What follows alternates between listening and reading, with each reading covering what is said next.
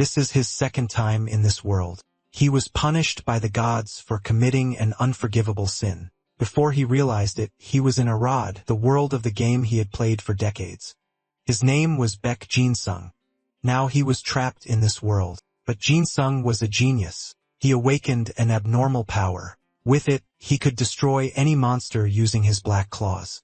And with every battle, he grows stronger. He's here to surpass everyone and destroy this world. The scene shifts, taking us now to the floating garden. A man races through the forest, dodging attack after attack as he pushes forward. Suddenly, a bolt of lightning slams into the ground, causing a massive explosion. Emerging from the dust, a gunner reveals himself, weapons drawn.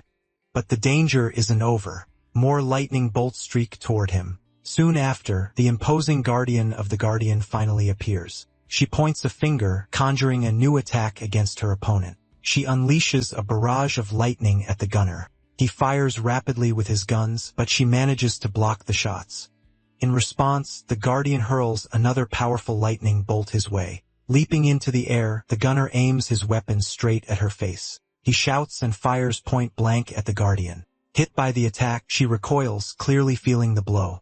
Following this, several energy circles begin to form around them. Seeing this, he warns that it's her area of effect attack. To defend himself, he uses his guns to deflect the incoming strikes. In the sky, an enormous amount of energy gathers, creating a vortex. Hand extended, she commands her opponent to turn to ash immediately.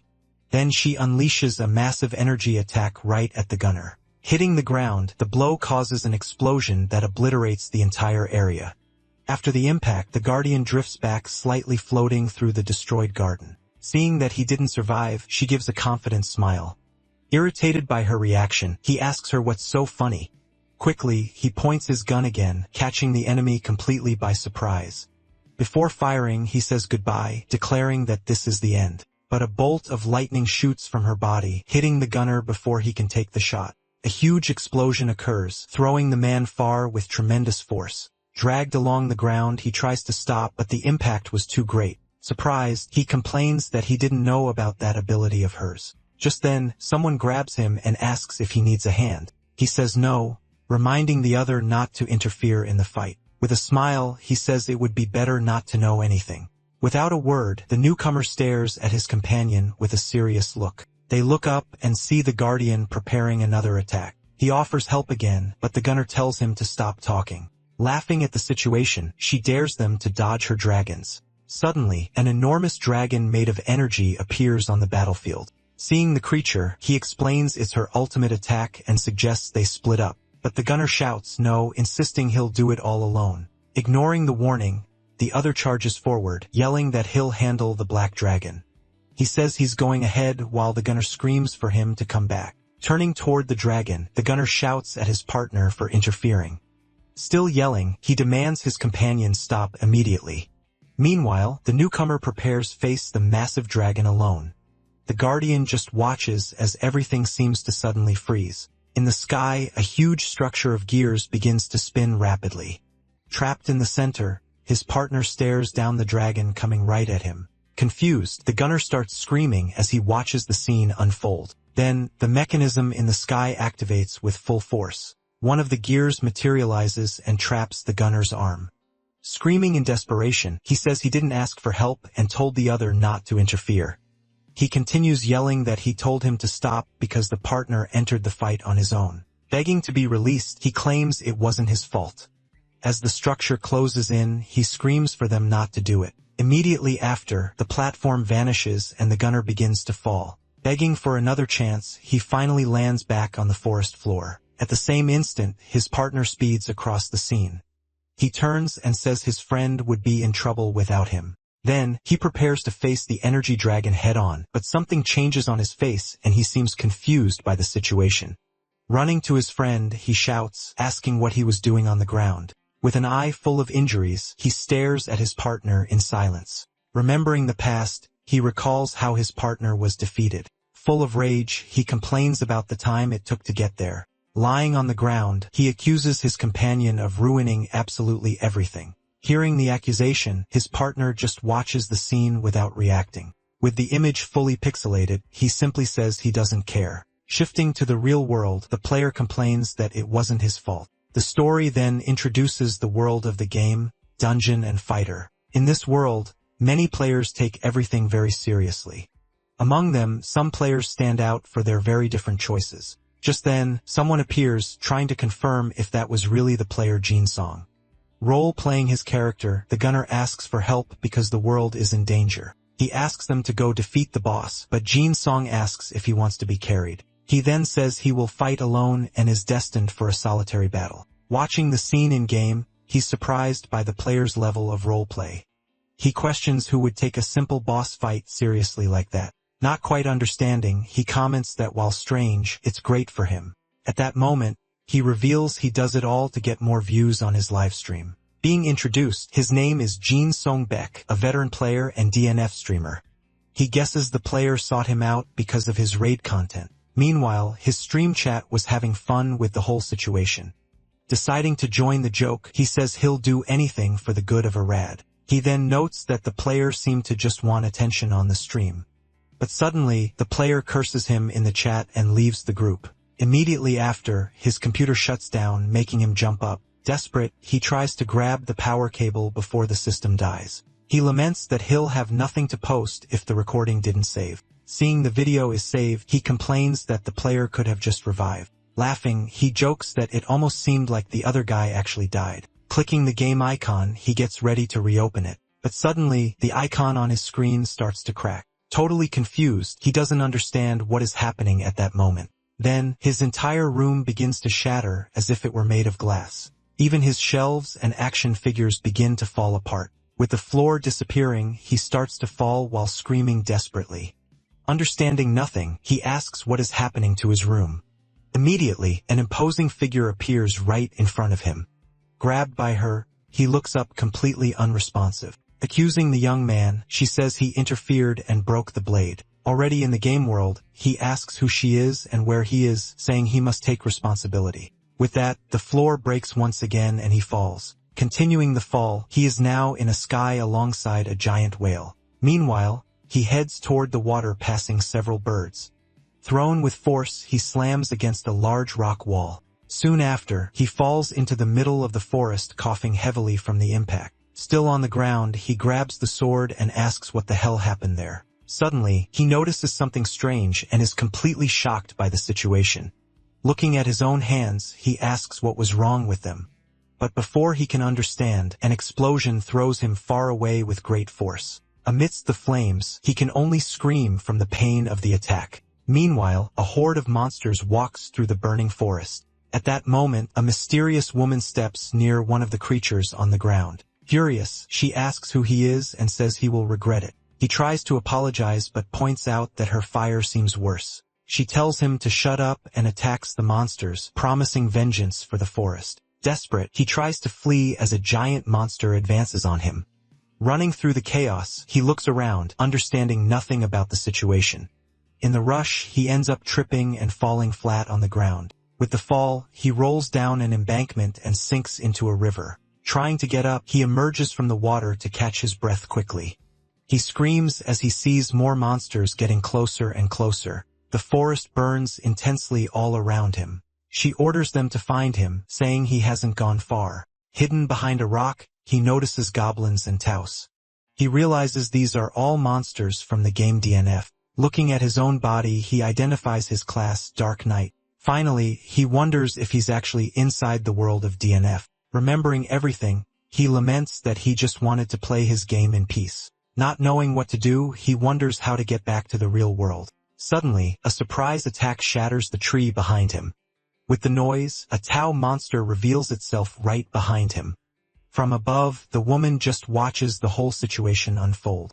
At that moment, he notices the arrival of a very familiar figure. Bursting onto the scene, a new warrior appears amidst the chaos. He stomps hard on the head of a fallen monster. Seeing the woman, he questions how she managed to reach this place. Looking at the warrior, he recognizes the famous Slayer class from DNF. Right after, he also identifies Syria, the very first NPC in the entire game. Hearing the conversation, he realizes this dialogue is part of the tutorial. He understands that the Slayer is another real player doing the quest. Above the character's head, his name is visible to everyone. Sword in hand, the player prepares for combat. Advancing quickly, he jumps and lands a direct hit on the enemy.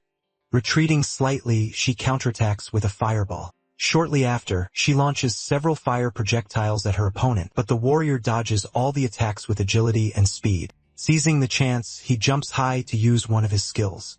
Crashing down, he hits the ground, causing a massive explosion. The impact throws the woman backward with force. Recovering, she screams and prepares another fire attack. To end the combat, the warrior advances. Seeing the attack coming, she tries to defend herself, but it was too late. With a precise cut, he runs her through with his blade. Hit squarely by the blow, she is thrown far away. Impressed, he comments that seeing it up close was much more intense. Looking at the fallen woman, he finds the whole scene brutal, but she stands up and says she now understands how he got through. Even wounded, she keeps talking about a tragedy that happened here. He realizes that being a player, the Slayer might be able to help him. Running towards him, he tries to shout to get his attention. Suddenly, a gear mechanism appears blocking his path. Meanwhile, the woman laments that she cannot extinguish the flames here. The mechanism clamps onto his neck, stopping him from speaking.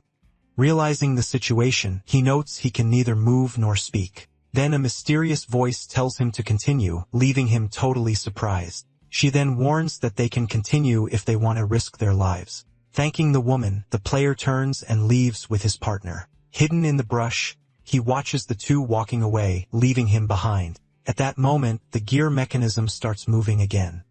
With a quick movement, the object finally releases from his face. Catching his breath, he regrets losing the others and questions the mechanism. Outraged, he decides he won't let this stop him. Shouting in anger, he says he won't be stopped by anyone there. But right after, he changes his mind and simply says he gives up. Changing scenery, he finds himself in a dark and very scary forest. He then remembers that this is the game's tutorial dungeon. Seeing several eyes in the dark, he needs to hurry to catch up to the player. Hearing a noise, he turns quickly. Several shadow monsters appear, making him scream in fright. Surrounded, he identifies them all as ghouls from the game. Yelling at the creature to stay back, he says he has a weapon. The creature simply ignores him and attacks. Immediately following, it grabs him forcefully by the neck. Then the monster reveals its full form, scaring the guy badly. Running desperately, he screams that the monsters don't look like the ones in the game. He questions why they are so strong when they are weak in the game. He hears a scream nearby and turns quickly. Recognizing the voice, he realizes Saria is right nearby. Seeing the fight, he yells that the Slayer player must be in that direction. Without wasting time, he runs as fast as he can in that direction. Approaching, he sees the Slayer using an ice ability against the boss. Nearby, Saria is completely trapped inside a block of ice. With great force, the ice creature breaks free from the frozen prison. Then, the boss of that dungeon, Gulgish, finally reveals himself completely. Facing the monster, he just observes the situation, totally surprised. Running up to the player, he asks if they can talk a little. At that moment, the monster attacks with his weapon in their direction. Not understanding reaction, he tries to call the player again. Hit full on, the player is hurled away by the ice attack. With the impact of the magic, an ice spike almost hits him. After the blow, the Slayer ends up completely trapped inside a block of ice. Seeing the scene, the boss warns them not to get in his way. Desperate, he bangs on the ice and yells for the player to wake up soon. He wonders why the guy isn't reacting at all. While distracted, one of the monsters attacks him from the side. Getting hit, the creature's claws make a cut on his chest. Screaming in pain, he realizes the wound is real and serious. Another monster advances, but he manages to block the attack with his sword. With difficulty, he holds the creature while screaming in pain. In a panic, he yells that it hurts and he's gonna die. Pushing against the sword, the monster bared its teeth at him. Not wanting to die, he keeps screaming for his life. Gathering his remaining strength, he slices the monster in half with everything he has. Looking to the side, he seems surprised. After defeating the monster, he prepares for the others arriving. No time to think. More creatures advance full force. Holding the sword, he begins to understand the capabilities of this new body. With a confident smile, he turns to face the horde. Using the sword, he begins to slice through every creature in his path. He remembers the skills he saw for over 10 years. He recalls the movements engraved in his memory. Imagining the skills, he realizes he can use them all right now. Just thinking about the blow, his body executes the movement on its own. Facing the monster, he warns that the enemy is already defeated, but the boss reacts, launching a massive ice attack. Seeing the blow, a skill card appears right in front of him. Using an uppercut, he cuts through the ice and advances on the boss. Without stopping, he continues with a sequence of slashes. He executes a basic attack followed by a quick cut. He continues the sequence with another basic attack against the monster. Finishing the combo, he lands a final devastating blow on the boss, but the monster manages to create an enormous ice wall to defend itself. A large frozen structure appears in the middle of that forest. Believing he has won, the boss starts laughing confidently. Suddenly, a strong light illuminates the battlefield. Seizing the opening, he advances straight at the monster, catching it off guard. The monster just stares at him with a surprised look. Without pausing, he uses his sword and lands several cuts on the boss. Confused, the monster doesn't seem to understand what's happening.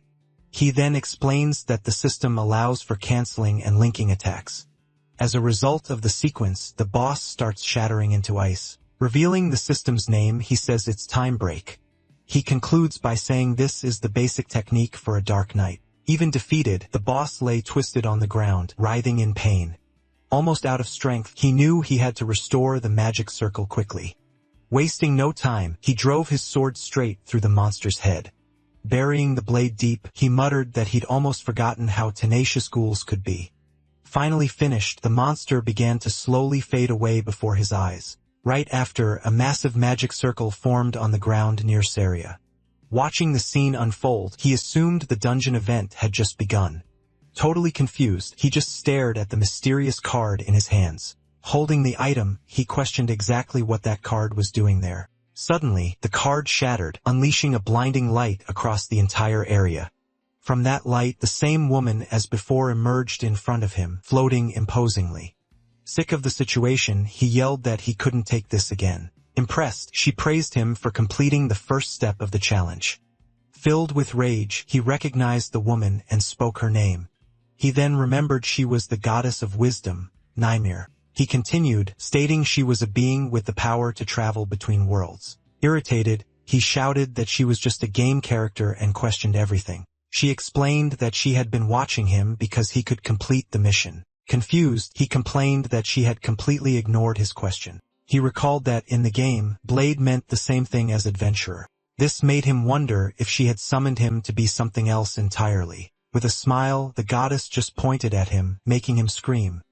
He refused to help and told her to send him back home. She replied that all of this was his responsibility from now on. Not understanding, he shouted back, questioning what responsibility she was talking about. Suddenly, a sharp object shot forward and pierced the guy's forehead. With that, countless memories from the past began to surface in his mind. He remembered how he had ruined everything and how it had all gone wrong. While he was paralyzed, the goddess turned and walked away from him. After the vision, he brought his hand to his face, feeling intense pain. Kneeling on the ground, he felt incredibly sick after receiving all that information. The goddess then explained that the destroyed blade had been a human from the same dimension. She continued, saying that due to arrogance, the Time Lords had needed to intervene. Looking right at him, she stated that all of it was his total responsibility. Shocked, he wondered if the ranger really had been a real human. Seeing his reaction, the goddess just gave a very subtle smile. Next, she showed that a corruption was spreading throughout all of Arad. Asking about it, he heard that the corruption had disrupted the blade's tests. She warned that if things continued like this, the world would face a distorted future. So she asked him to become her guide and lead the blades. Totally confused, he questioned what these tests and this guide business were. A memory showed that the player was supposed to fight while Syria purified the circle. He realized that if he hadn't been there, Syria might have been defeated. He understood that the corruption was a bug and the guide had to stop it. With a nod, the goddess confirmed that was exactly his job. Saying that he understood, the goddess threw him from a very high place. She ordered him to find the source and purify the world's corruption. While falling, he complained that she acted like he had already accepted. She then promised she would send him back once the mission was accomplished. Irritated, he yelled that he needed some kind of ability for such a weak character. Suddenly, his fall took him to a location filled with various red crystals. She explained she couldn't grant powers, but she could give him an item. Seeing the items, he recognized them as rare avatars and epic equipment. Then he noticed an option and immediately had a brilliant idea, but the goddess was astonished when he said no to her initial offer. Ignoring the others, he asked for the king's contract item permanently. Agreeing to the request, she granted him the power he had chosen. Right after, a crown appeared and materialized in front of him. With that, the item entered his body, finalizing the contract between them. After receiving the power, he prepared himself for what was coming next. Surprised by the fire, he looked at his hands, disbelieving the power, asking if there was anything else. He begged for infinite stamina or something like that. As a response, she freed him from bodily needs and physical stress. He tried to complain that wasn't it, but she interrupted him. She warned that she wouldn't summon him again, so he would have to find her himself. Then she added that a part of her could be found in the dimensional corridor. Saying she awaited his deeds, the goddess finally disappeared from before him. Back in the forest, he complained about being in that situation once again. Spotting the player, he tried to play it off by saying he had terrible lag. At that, the player's partner asked if the adventurer was feeling alright. Questioning the situation, the player wondered if the lag had stopped him from moving. Pointing into the distance, he told them to look at the magic circle that had appeared. Wasting no more time, he decided the best option was to follow the two of them. Reaching the end of the forest, the sun finally began to rise on the horizon. Continuing down the path, he followed the two of them to a village nearby. Hidden, he wondered if that place was the Elvengard village. Being exactly like in the game, the place seemed very familiar to him. Yet, he still thought that whole situation felt too unreal. But despite everything, a single thing remained very clear in his mind. Remembering the ranger, he decided he would prevent deaths like that from happening. Running full tilt, he yelled that he was going to survive in that world no matter what. Walking through the forest, he grasps his mission, correct the corrupted history. As he moves, he investigates his new situation. He opens his interface to check his initial discoveries. He's surprised to find the practice sword back in his inventory. Did Goddess Namir return it? After gathering some fruit, he decides he's just about finished here. Next, he opens his personal information window. Many functions are missing, even his HP isn't showing. He focuses on his second major discovery, attributes. His adventurer reputation is terribly low. Remembering the goddess's words, he knows he needs to reach the dimensional corridor. But to find a way home, he must raise his reputation first. Checking requirements, the dungeon demands over 38,000 reputation points. He checks his status. He has exactly 6. Continuing onward, he concludes Goddess Namir isn't all that benevolent. Even if he reaches the corridor, he doubts her true intentions. Fighting his way through, he wonders if she'll ever actually let him return home. At nightfall, he lights a campfire to rest in the forest. Eating a fruit, he realizes he feels neither hunger nor satisfaction. He recalls Namir stating corruption would end Arad, but her real goal was reviving the creator god to remake the world. That meant total destruction. The world would shatter. The entire universe would break into unrecoverable pieces. Helping Namir meant the complete annihilation of Arad. Lying by the fire, he reflects on this terrifying discovery. He steels himself. He just needs to get home. This is just a game. Focused, he vows to do whatever it takes to survive. Standing on a cliff, he shouts his destination, Hendenmeyer. Arriving at the capital entrance, he wonders how many days the journey took. But at the gate, guards cross their spears and order him to halt. Stopped by the guards, he stares at the crossed spears. Confused, he wonders what's happening. Suddenly, he remembers a crucial forgotten detail. There's an entry fee for the gate. Just then, a man named Linus appears, asking if he needs fee money.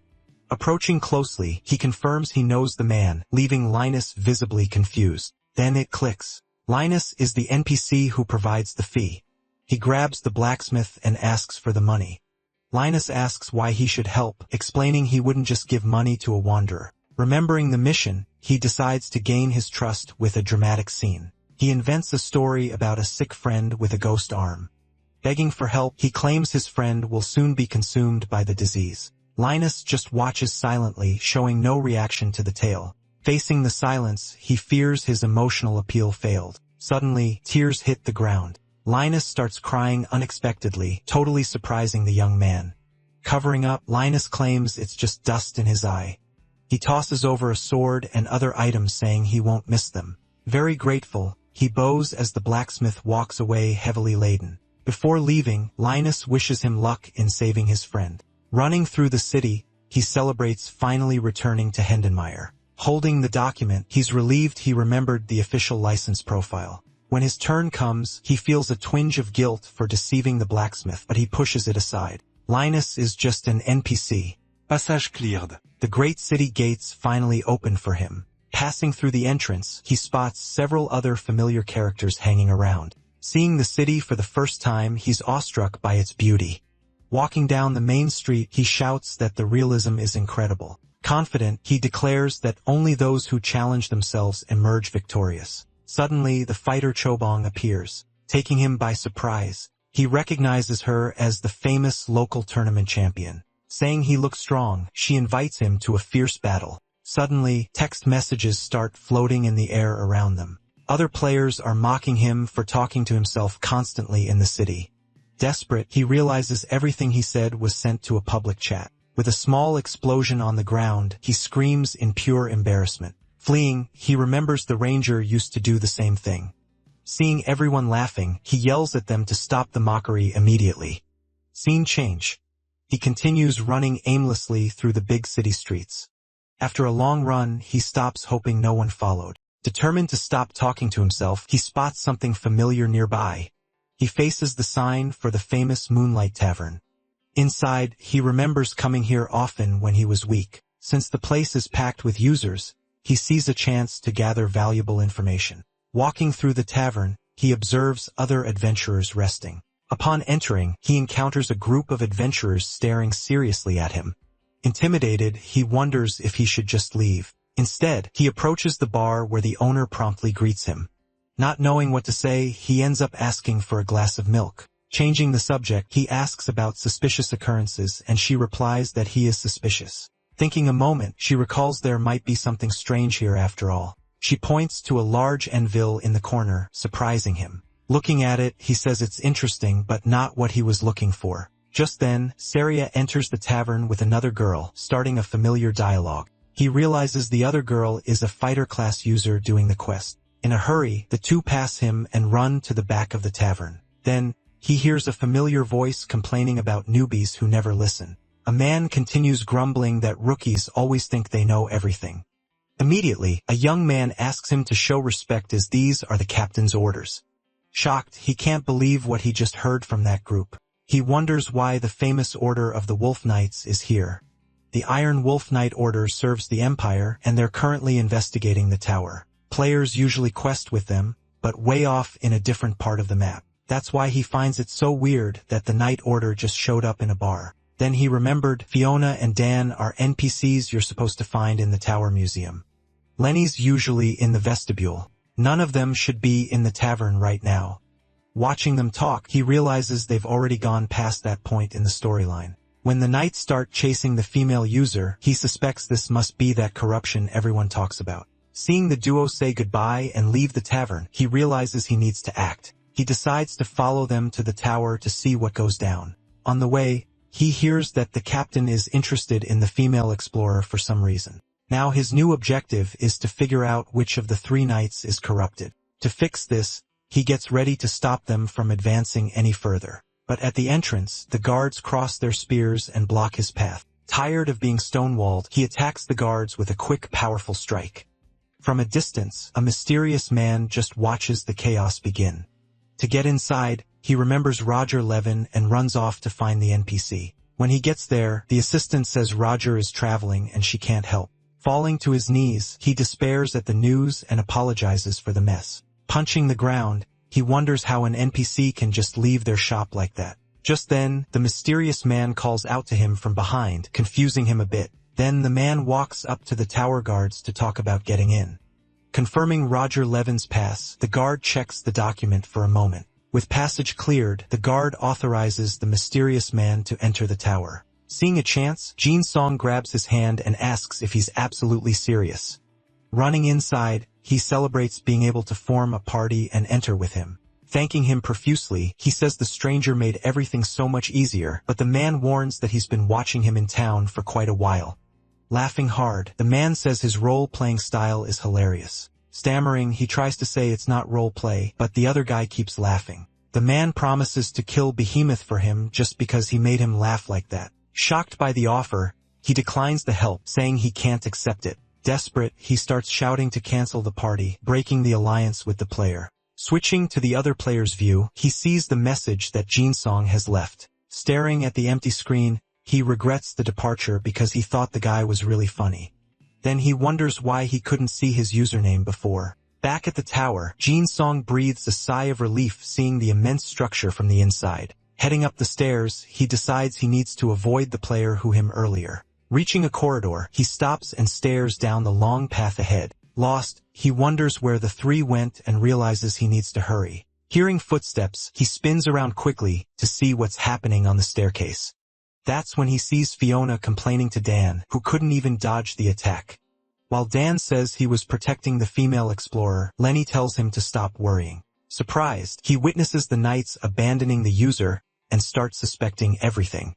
That's when he realized the lower-ranked knights weren't the corrupted ones. His suspicion fell on Captain Pawn, the leader giving all the orders. Running up the stairs, he climbs as fast as he can to reach the top. Taking a huge leap, he tries to cut corners and save time on the climb. Worried about the encounter, he fears the corruption might spread to the others. Saying he needs to hurry, he flies through a horde of monsters. On the way, a larger monster attacks him with a powerful bite. Feeling the attack, he realizes the flying creature wounded him on the face. To defend himself, he quickly opens his system window to grab an item. Grabbing the sword, he hits the head of the monster that was holding him earlier. But right after, several other creatures fly in his direction to attack. Then he manages to block the monster's advance. Realizing he let his guard down, he prepares for the next imminent attack. That's when he saw he was already surrounded inside the tower dungeon. Then a bigger monster prepares an attack while he fights the smaller ones. Defeating one of the monsters, the biggest one charges straight at him. Holding the hilt tightly, he uses all his strength in the attack. Using the enemy's spear, he manages to land a solid kick on the monster. Next, another monster tries to hit him, but he parries the attack. And jumping high, he goes in for the attack. With a sword strike, he unleashes an attack against the creatures. After the attack, he backs off and stares down the two remaining larger monsters. Seeing the complicated situation, he realizes it's going to be tough to keep fighting alone. Surrounded on all sides, he sees he has no time to counter the attacks. When the leader prepares to strike, he tries to use one of his skills. But the monster is faster and launches a slash that destroys the ground. Throwing him far, the blow stops him from continuing because his mana ran out. Exhausted, he regrets not leveling up before going to the tower. Suddenly, a huge red figure appears right behind him on the spot. Leaping over him, the figure launches an attack that sets all the monsters on fire. His blow hits the enemies who start burning in the middle of combat. Seeing the statue, he remembers there was a mechanic like this in the game. Then he recalls that at the end of the line of statues, there was a surprise. Running between the creatures, he advances quickly to the end of the tower corridor. Reaching the destination, he celebrates finding a full recovery circle on the floor.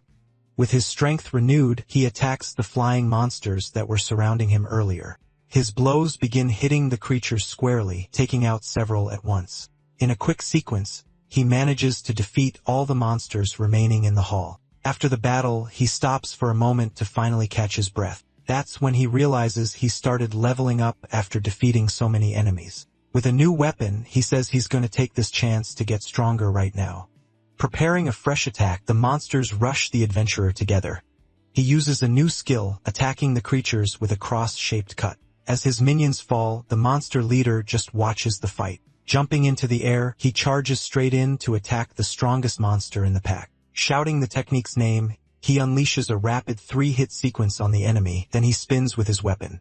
He uses a whirlwind attack to clear the area. Pumped from the fight, he says he feels like the main character in a novel. Then he remembers that choosing the king's contract was a great decision. Challenging the remaining monsters, he yells for them all to come at him at once. Just then, the true boss of that floor finally appears in the middle of the great hall. Seeing the new enemy, he says the monster should have shown up sooner. With a smile, he adds that was back when he was still weak. Named Lacheus, the boss says he spotted an intruder dirtying his tower. He then orders all the dragonoids to start cleaning the place immediately, and Jinsong dodges the incoming attack. Dodging the blow, he uses his sword to ready a lightning-fast counterattack. With a precise cut to the leg, he manages to wound the monster and open up some space. Then he uses the shadow/skill to finish off the enemy for good. Right then, another monster charges in. The monster thinks it hit him, but Jinsong manages to dodge at the last second and prepares for his next move. Mocking the enemy, he says the monster is too slow to hit him. Enraged, the creature stares him down from up close, ready to attack again. Jinsong misses and hits the pillar. Joking around, he seems to be enjoying the enemy's confusion, and the creature lands a solid hit on his face. Using the brief cut skill, he destroys several monsters with a single blow. Passing between two enemies, he shouts as he advances toward the next battle. Launching an attack at the ground, he creates a large ice zone in the hall. Because of this, the small dragons flying around are forced to retreat, so he takes the chance to attack both creatures in the air at the same time. Annoyed with the monsters, he screams for those little mosquitoes to just die already.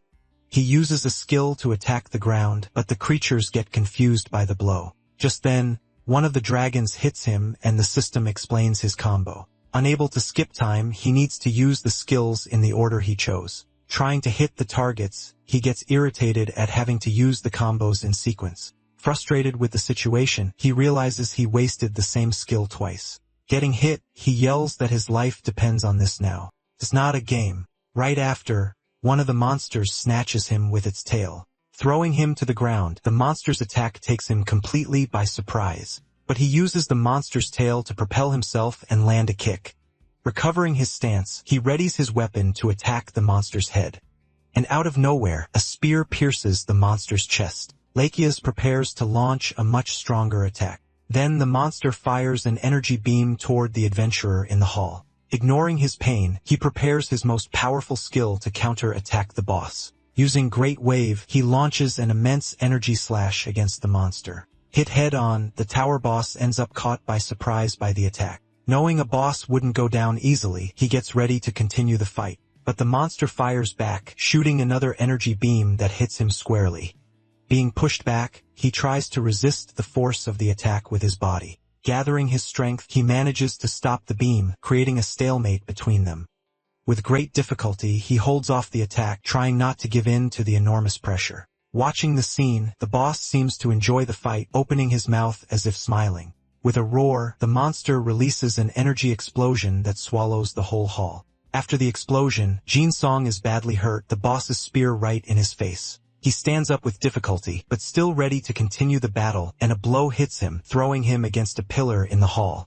Without strength, he tries to catch his breath while preparing for the next move. Boss Lacheus also seems tired, but he's still standing and ready to fight. Holding his weapon, he grips the handle with all the strength he has left. Screaming in pain, he uses his own head to headbutt the monster hard. Seizing the opening, he uses a brief cut to attack the boss up close. Trying to execute another skill, he falls to the floor, too weak to remain standing.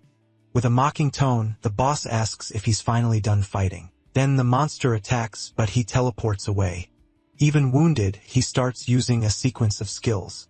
Confused, the boss asks what he's mumbling about in this moment of battle. Yelling with all his might, he releases a large amount of power. With the accumulated power, he lands a devastating blow right on the boss's face.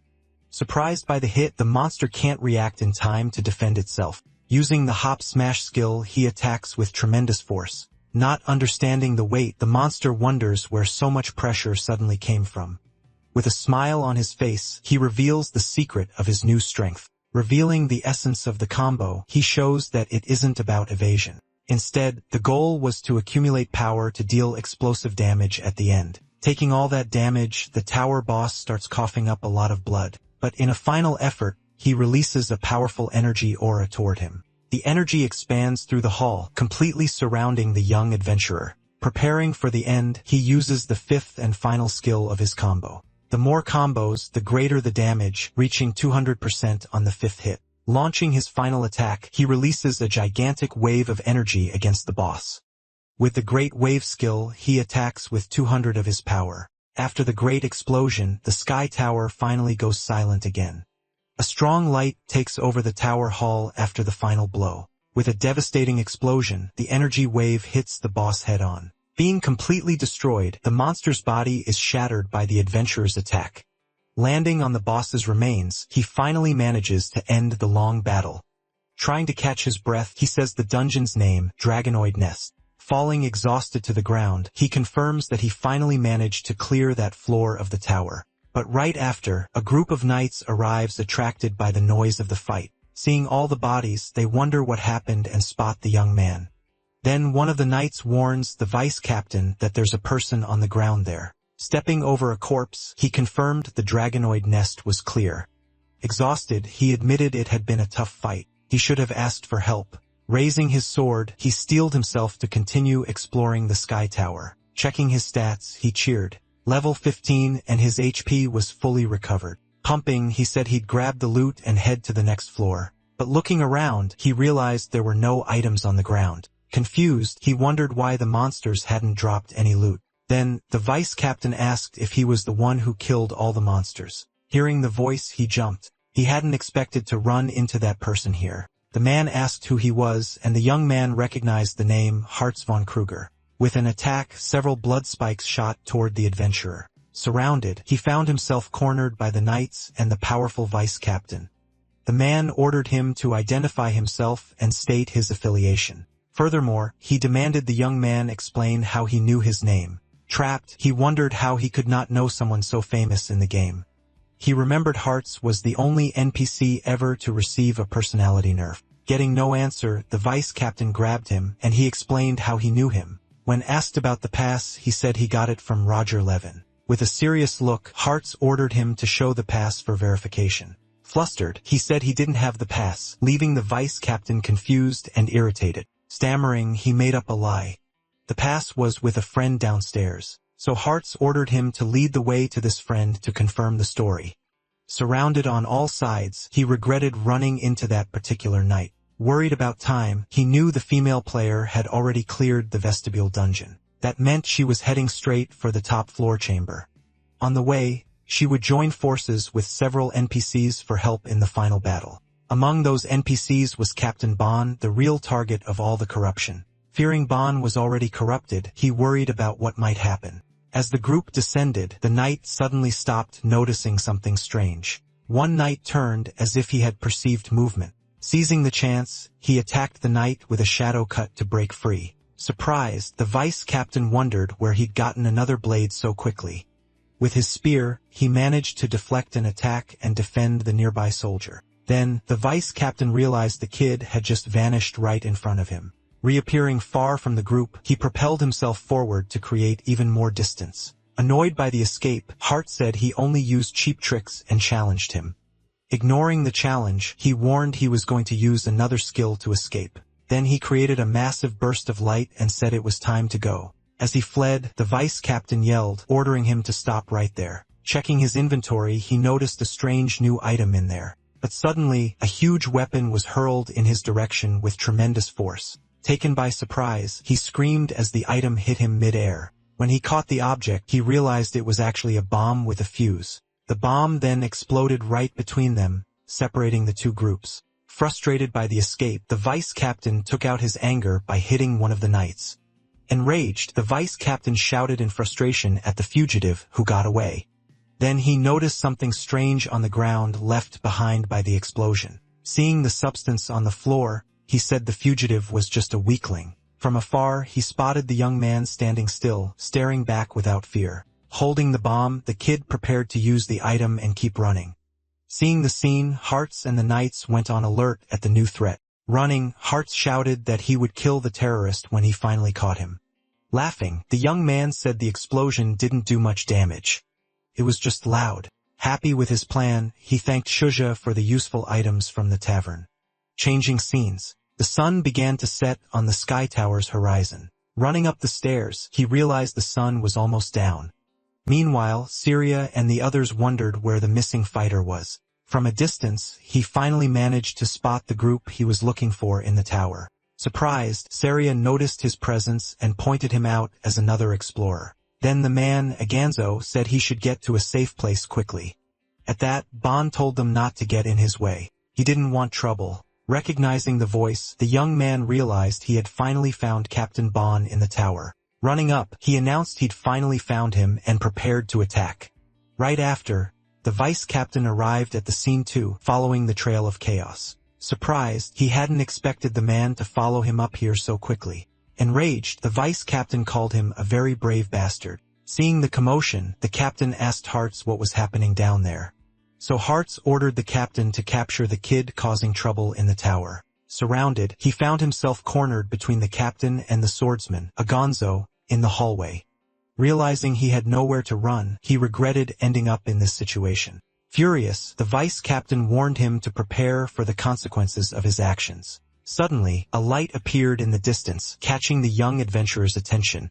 Pointing, he yelled that there was a flying man trying to pee on them from up above. Looking up, they couldn't see anything, just the tower's architecture. Jumping amidst the confusion, he shouted angrily as he tried to flee the scene.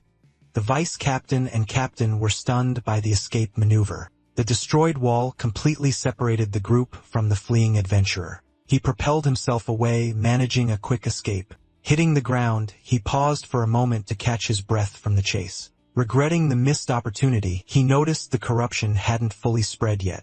As the group moved off, he decided he needed to purify them before the next dungeon. Meanwhile, the fighter asked who that guy was.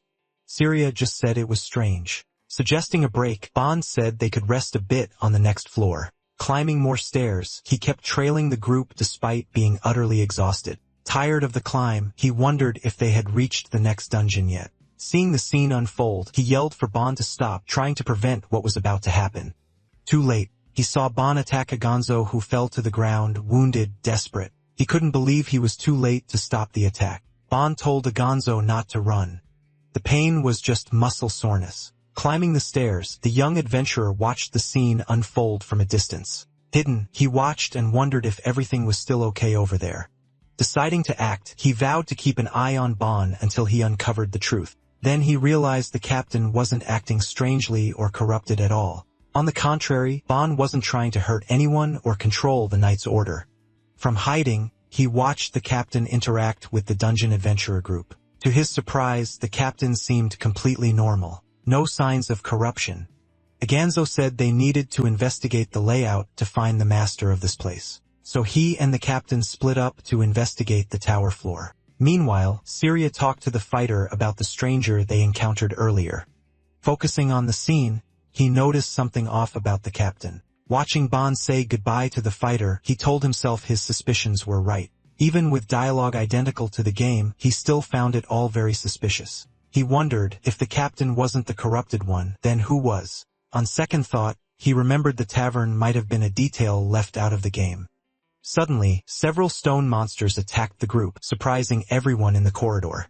The creatures advanced, ready to attack the captain and the nearby adventurers. Annoyed by the reception, Bon yelled for the boss of this place to show himself immediately.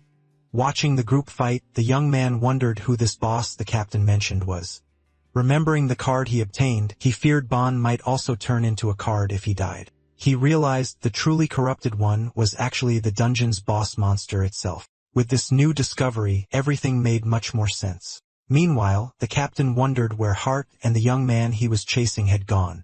Amidst the confusion, he knew he needed to find a way into the fight. Walking through the area, he looked for a way to help the group in battle. Suddenly, one of the enemy NPCs prepared to draw their sword and attack. GSD defeated the monsters with rapid attacks. They walked over the monster debris, advancing down the tower corridor. Charon said she was always impressed. He told her to stop joking around. Seeing they had already advanced so far, Charon said they must be getting close. Begging their pardon, GSD prepared to attack the young man hidden nearby.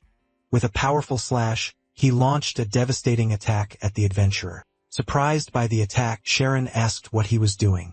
Blocking the blow, the young man said the man had mistaken him for monster. Aganzo noticed he couldn't quite control the pulses coming from his arm. Holding his sword, Jinsong wondered if he had just almost died right then. Sharon asked why he was following the group. He asked for a favor in return. He then revealed he knew both of them, GSD and Charon, the dungeon NPCs. Knowing they would join the final battle, he asked to join them. Charon refused, saying there was no reason for it. He realized the problem. Aware of their distrust, he knew he needed to earn their confidence to proceed. Covering his eyes, he told them they would need his help in the dungeon. He revealed the man was Duncan, the great master swordsman of that dungeon. Surprised by the revelation, Charon couldn't believe he knew his identity. Smiling, he turned to the group and asked what they thought. Confused, they said no one was supposed to know the swordsman's true identity. Oganzo confirmed such a person existed, but that wasn't his name. Desperate, he couldn't understand why Oganzo didn't know the swordsman's name. Remembering the lore, he realized the update hadn't erased everything. It had changed it. Just then, the Stone Knights rose again, preparing for another attack. The swordsman noted they seemed to have guests and needed to prepare for a fight. Concentrated, he tried to recall the game's original story to understand the changes. Then he remembered a similar name from the game and understood what happened. The man's real name was Grandson of the Tower of Despair, a known character. Sharon said they were in a hurry and needed to keep climbing the sky tower. With an ice explosion, she destroyed the floor separating the group from the adventurer. The explosion shattered the stone monsters into icy fragments. As she fell, Sharon screamed GSD's name, shocked by what had just happened. The swordsman turned and called out to the young man left behind. From a distance, he asked who the boy was who managed to uncover his secret identity. Shocked by the response, he realized he was right, even if it had just been a hunch. Suddenly, GSD turned and caught Jinsong's attention. Facing the swordsman, Jinsong asked who he was and what he wanted. He just replied with his name, saying he was Jinsong. Smiling, he added that they could just call him by his first name. Just then, Sharon approached the pair to join the conversation.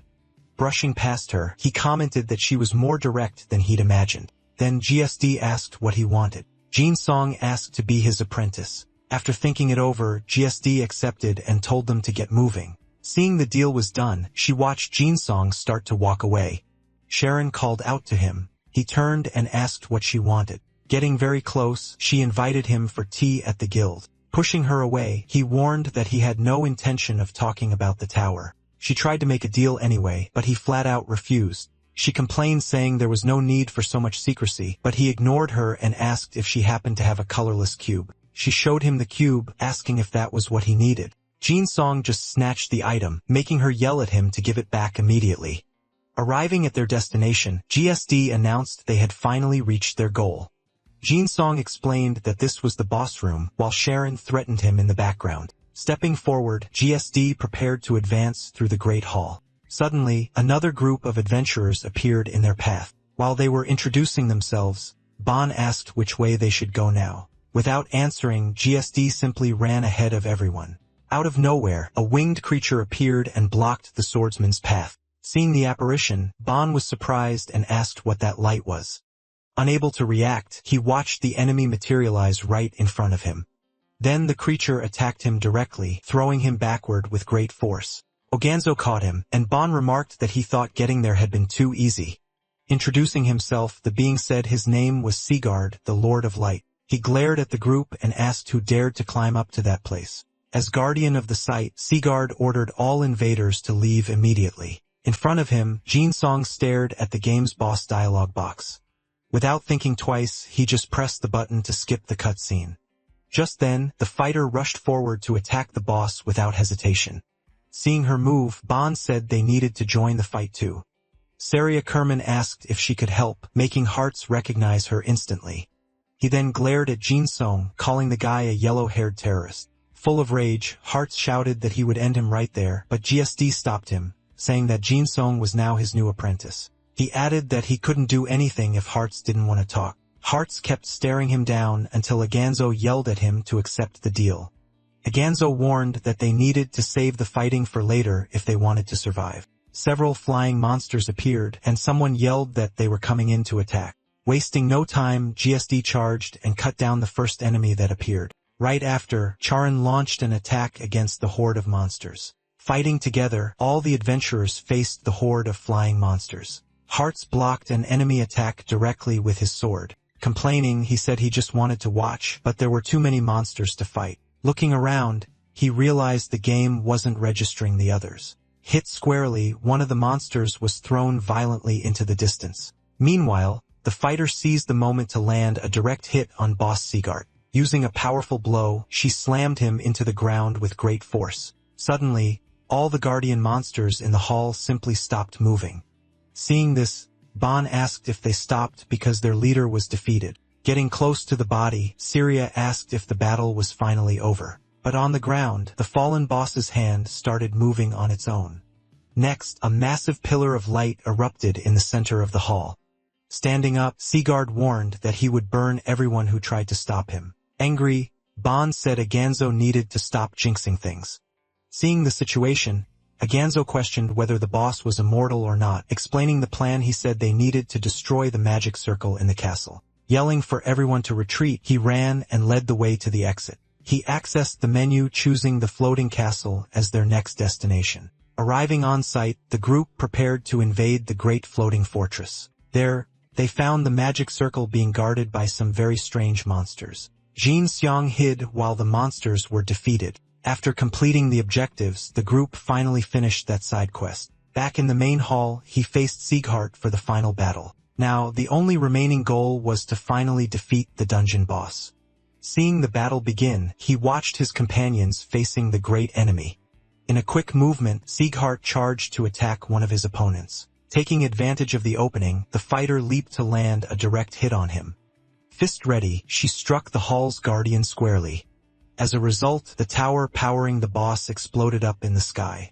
Celebrating the victory, Syria thanked everyone for their help in finishing the quest. While walking away, he commented that he hoped there wouldn't be problems with the circles. Suddenly, energy began pouring from the fallen boss's body on the floor. That energy ended up unexpectedly enveloping his own body. Scared, he asked why they hadn't managed to get the reward card. At the top of the tower, a large magic circle forms in the sky. Suddenly, a bird flying past gets hit. Watching the scene, Oganzo's group calls it impressive. Ban remarks they can't move forward, wondering what it is. From a distance, Jin Song watches the group analyze the situation near the circle. Climbing the stairs, he searches for the reward card that hasn't appeared. Wearing a worried look, he fears he missed an important mission detail. Down below, Lenny starts yelling for her captain, asking where he is. Hearing the shout, he whips around totally surprised and confused. Seeing the girl, he calls her name. Still not understanding a thing, he asks why she's there, and Lenny replies that she wants a promotion. Complaining, she turns and walks away as Dan is carried off by others. Soon after, she points out that the boss seems to be up there. He quickly stops her from climbing, yelling at her to wait. Irritated, she asks why he stopped her, interrupting the group. Knowing what needs to be done, he realizes he must stop Lenny from interfering. Confused, she asks why he's staring at her like that. Pulling the girl close, he tells her she needs to wait there with him. Then he leads her downstairs, saying the event is about to start. Through the window, a giant flying whale passes calmly through the castle sky. Outside, GSD stops and feels tremors in the air, warning of something coming. Suddenly, a burning airship appears, approaching at high speed. Seeing this, the group is surprised, not understanding what's happening. Lenny shouts, warning that it's an airship and the final event is starting. Explaining the situation, he reveals that an NPC is going to crash nearby. Seeing the falling airship, Lenny yells that they need to run now. Trying to calm her down, he says there's nothing to worry about. But the flaming airship keeps falling straight toward them. Shouting, she says she needs to warn the captain so everyone can escape. Then he looks up, realizing the escape boat will land right there. Seeing the ship falling, Lenny gets confused and doesn't understand the situation. He wonders why the airship is heading straight for them. Then he finally realizes that this is the true corruption of the floating castle. Without hesitating, he throws an item high into the air with great speed. Moving forward, he prepares to prevent anything bad from happening to Lenny.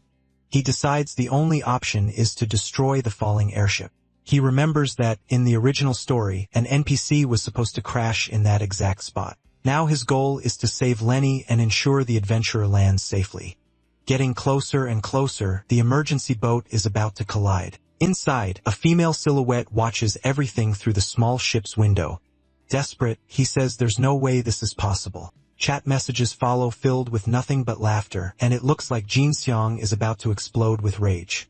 Suddenly, the base of the celestial castle tower takes a direct hit. As a result, the entire tower structure begins to crumble completely. Advancing out of control, the airship is about to hit the tower. Sliding along the structure, the ship begins causing major damage. Then he shouts that he won't give up and will complete the mission. Surprised, Lenny sees the ship has been diverted and understands nothing. Checking his inventory, she asks if he threw one of those strange fruits. Scraping against the tower, the airship continues descending while tearing apart piece by piece. Yelling for it to stop, he throws the fruit. Flying at high speed, the fruit hits the side of the airship. Upon impact, the fruit ricochets and hits the base of the airship. Up above, the group hears the sound and wonders what's happening. Oganzo and Bon look down, not understanding what's going on below. Falling along the tower, the airship destroys everything in its path and the airship keeps falling, causing the two of them to panic. Jin Song grabs the fruit again, preparing to throw it one last time. Hitting the fruit back, he makes it bounce off the debris of the fallen tower. Immediately after, he throws another fruit to maintain the combo rhythm. Watching the scene, Lenny asks what that idiot is doing now. Using his sword, he knocks an item toward the top of the tower. Then he aims at the base of the airship to try and change its trajectory. Suddenly, he realizes he's out of fruits, despairing over the situation. With no more momentum, the airship starts falling toward the ground again. Worried, Lenny warns that the ship is going to crash because it has no more momentum. Suddenly, he throws himself toward the airship. He then places the cube he took from Sharon directly into his mouth. Spitting out the item, he creates a platform from the falling debris. With a kick, he rapidly propels the piece of rock upwards. Then he strikes the rock with his sword, adding even more speed. The projectile flies toward the large magic circle in the sky. With a shout, he releases all the energy contained within his body. Activating a skill, he concentrates a vast amount of dark power. Shrouded in energy, he advances for the final attack against the rock. Using all his power, he unleashes a devastating burst of energy. He strikes the rock with a powerful blow, propelling it upward. The projectile strikes the airship, instantly causing a massive explosion. The force of the impact knocks him backward, unable to react. Down below, Bon screams for everyone to get down and take cover. The airship begins exploding into pieces, falling from the sky. As the debris rains down, the group wonders what just happened. With the event concluded, the reward card finally appears for him. Smiling, he celebrates successfully completing the castle's secret event. But now he is falling from the tower, unsure of what to do. Unable to reach it, he watches his sword falling far beyond his grasp. Suddenly, a hand grabs his wrist, preventing his fatal fall. Surprised by the help, he looks up to see who saved him. Holding his hand tight, Lenny pulls him up with great strength. Then she tells him that now they are finally even for everything that happened. Chapter 11. Holding the broken sword, he comments on the powerful recoil from his explosion. Grumbling, realizes he's almost out of items and has absolutely no gold. Despite the problems, he managed to level up and learn a new skill. But to use these powers, he needs special cube fragments. Looking at his skills, he realizes he's going to need a lot of consumables now. Pausing for a moment, he decides on his next destination. With no other choice, he resolves to go to the Mages Guild. Going back a day in time at the tower entrance, the situation was different. There, he faced Lenny, who was arguing with him about what had happened. She says he only stopped the ship so he wouldn't die not to save her. Then she shouts that he needs to pay her for saving his life. He threatens her, saying he can tell her guild master everything. With a confident smile, she just keeps staring at him without saying a word. Suddenly, the girl flicks him right in the middle of his forehead, yelling. She sets up a date for him to buy her a meal as a reward. Joking about the situation, Bon asks if he's going on a date now. Along with hearts, he says Jin Song is living a very good life. As they leave, Bon tells him there's no need for such formality between them. Hearts then threatens him, saying he'd like to take his head along. Starting to walk away, Bon calls his name one more time, then he warns that the two of them will meet again.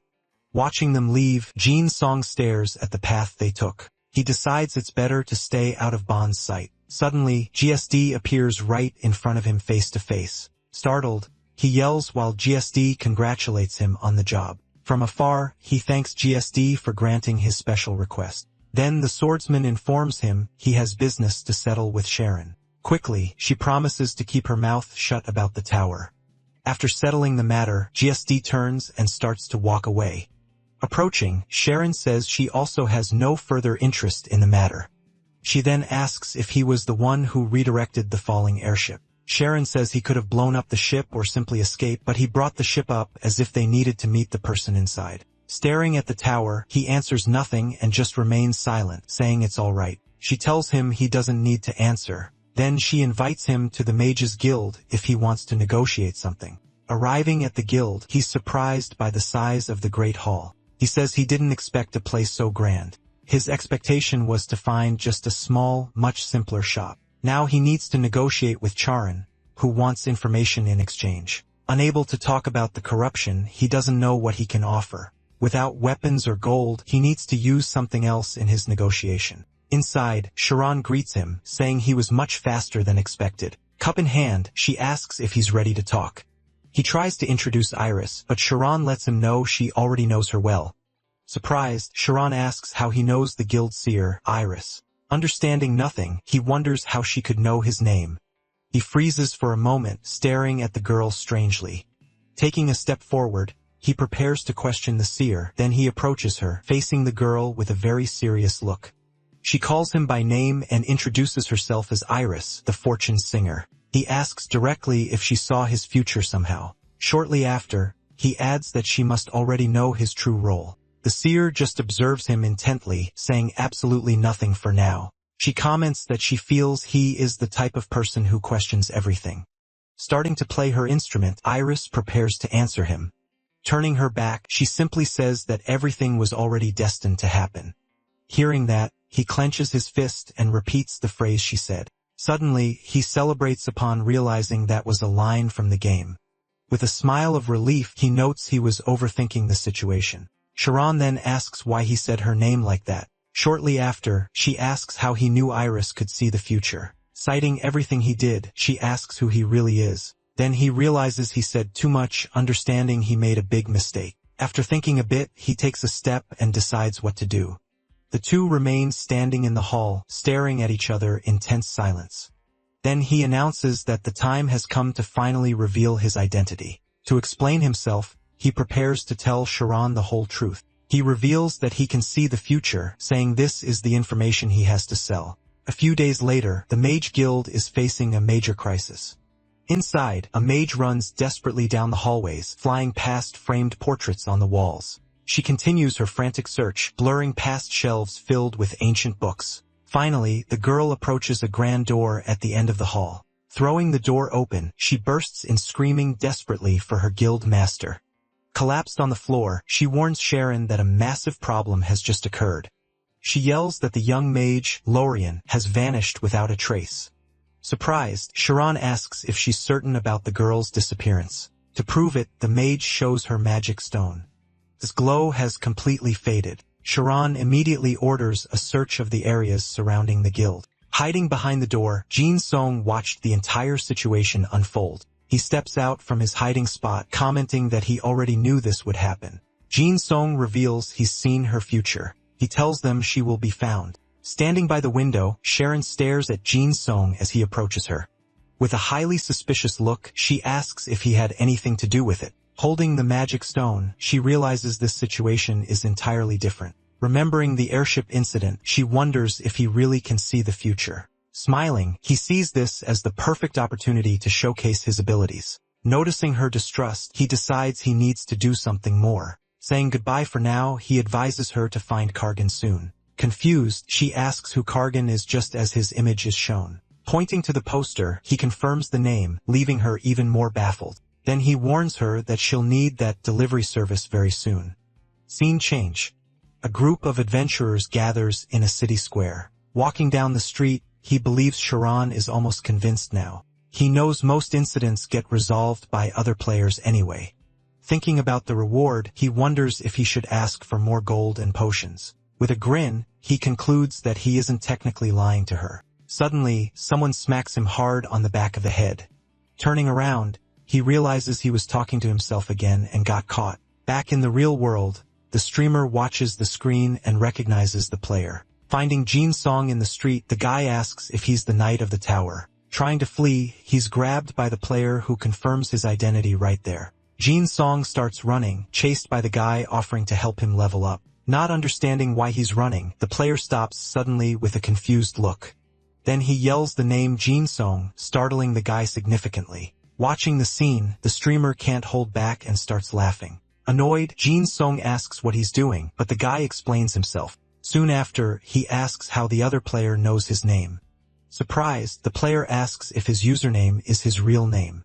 Checking his info, he realizes his name is now visible to everyone. Smiling, he remembers introducing himself to GSD as Jin Song. Seeing the result, he understands that his actions now have major consequences. Liking his attitude, the player snaps his fingers and reveals a scroll. He opens the scroll inviting Jin Song to join his guild. Promising various rewards, he tries to convince Jin Song, who refuses instantly. Jin Song then says he knows everything, making the guy lean in closer.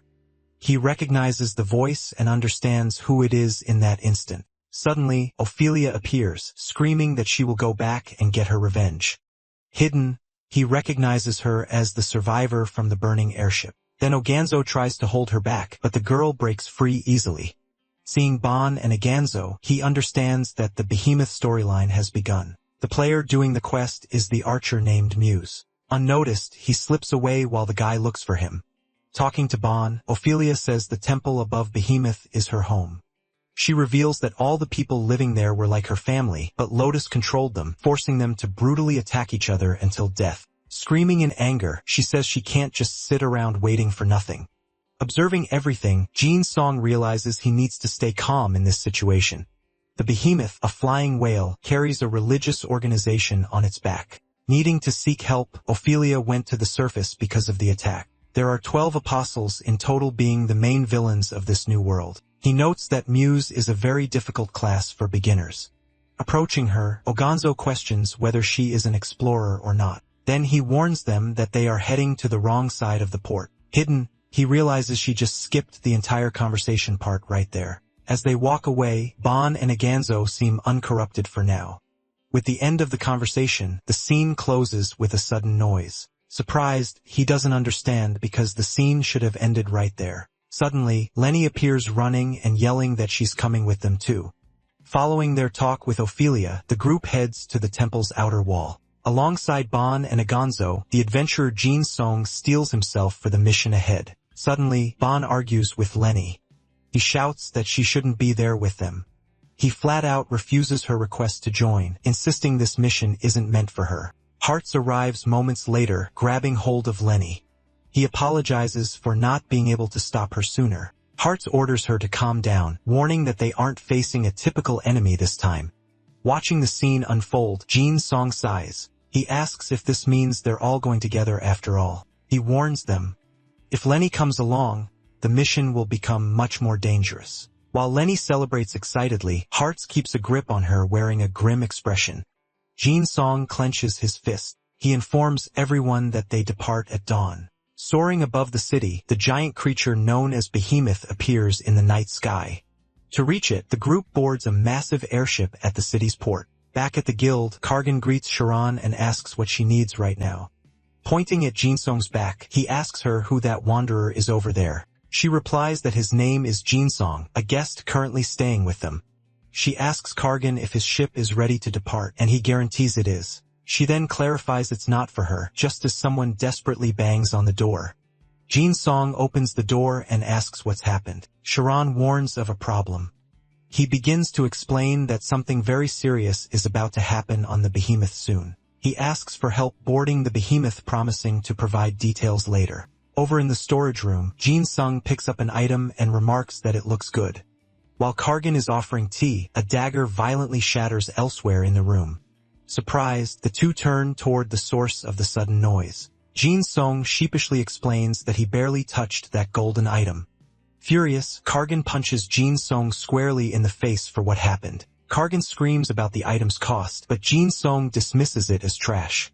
Unfazed, Jin Sung yells that she will pay for all the broken items.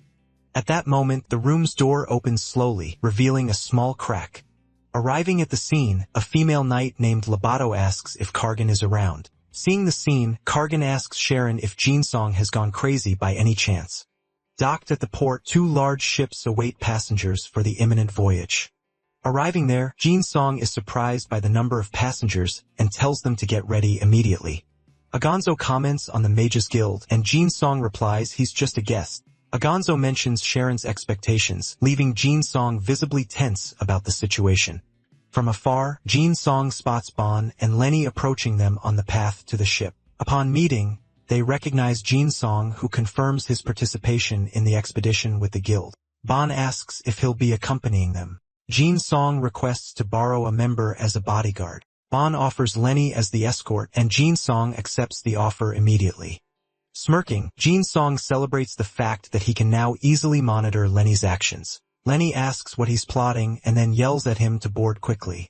Just then, Muse approaches as Bon comments that they finally made it. On the ship, large white sails unfurl, preparing for immediate departure. With a massive thrust, the ship begins to lift off, rising from the harbor water. Putting on his goggles, Kargan takes the helm and announces they are leaving now. At high speed, the ship flies toward its final destination, the Behemoth. Approaching the destination, the ship flies toward the gigantic Behemoth, its target. Then, the vessel dives straight into a large dark vortex in the middle of the sky. Because of the turbulence, Muse loses her balance and almost falls, begging them to slow down. Jinsong holds her steady, noticing she's gone still like a lifeless doll.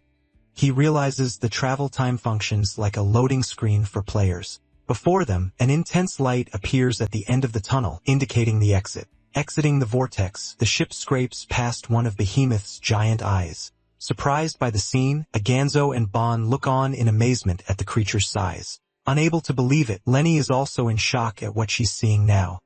Finally, Behemoth's immense body reveals itself, carrying an entire island on its back. Arriving on the island, they find the ground covered in debris and battle marks. Kargan warns from afar that he can't stay put. They need to signal for him to return. Based on the scenery, it's clear a major fight just took place in that destroyed place. Agonzo comments that the air here feels heavy, and Bon agrees it's worse than that. Seeing Muse arrive, Jinsong decides to step away, so she doesn't see him there. Bon starts to speak, but is interrupted by a man on the ground begging for help. He recognizes the 3-eyed mask, asking if they are survivors of the GBL order. Murmuring that he needs to kill, the man's mask begins to crack right in front of him. Without hesitation, Bon advances and eliminates the figure, shattering his mask into pieces. Looking around, he sees several people controlled by tentacles, all begging to die. Then the tentacles tighten as a voice warns that anyone who disobeys Lotus will die. Then the controlled creatures charge, screaming toward the whole group. With a quick sword strike, Bon cuts down one of the attackers. Bon announces that death is a better fate than being controlled. Stepping away from the fight, Jinsong calls Lenny, telling her to stay close. She warns him to be careful since he's unarmed, but he disagrees. He points to a dagger on the ground, saying he bought a new weapon earlier. Confused, she asks what kind of weird sword he just picked up. As an enemy appears, she yells that it's just a sword hilt. Sensing imminent danger, she spins toward the surprise attack. Acting fast, Jinsong uses the hilt to attack the monster charging at Lenny. Hit squarely by the blow, the monster starts disintegrating right in front of them. With one final move, he completely destroys the creature and it vanishes into thin air.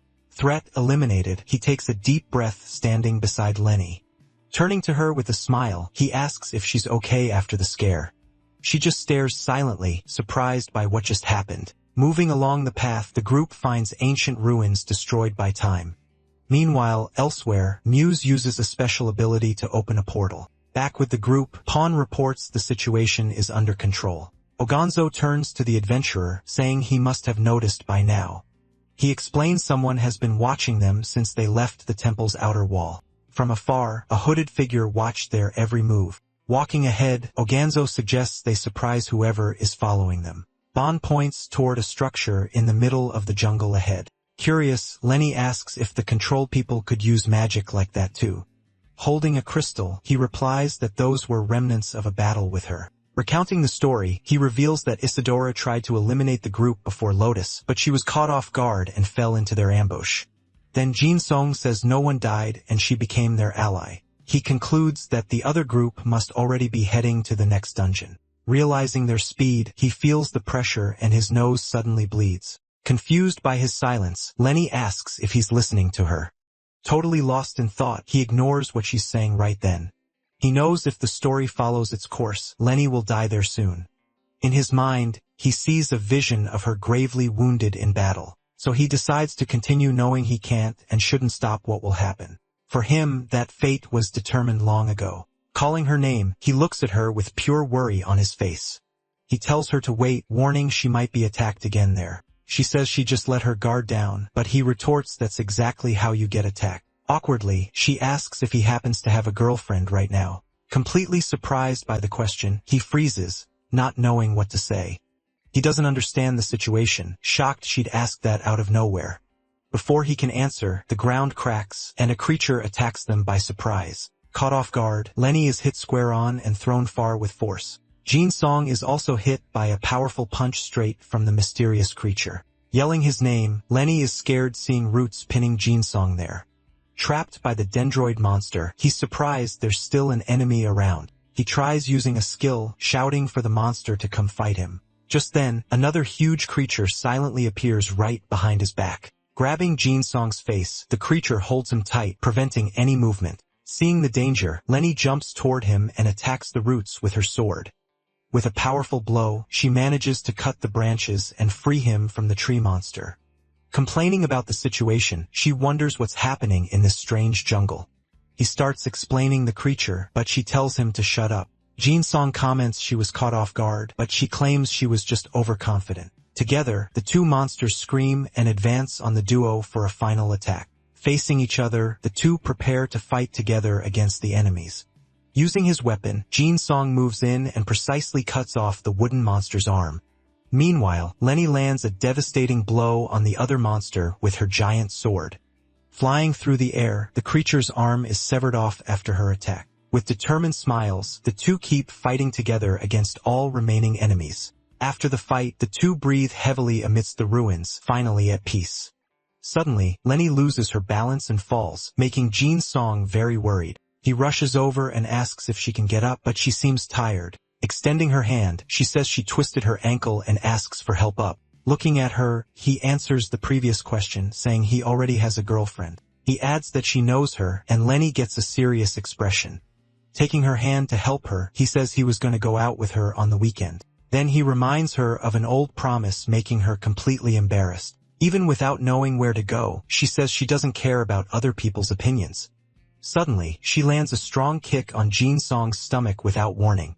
He asks why she hit him, and she screams that he deserved it. Running together through the area, they move forward, now closer than before. Shifting scenes to a grand hall, the duo explored the interior of an ancient temple.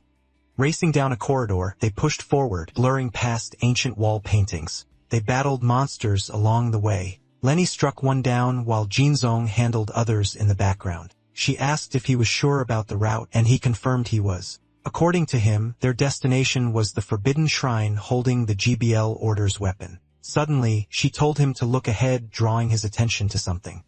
In the center of the hall, he noticed traces of a muse player's ability. Lenny then pointed to something glittering nearby, wondering what it could be. Picking it up, he got excited, realizing it was a rare item left behind. Confused, Lenny asked about the chains. He told her it was sealed. He explained that high-rarity items often came magically sealed just like this. He said it just needed a click, but Lenny warned him only mages could do that. Determined, he said he'd ask Sharon for help and grabbed the item from the floor. Suddenly, various other pieces of equipment started appearing all over the hall. Totally confused, he wondered why so much gear was scattered around. He realized the muse player had abandoned the items because she didn't need them. Laughing hard, he decided he would take very good care of all those abandoned items. Changing scenes, the adventurer group defeated the shrine's boss, Ulcer. Lying on the ground, Ulcer asked why Isadora had abandoned the chance for everyone to survive. Bond said she could resist by transforming, but she refused to do it. She replied that he always sought the most guaranteed and safe methods above all else. Arriving at the spot, Jin Song realized they had reached the scene of Ulcer's defeat. He asked Lenny to wait, as they seemed to be discussing something very important. With his final words, Ulcer called him a fool before finally falling defeated. Saying they needed to move, Isadora and the others quickly left the area. He realized nothing was corrupted yet and one final event still needed to happen. Just then, Lenny tripped and fell right in front of the other group. Annoyed by the fall, she asked if he was trying to be funny with her. Lying near her, an ancient book caught their attention, looking important for the mission. Startled, he recognized the object as the legendary Book of Genesis, a key item, an essential item. The Book of Genesis prophesied the fate of everyone in Arad. Seeing the book, he yelled angrily while Lenny watched him, understanding nothing. Trying to hold him back, she asked what he was doing, totally surprised by his reaction. Far from there, Bond spoke to Isadora about the item's importance to the mission. Stopping suddenly, he turned around, thinking he just heard a voice nearby. His companions continued down the corridor, leaving the battle site behind without him. While Oganzo called him, he kept looking back, suspicious that someone was there. Hidden, Jin Song covered Lenny's mouth so the group wouldn't find them. He was relieved to notice Bond hadn't found the book and the event had failed. Worried, Lenny thought about what to do since the story could be corrupted now. In that close proximity, he stared fixedly at her, making the mood between them tense. Getting closer, he left her speechless, totally surprised by his attitude. Asking her to be quiet, he whispered for her not to move for now.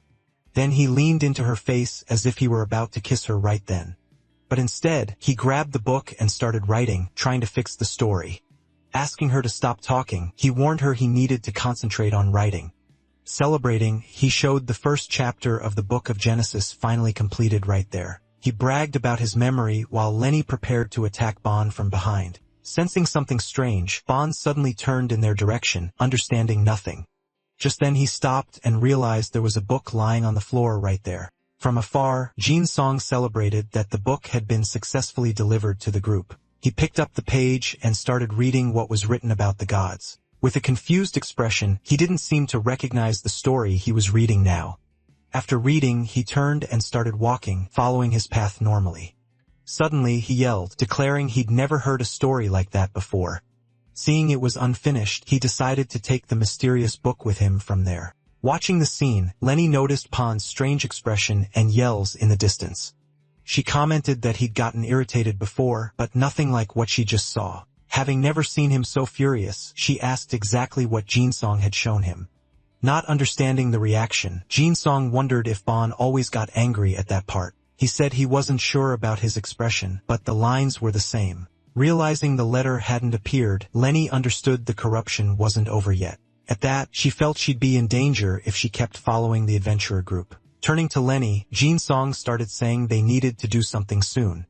Suddenly, the ground started shaking and a new figure appeared in the hall. Understanding nothing, Oganzo asked Isadora about the tremor that suddenly started. Roaring loudly, a monster's mouth revealed itself to be the cause of the shaking. While everything rocked, someone screamed that the behemoth was feeling great pain right then. Scared by the scene, Jin Song realized it was the villain Lotus Mind Control. He understood that the mind control was about to hit the behemoth full on now. Deep within the creature, a massive eye opened, unleashing a bizarre mental pressure. A vision struck Jin Song, showing a third eye forming on his own forehead. He screamed a warning. The creature's brainwashing was already reaching them. Just as quickly, the giant eyelid began to close, cutting off the psychic assault. Collapsed on the ground, he noted that it had stopped and they needed a plan immediately. Looking back, Jin Song asked if Lenny felt it too and suggested they retreat. Despite Lenny's confusion, he insisted he had realized something crucial and needed to report it immediately. He grabbed his communicator, concentrating on sending the message to the guild. Elsewhere, Sharon noticed the device signaling on her desk. Seeing the confirmation, Jin Song celebrated that she had received the signal for reinforcements. The scene shifted to the forest where a voice asked what he had discovered. He replied simply, he had found the final destination of the creature known as Lotus. Outside, Lenny remained on guard while they talked within. Eavesdropping, she was startled to hear the term Middle Ocean. Inside, Sharon explained that Lotus was originally aquatic and currently weakened. Analyzing the book, he realized Lotus was steering the creature toward the Middle Ocean. He clutched his head, claiming he had seen the plan succeed in his mind's eye. He revealed that the monster would regain its power and destroy the entire world of Arad. At this terrible news, a glass suddenly fell from the table and shattered. Sharon asked if this was the definitive future, and he confirmed it could not be changed. Grabbing him, she yelled that there had to be a way to defeat the monster. Unfazed, he slowly approached her while she remained confused. Holding out his hand, Jinsong simply said he needed 100,000 gold coins. The door suddenly flew open, interrupting their conversation. Lenny burst in, urging him to hurry back. He replied that they needed to make a stop somewhere else first. Soon, they were at the market with Lenny holding an ice cream in each hand. Jinsong explained they were at the famous Hendenmeyer market known for its interesting wares. She yelled, asking if they really had time for this, but he responded calmly. Revealing his true plan, he said he had come to procure an item to resist Lotus power. When she asked about the ice cream, he simply replied that it tasted good. Arriving at a stall, they were warmly welcomed by the friendly local vendor. Introducing her wares, young Kana claimed she sold everything an adventurer might need. He handed her a list and asked her to retrieve the items written on it. Examining the paper carefully, she seemed to verify every request he had made. She warned them it would take time and asked them to return only after dark. While Lenny complained, he simply stated there was nothing to do but wait. Smiling, he confirmed they would have to stick around until nightfall. Pulling Lenny along, he said he would fulfill his promise to buy her food. Looking back at the list, Kana noticed a message asking her to delay them as long as possible.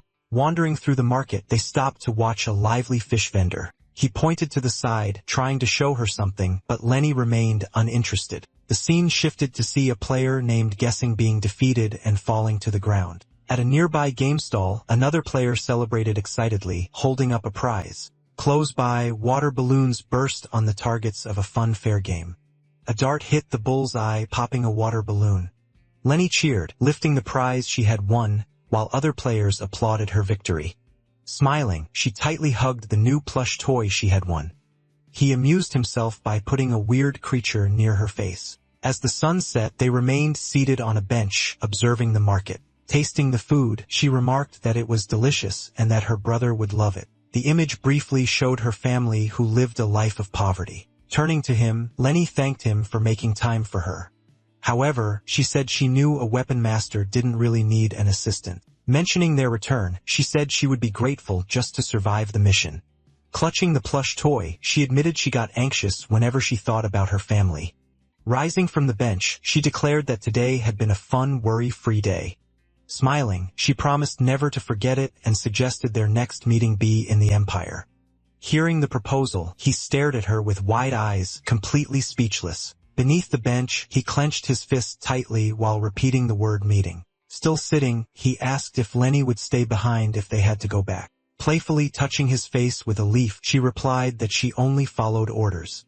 With a smile, she declared that the Iron Wolf Knights never ran from a fight. Hearing her answer, he just stared at her in silence, processing her words. Shifting to that night, the scene revealed a dungeon atop the massive creature. Calling out for Isadora, he mentioned hearing about a weapon located there that could defeat Lotus. Looking around, he complained that she hadn't mentioned the existence of these cocoons.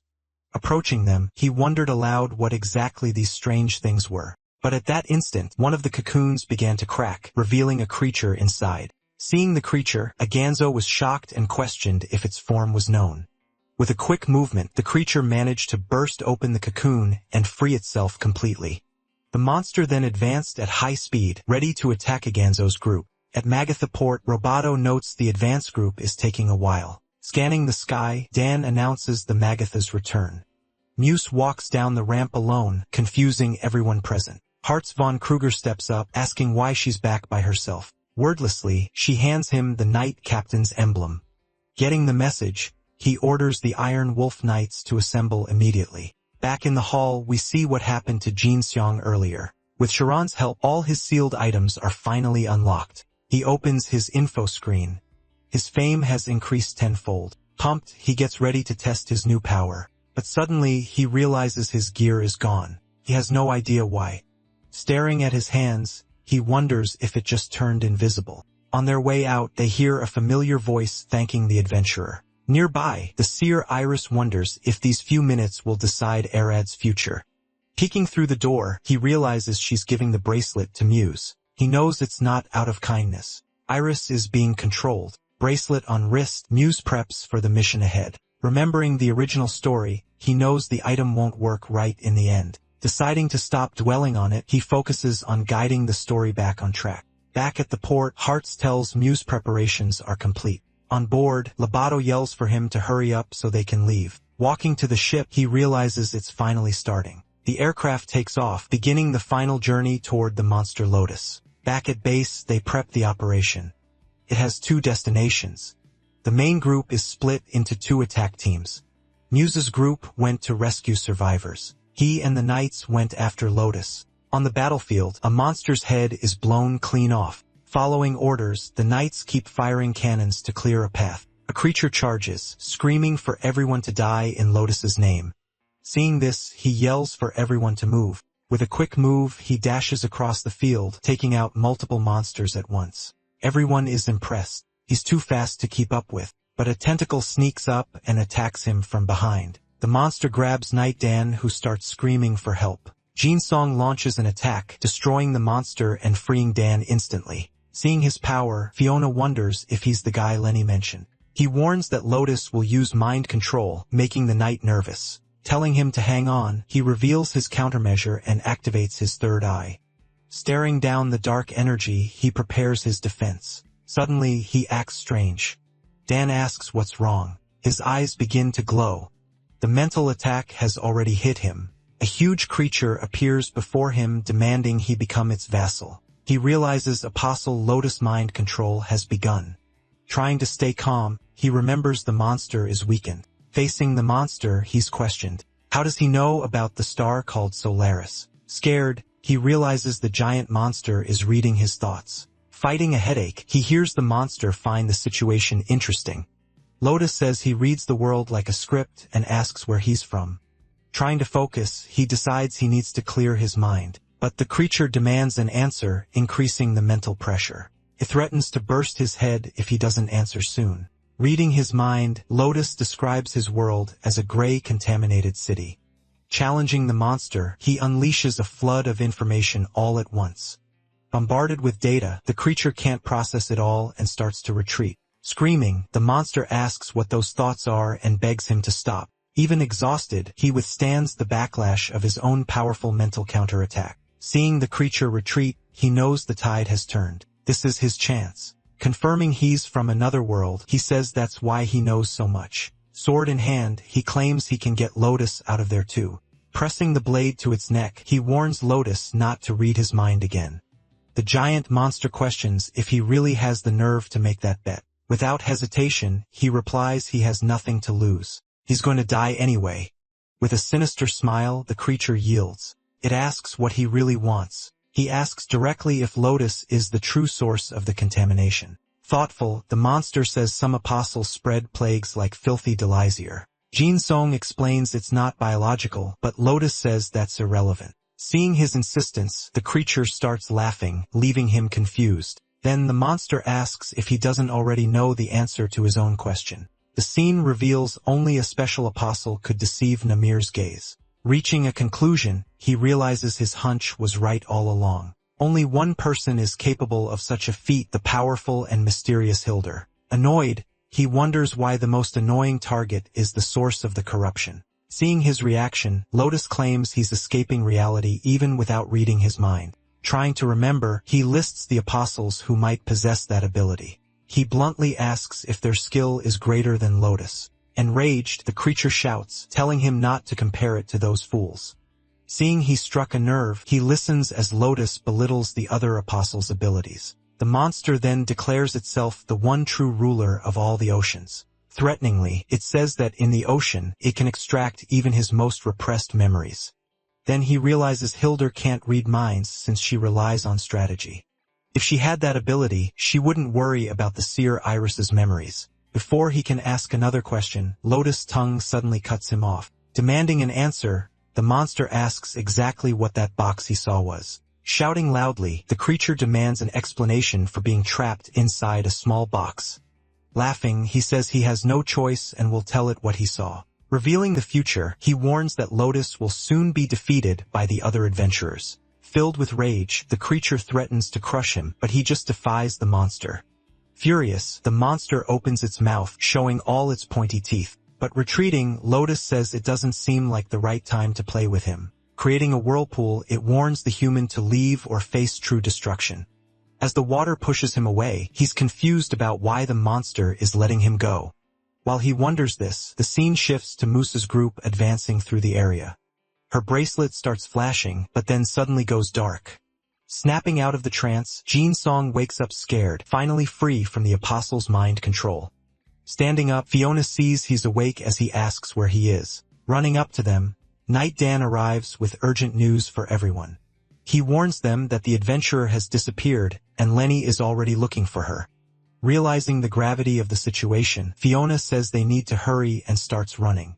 Running right behind her, he understands that's why Lotus let him go.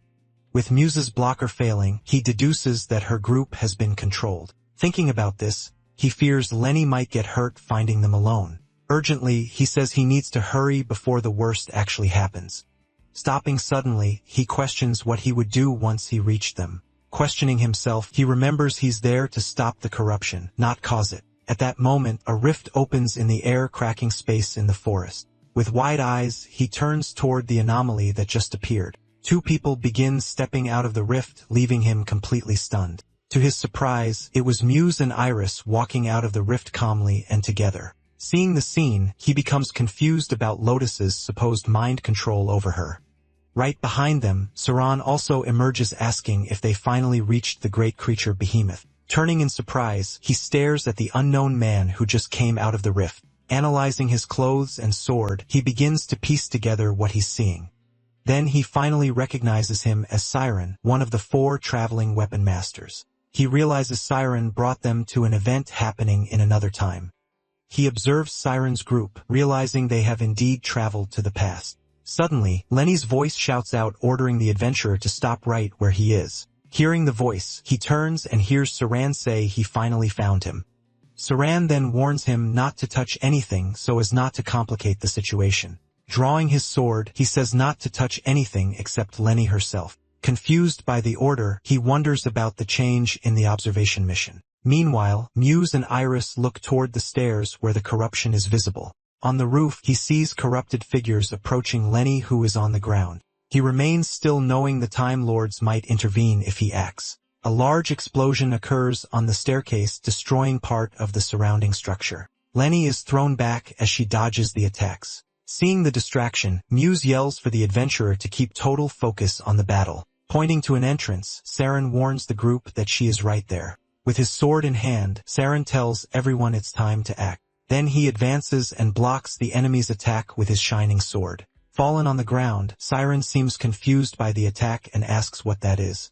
The adventurer attacks him, making Siren wonder if he might be an apostle. Still disguised, he realizes he hasn't been caught and can't let them act. But his disguise starts to fail, worrying him that his identity will be revealed. Sirhan then manages to dodge another quick attack launched against him. Afraid of being discovered, he worries about the intervention of the Time Lords. Continuing the battle, the 2 trade sword blows non-stop across the courtyard. Confused, he wonders why nothing is happening as he sees Muse preparing behind him. Using a quick movement, he tries to get past Sirhan to stop her attack. Enraged, Sirhan shouts at him for daring to look away during the fight. Struck from behind, he feels the impact of the blow as Sirhan continues the combat. Concentrating energy in his hand, he prepares to use one of his dark abilities. Then he unleashes a massive dark energy attack to hit everyone at once. Surprised by the attack, Sirhan and Muse are caught off guard by the ability.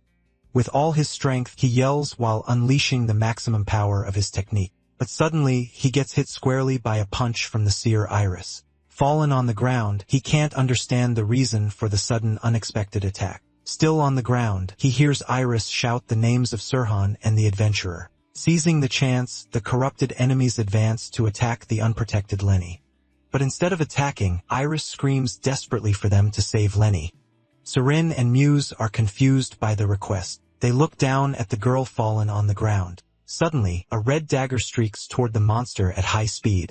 It hits the mark. The dagger defeats the enemy and saves the knight Lenny's life, but Sira and Muse start arguing. She yells at him to stop right now. Suddenly, Fiona and Dan arrive, surprising Lenny on the ground. Confused by the scene, he wonders why they attacked Iris' group. Running ahead, Fiona yells that she found them. She calls them a bunch of fanatics. Watching the fight start, he doesn't understand the reason for their clash. Standing in the middle of the chaos, he doesn't know what to do. Holding on to Muse, the night Dan yells at him, asking what he's doing. He tells him to hurry up and help Lenny. She's in danger. Still unresponsive, he just hesitates, unable to decide on a course of action. Seizing the distraction, one of the monsters attacks Lenny from behind. Lenny falls, defeated. Muse seems to have been hit too. But looking at the scene, Muse faces it all with a cold, determined glare. Finally making up his mind, he turns and prepares to join the fray. Rushing to help, he fires off an attack while screaming Lenny's name. Meanwhile, Muse ignores the attack and readies her own powerful technique. Then she fires a massive blast of energy toward the fallen knight. Looking up, Lenny sees the attack coming. She can't move or react. But at the last second, he throws himself in front to protect her from the blow. As soon as the dust settles, the surrounding area goes completely silent. Even with the help, Lenny ends up on the ground, gravely injured and bloody. Nearby, Iris continues to stare down again, so while the others remain down. Seeing her friend on the ground, Fiona falls into despair beside Dan. Standing there, he just watches the tragic scene, unable to do anything else. Fists clenched, he remembers that this death is part of the story. At that moment, the bracelet on Muse's wrist suddenly shines again. Glowing brightly, her left eye shows the sign of strange, powerful corruption. But right after, her right eye returns to normal, breaking the control. Seeing Iris down, Oganzo slowly begins approaching his opponent on the ground. Questioning the right path, he thinks about what to do regarding Lenny. Fallen, Sirhan, and Muse are enveloped by a strange dark energy. Looking at the scene, he notices the enemies getting up suspiciously. Now corrupted, the Sirhan and Muse from the future turn against him and the others. Shocked, he doesn't understand how they became fanatics since they were from the future. Clenching his hands, he remembers that everything happened exactly like in the original story. But just then, he realizes his mind is being read again. Sensing the monster's presence, he knows he can't let this continue. He hears Lotus's voice saying it was still inside his head. Then he understands that Lotus tricked him, making the fanatics look like the group. Realizing he was deceived, he understands they played him from the start. Snapping out of the trance, he finds himself atop a building far from the battle. Filled with rage, he punches the ground, screaming the Apostle Lotus name. Looking at the creature, he realizes Lotus was the corruption the entire time. With a furious look, he promises to end the Apostle Lotus. The scene shifts to the center of the dungeon where the main battle is raging. Running along the tentacles, Bon tries to cut the creature but can't deal any damage. Seeing the struggle, it curses the humans for endlessly challenging it. Using its tentacles, the creature grabs the two of them, saying they aren't enough. But Bon tells him not to be too optimistic. He's facing two masters. Angry, the creature tells him to shut up and attacks him with a tentacle. But at that moment, Muse attacks from above, hitting the creature and freeing Bon. Calling for the adventurer, she complains that he's late for the big battle. Seeing him arrive, the monster wonders how he escaped the mental trap. Not understanding the failure, the creature wonders if it will die to the adventurer. Laughing at the situation, she tells him not to make her laugh in such a pathetic way. Seeing her determination, Pan wonders why she got so excited all of a sudden. She then fires several energy arrows which streak toward their target. The arrows strike the creature's tentacles, creating a series of small explosions. Reaching out her hand, she screams that she'll end everyone right there and then. But a tentacle grabs her, leaving her no chance to react or defend herself. Suddenly, purple smoke envelopes the two of them. They disappear without a trace. Using a skill, Muse manages to reappear elsewhere, free from the monster's tentacle. Bon is impressed by the teleport. He praises player Muse's incredible skill. The creature turns against her. She just faces the monster with determination. Using a powerful kick, she lands a fatal blow, making the creature scream. Seeing the monster defeated, she realizes it's still not the end of the battle. From afar, Bon sighs in relief, saying the long fight is finally over. Complaining, Bon says they would have been fine even without the adventurer's help.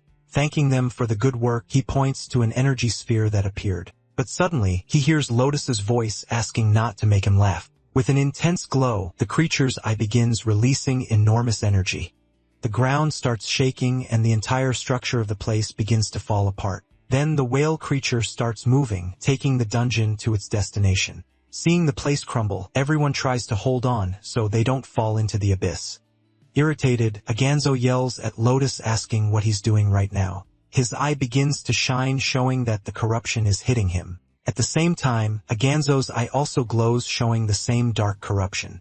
Next, player Muse's eye also shows the same sign of corruption. Suddenly, Aganzo's sword falls to the ground, indicating he's been controlled. With an empty look, Muse just starts laughing strangely. Possessed, she keeps laughing loudly, leaving everyone confused about what's happening. The creature laughs at destiny, saying that the Great Lotus will win in the end. Reflected in the monster's eye, he prepares for the confrontation to come.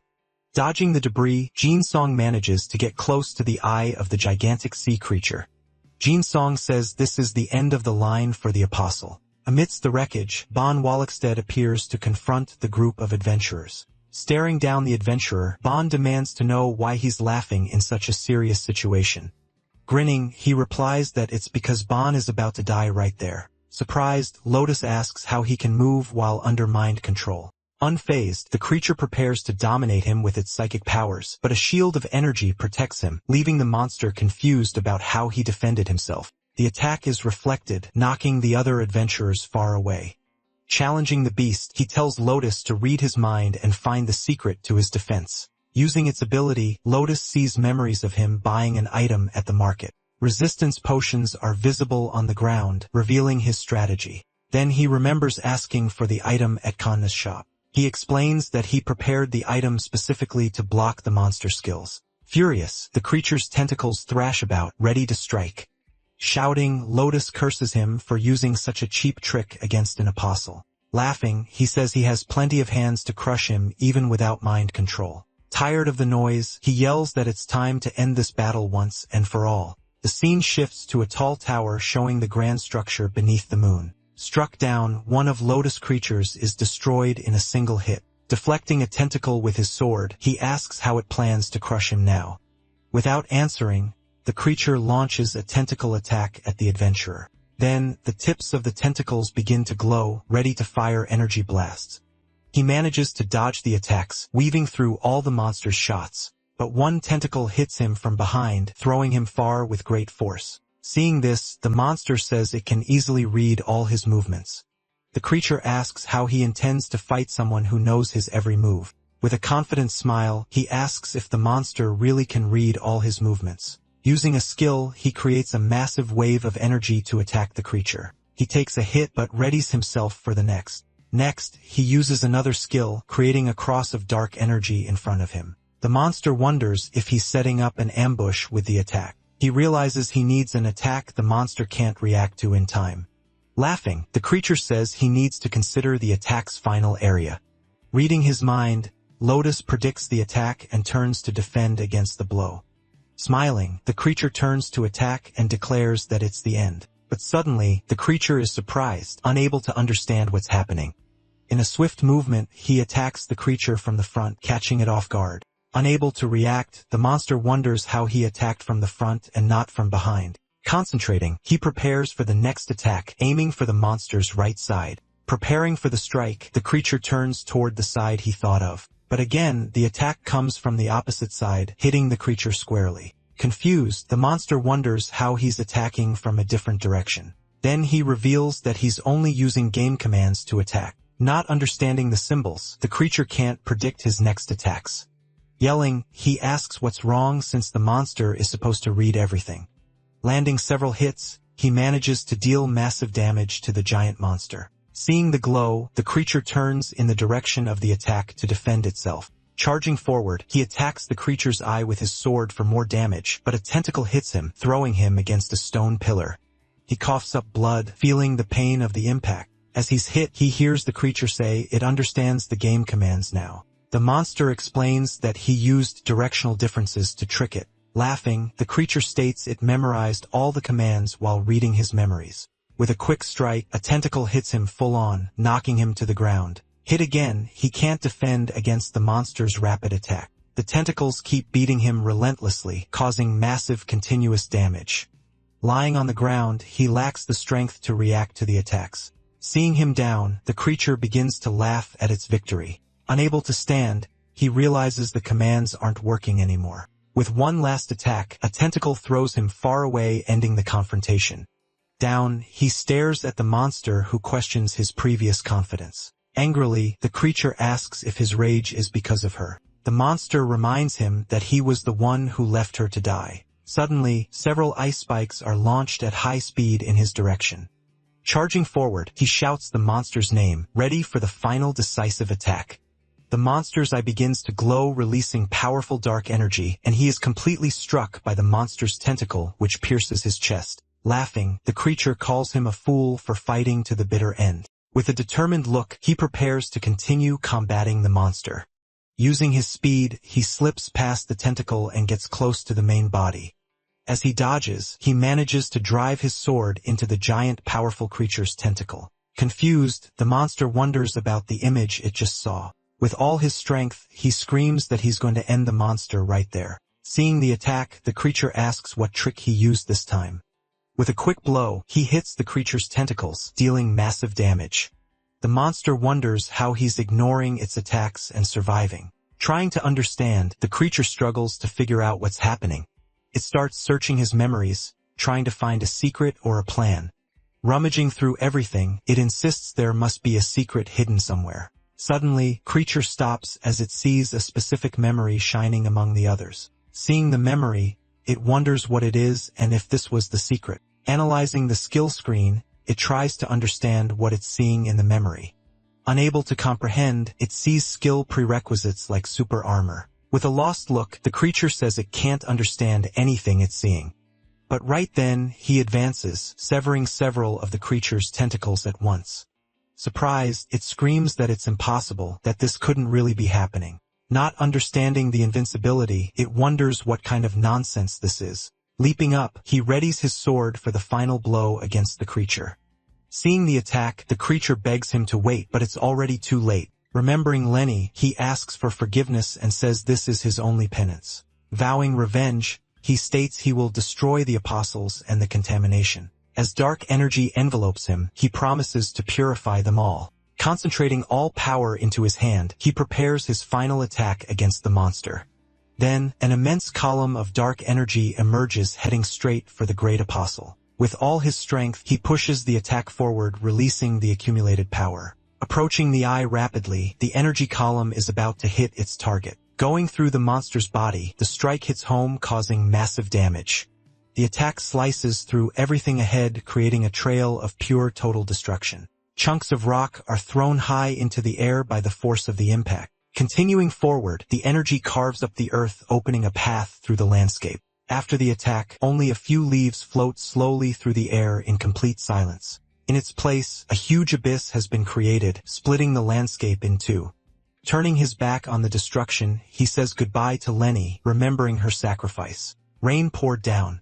The ancient temple tottered on the brink of total collapse. Amidst the storm, the entire structure kept crumbling to pieces.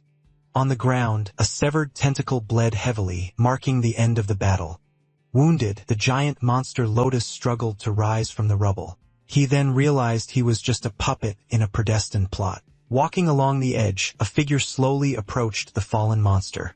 He asked if the monster was okay with its predetermined fate. Lotus replied, saying that he too was merely a puppet of the contamination. Laughing loudly, Bloodrain Slayer raised his sword for the final blow. With one final movement, he brutally attacked the apostle without hesitation. From afar, a pair of eyes watched the entire situation unfold intently. Isadora remarked to Kargan that she thought she spotted something near Lotus. Suddenly, the archer Muse appeared amidst the scene of destruction. Surprised, Kargan asked if Muse had fought the apostle Lotus alone. Looking toward the horizon, Isadora asked the adventurer directly about the battle. Guessing celebrated, saying it was incredible, while his companion agreed it was impressive. Throughout the forest, heavy rain continued to fall, giving no quarter to anyone. At the outpost, a knight yelled to hurry with the wounded. Lobato commented that the horrible atmosphere was dissipating, and Bon agreed. Noting the adventurer arrived just in time, she watched two figures moving away. Nearby, Fiona observed the situation with a serious expression. Hearts and Bon also watched the group of knights gathering there. Carrying a body in his arms, Knight Dan joined the others. Everyone then gathered under the rain, paying their respects to the fallen. Looking up, Muse silently followed all the movement. Hidden behind a tree, Jin Song watched the solemn moment from afar. The rain kept falling ceaselessly over the entire night encampment. In the makeshift camp, Lenny's body was placed alongside the other soldiers. Displaying her promotion, the knight's medal was placed upon her body. Bon then suggested the knight celebrate the victory instead of mourning. Lobato asked if he felt no pity for the men who died in battle. Bon said that sympathy is a disgrace for a knight who must maintain their honor. This was a line Jin Song remembered reading countless times in the game. Irritated by the mood, Ban asked Gonzo where he was going now. He replied that he wanted to check Lotus' body to guarantee it was really over. Jin Song then understood that Pawn's true goal was to absorb its power. Clenching his fist, he decided he would no longer intervene in the original story, even if this decision might lead to a completely different outcome in the future. And so the chapter of history known as Behemoth finally came to an end. Changing scenes, a mysterious figure tried on a newly acquired mask in front of her. Charon commented to Jin Song that it was incredible he could see through that item. He never imagined that could be treated like normal game equipment. In the past, similar items existed, but they could no longer be obtained by anyone. Figuring out how it works, he could take unavailable items by ripping them from monster bodies. Curious, Charon asked if Jin Song brought anything else for her to appraise. Suddenly, a man was startled by a scream coming from outside the hall. Complaining of pain, Jin Song warned Charon to be careful with his still sore muscles. He then realized the side effects of the super armor still persisted in his body. Fortunately, news spread that it was the adventurer who defeated the fearsome Lotus. Charon then said there was something else she needed to worry about now. Commenting on his change, she said his words seemed to carry more weight now. In reaction to the comment, he showed her an item that stored away. His skills impressed her, and she decided to formally recruit him into the Mages Guild. Receiving the contract in hand, he remained silent for a brief moment. Changing scenes to the guild headquarters, the day seemed much calmer. After signing the contract, he asked for the payment in advance, and she handed it over. Watching him turn to leave, Charon asked where he was going now. He advised that he needed to check something and would return in just a few days. Opening the door to leave, he told her not to worry about the money. With a smile, Jin Song affirmed that he now had a good reason to give it his all. Walking down the trail, he finally spots a signpost with the directions he needed. Wincing in pain, he grumbles that the rain completely washed out the road to Elvengard. He confirms he still needs to head there to find a blacksmith named Linus. Unsure of his next move, he wonders aloud if he should call for help. Just then, Charon approaches and offers him a mysterious potion she brewed up. Confused, he asks what it is. She just questions if he really doesn't know. Before he can even attempt to drink it, she decides to force the potion down his throat. Suddenly, a brilliant light completely engulfs his body without warning. In an instant, he teleports away, vanishing right before her eyes. Landing hard on the ground, he groans in pain and looks around in confusion. Astonished, he looks up and realizes he's finally made it to the Elvengard forest. He realizes Charon must have given him a teleportation potion and starts running. Thinking about the level restriction, he spots a blacksmith's forge in the distance. Approaching, he yells out for Linus the blacksmith, who is already hard at work. Linus mentions things have been dull ever since Syria left recently. Giving him a hug, Linus asks about the friend he said he was going to save. Jin Song remains silent for a moment, just watching the blacksmith's expression. He remembers how Lenny looked before everything happened to her. With a sad look, he replies that there's no need to worry anymore.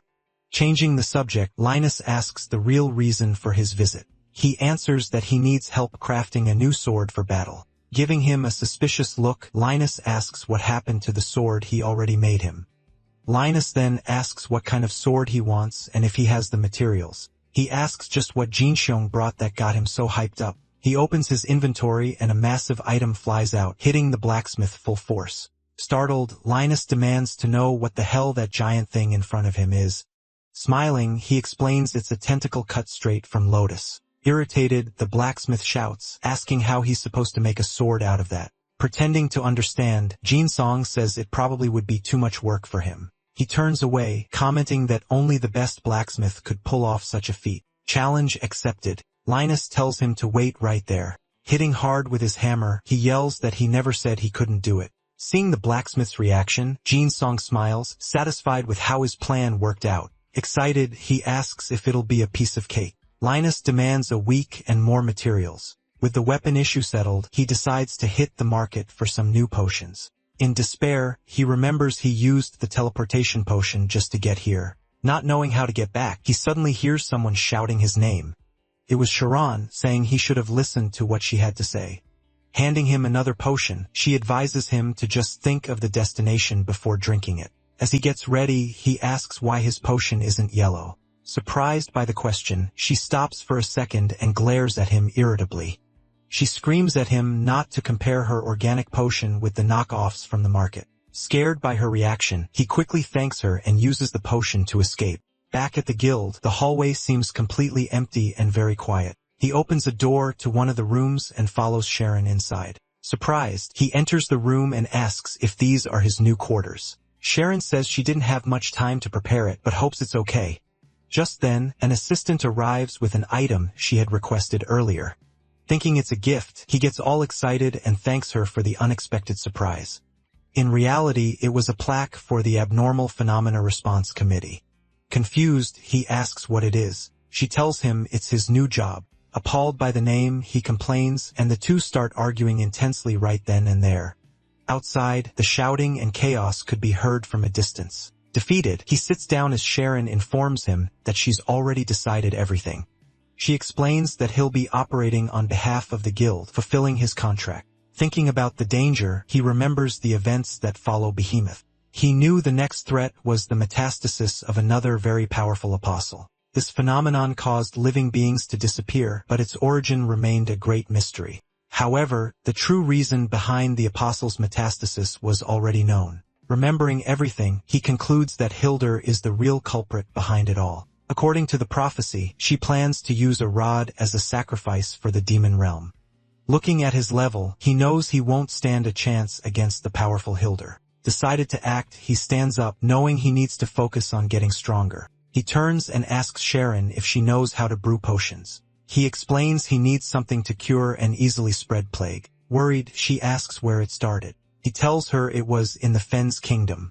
Upon hearing the kingdom's name, Sharon is completely shocked by the terrible news. He confirms he knows very well that it's an underground city built by dark elves. Apologizing, he warns that the plague has unfortunately already started spreading. Meanwhile, in the Elf Kingdom, a guard begs Elder Kargan to retreat immediately.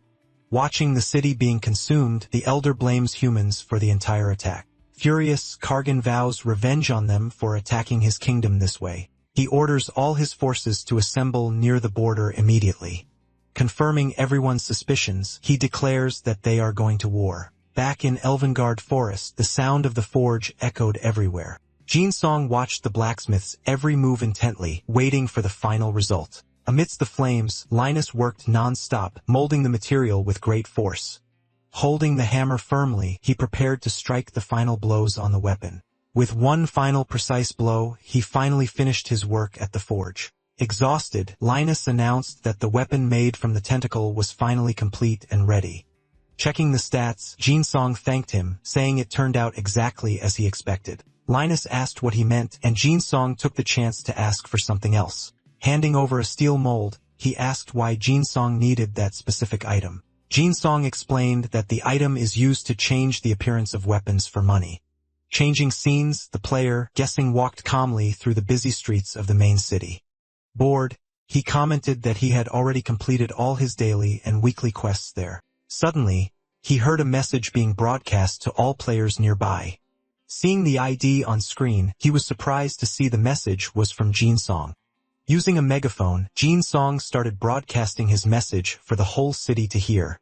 Announcing via the megaphone, he put the giant lotus tentacle up for sale to everyone. Suddenly, he was startled by a shout he heard directly in his mind. Complaining about the whisper, he realized it was guessing asking what he was selling. To manage a reply, he asked GSD for help with the whisper command. Guessing confirmed it worked and offered 8 million gold for the advertised item. He thanked him for the offer, replying that he was an Elvengard before the conversation ended. Turning around startled, he faced the figure that suddenly appeared right behind him. Right in front of him, a giant white dog stared at him with its tongue hanging out. Getting closer, Guessing's avatar said he came to check his ears personally. Curious, the avatar asked how he managed to get such a rare boss item. Noticing the dog's weapon, he asked what its reinforcement level was. Shocked by the answer, he couldn't believe the item was level 13. He then commented it would be worth it for the main character, but heard a refusal. Understanding nothing, he asked why he had such an expensive weapon then. With a different look, the dog replied it was because the color pink is pretty. Confused by the answer, he couldn't understand his rich friend's logic. Deciding to leave, Jin Song asked what the deal was to finalize the trade. Handing over a pile of coins, Guessing's avatar completed his part of the deal. With payment received, he handed the tentacle sword to his friend's avatar. Saying the sword was cute, the avatar mentioned there was one more thing. Suddenly, he handed Jin Song a huge egg as an unexpected gift. Looking at his reflection, he realized that it was a creature egg. Creatures in the game are pets with varied looks and very strong attributes. Laughing hard, he thanked him, saying he wanted the money precisely to buy a creature. Just then, the egg hatched, revealing a miniature version of the monster lotus vomiting there. With a big smile, he watched the creature finish coming out of the egg. Without thinking twice, he punched the creature with all his might. Seeing his new pet fallen on the ground, he realized he wasn't thinking straight. Guessing asked if it wasn't cute, and Jin Song thanked his friend for the consideration. Apologizing, he said it wasn't the pet's fault, it looked like Lotus. Finding the scene funny, Guessing asked if he wanted to join his guild. Refusing the proposal, he said he didn't want to increase his chances of being caught. He thanked him for the invitation, while Guessing told him to let him know if he changed his mind. Back at the Mage Guild, the sun was already starting to set on the horizon. Entering one of the rooms, he called for Sharon, but didn't find her there.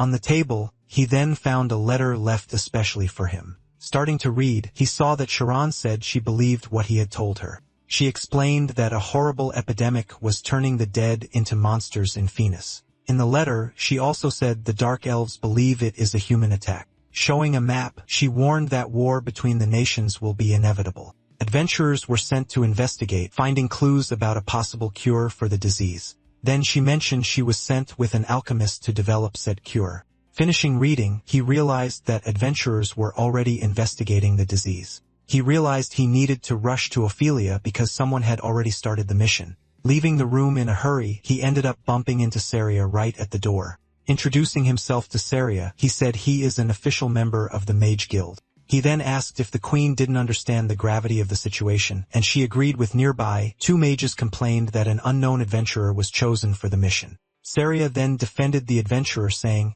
he was the one who saved her in Elvengard. Disdainfully, the mage said that defeating goblins is very different from the current danger. She replied that she knew that because she was watching everything closely and very attentively. Giving her blessings to the adventurer, she prayed for everyone's success in the important mission. Seeing that scene, the three men were completely enchanted by her attitude there. Showing a serene expression, she was viewed by all as a true goddess there. Decided to leave, he realized he couldn't waste any more time and ran out of there. Leaving footprints on the ground, his journey through the dark region had finally begun for him. Walking through the dark forest, he continued his path alone toward the distant mountains. Arriving at his destination, he remained alert for any danger that might arise. Finally, in the Ophelia Mountains, he observed the border territory between enemy kingdoms. Elsewhere, the alchemist Lawton shouted that could have been very bad, Sharon. Lawton said he was happy they had completed the cure for the disease. Impressed, he asked how she knew she needed to prepare all those ingredients. Suddenly, Jin Song appeared and called for Sharon right beside her. With his pet on his face, he said he was there to help with the situation. Scared, Sharon asked what that was, and he said he hadn't named it yet. Not caring, Jin Song warned that things were getting worse very quickly there. She then informed him that the path to the kingdom is blocked by the undead. Looking at the map, he realized the first dungeon had already been completed. He then concluded that the adventurer is completing the hero's catacombs dungeon. There, the hero Lungle will return to become a key piece against the epidemic. Asking for an antidote, Jin Song said he would like to help with the situation up close. Warning of the danger, Sharon handed him a vial and told him not to worry about it. With the antidote in hand, Jin Song stated that he already knew everything about that place. Stepping into the dungeon, the grim air reeked of the danger ahead. Facing a horde of monsters, he advances without a second's hesitation. One monster manages to grab him, but he fights back hard. With a quick strike, he shakes off the creature and presses his attack. Smiling, he remarks that these monsters are no match for his current level. He keeps pushing forward, destroying every monster in his path without pausing. Landing a precise hit, he strikes a creature right in the center of its body. His special ability triggers, and the weapon randomly summons a lotus leg. Using the skill's power, he easily crushes the remaining monsters around him. After the battle, the ground is blanketed with defeated monsters. He knew the disease was spreading because of an apostle's aura. His pet comments on how amazing the weapon is, but he completely ignores it. Moving on, he spots the pillars of the boss room just ahead. Getting closer, he finally confirms that this is the legendary tomb of Lungal. Entering the massive cavern, he walks toward the ancient hero's tomb. Looking at the broken tomb, he wonders why the place is empty. He realizes the hero has already been revived much sooner than he expected. Checking the map, he understands he now needs to go to the Dark Elf tomb. The worst-case scenario would be the Death Dragon raising the dead of Ophelia. His pet comments that there's no treasure here and the place is pretty small. Seeing his pet grab a coin, he shouts at it not to touch anything. Annoyed, he threatens to eat his own pet if it doesn't cut it out. Elsewhere, the adventurer realizes they are completely surrounded by enemies. A swordsman named Blade warns the adventurer to be careful. They were expecting them. Grumbling about arrogance, one of the elf soldiers watches the newcomers approach. Saffron, leader of the elders, says he heard news about the city's invaders. He then thanks them for clearing a path for his troops to advance against everyone. Spears in hand, the elf soldiers prepare for the coming combat. Lungal then says this isn't the time for war and asks him to listen. The hero introduces himself as the Dragon Slayer, an executor of the goddess missions. Identity revealed, he states that his name is the legendary hero Lungal. Shocked, an elf yells that it's impossible and orders all soldiers to stop immediately. Observing his appearance, Queen Maya analyzes him very carefully. She then confirms to everyone that there is no doubt he is the real Lungal. Questioning the elder, she asks if he truly believes the disease is artificial. Running desperately, an elf appears, shouting that it's a major emergency for everyone. As he gets close to the queen, she asks what the problem is. At that moment, a terrifying roar echoes and the queen goes into total shock. Coming from the tomb entrance, green energy reveals the source of it all. Terrified, the elf screams desperately that it's the dreaded Death Dragon. With the seal finally destroyed, the elf warns that the powerful dragon has awakened. Meanwhile, back at the tomb, Jin Song keeps running as fast as he can. Running down the stairs, he says he's sure the sound is Sparazzi reviving. He realizes everyone is going to unite to kill the fearsome dragon. Reaching the end of the passage, more monsters emerge to block his path. Irritated by the monsters, he says he doesn't have time for this and pushes onward. Already at Sparazzi's tomb, the fearsome death dragon lets out a terrifying roar. Mocking the warrior, he asks how long she thought the seal would work. Without hesitation, Blade charges rapidly toward the dragon to attack with her sword. Using her special attack, she goes all out against the enormous dragon. In response, the dragon prepares to launch a deadly blast of green energy. Mouth open, he fires his powerful blast at the warrior without hesitation. Managing to dodge, Blade lands a devastating hit on the great ancient creature's neck. Seeing the attack, the elves wonder if they finally managed to defeat the fearsome dragon.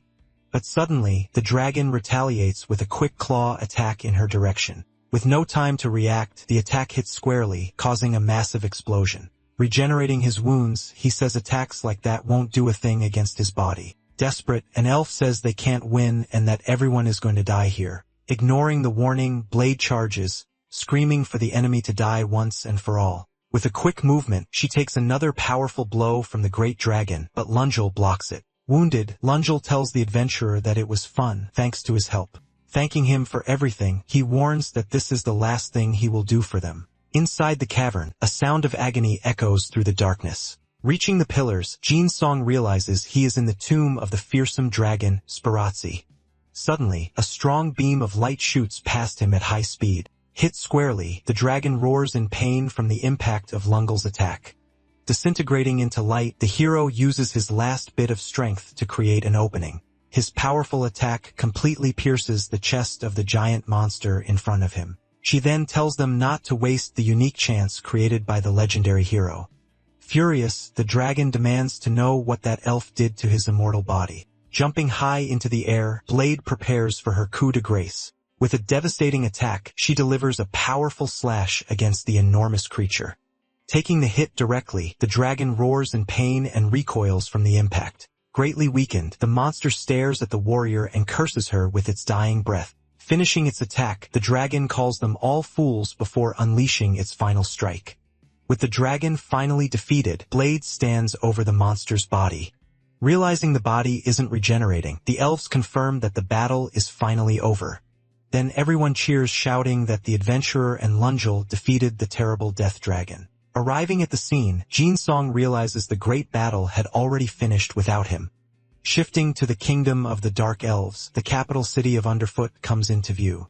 In the throne room, Saffron laments that the plague persists even after the dragon's defeat. He insists that he still believes humans are to blame for everything. Queen Maya disagrees, warning him that he doubts people too much.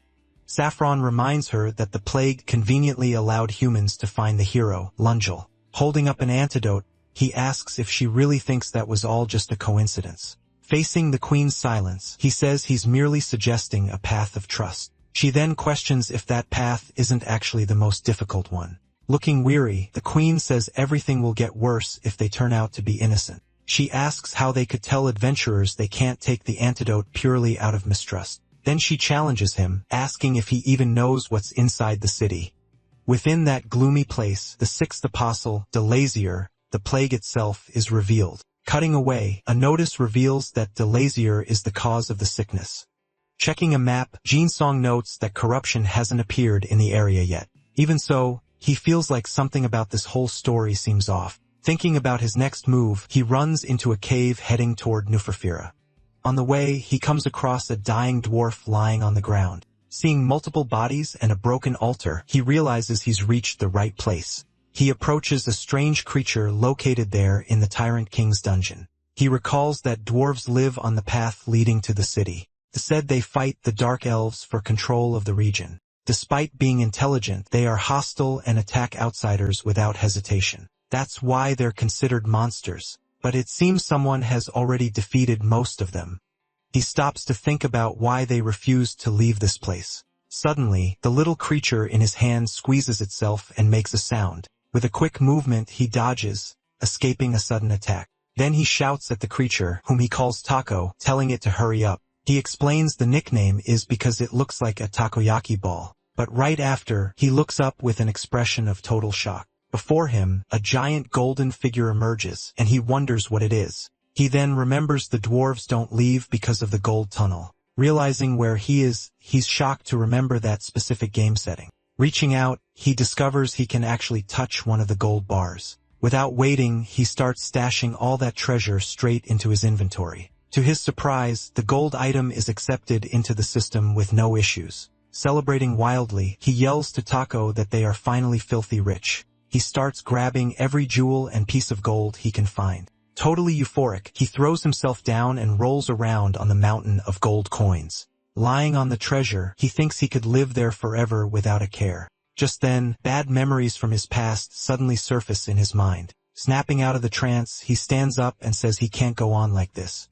Feeling pain, he admits to himself that he's taken things too far. Suddenly, the adventurer Blade appears and attacks a dwarf with her sword. Defeated, the dwarf laments over his gold while Blade watches the scene coldly.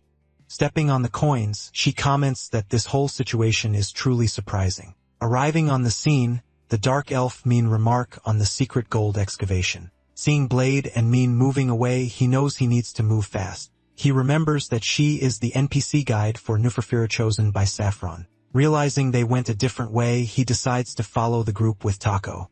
Down below, an enormous pile of gold bars filled the cave floor. Scattered everywhere, countless gold coins added to the vast treasure. Suddenly, he hears a weird sound and wonders what's happening. Then a giant explosion erupts right in the middle of the accumulated gold on the floor. The impact violently throws him backward from the powerful detonation. Flying uncontrollably through the air, he and the little creature are tossed far away. Next, the entire cave floor collapses, creating a massive hole. Changing scenes, a giant shadow appears over the dark city of Nefurfura. Moving quickly, the shadow descends and spreads between the city buildings. Bracing against the ground, the monstrous creature uses its enormous claws to steady itself. Confused, the Apostle Delizzy looks around and wonders where he is. Not understanding, Delizzy questions why he's there, saying this wasn't his destination. Suddenly, he recalls the image of Hildur smiling sinisterly. Then a portal opens, explaining how he ended up in that new world. Remembering everything, he yells, asking who thought he would follow the plan. With extreme fury, he screams Hildur's name, promising to rot the entire planet. A sinister shadow begins to creep slowly across the city buildings, spreading into the street. It manifests as the illusion of disease itself. Through her glasses, Blade observes the enemy with a dead serious look.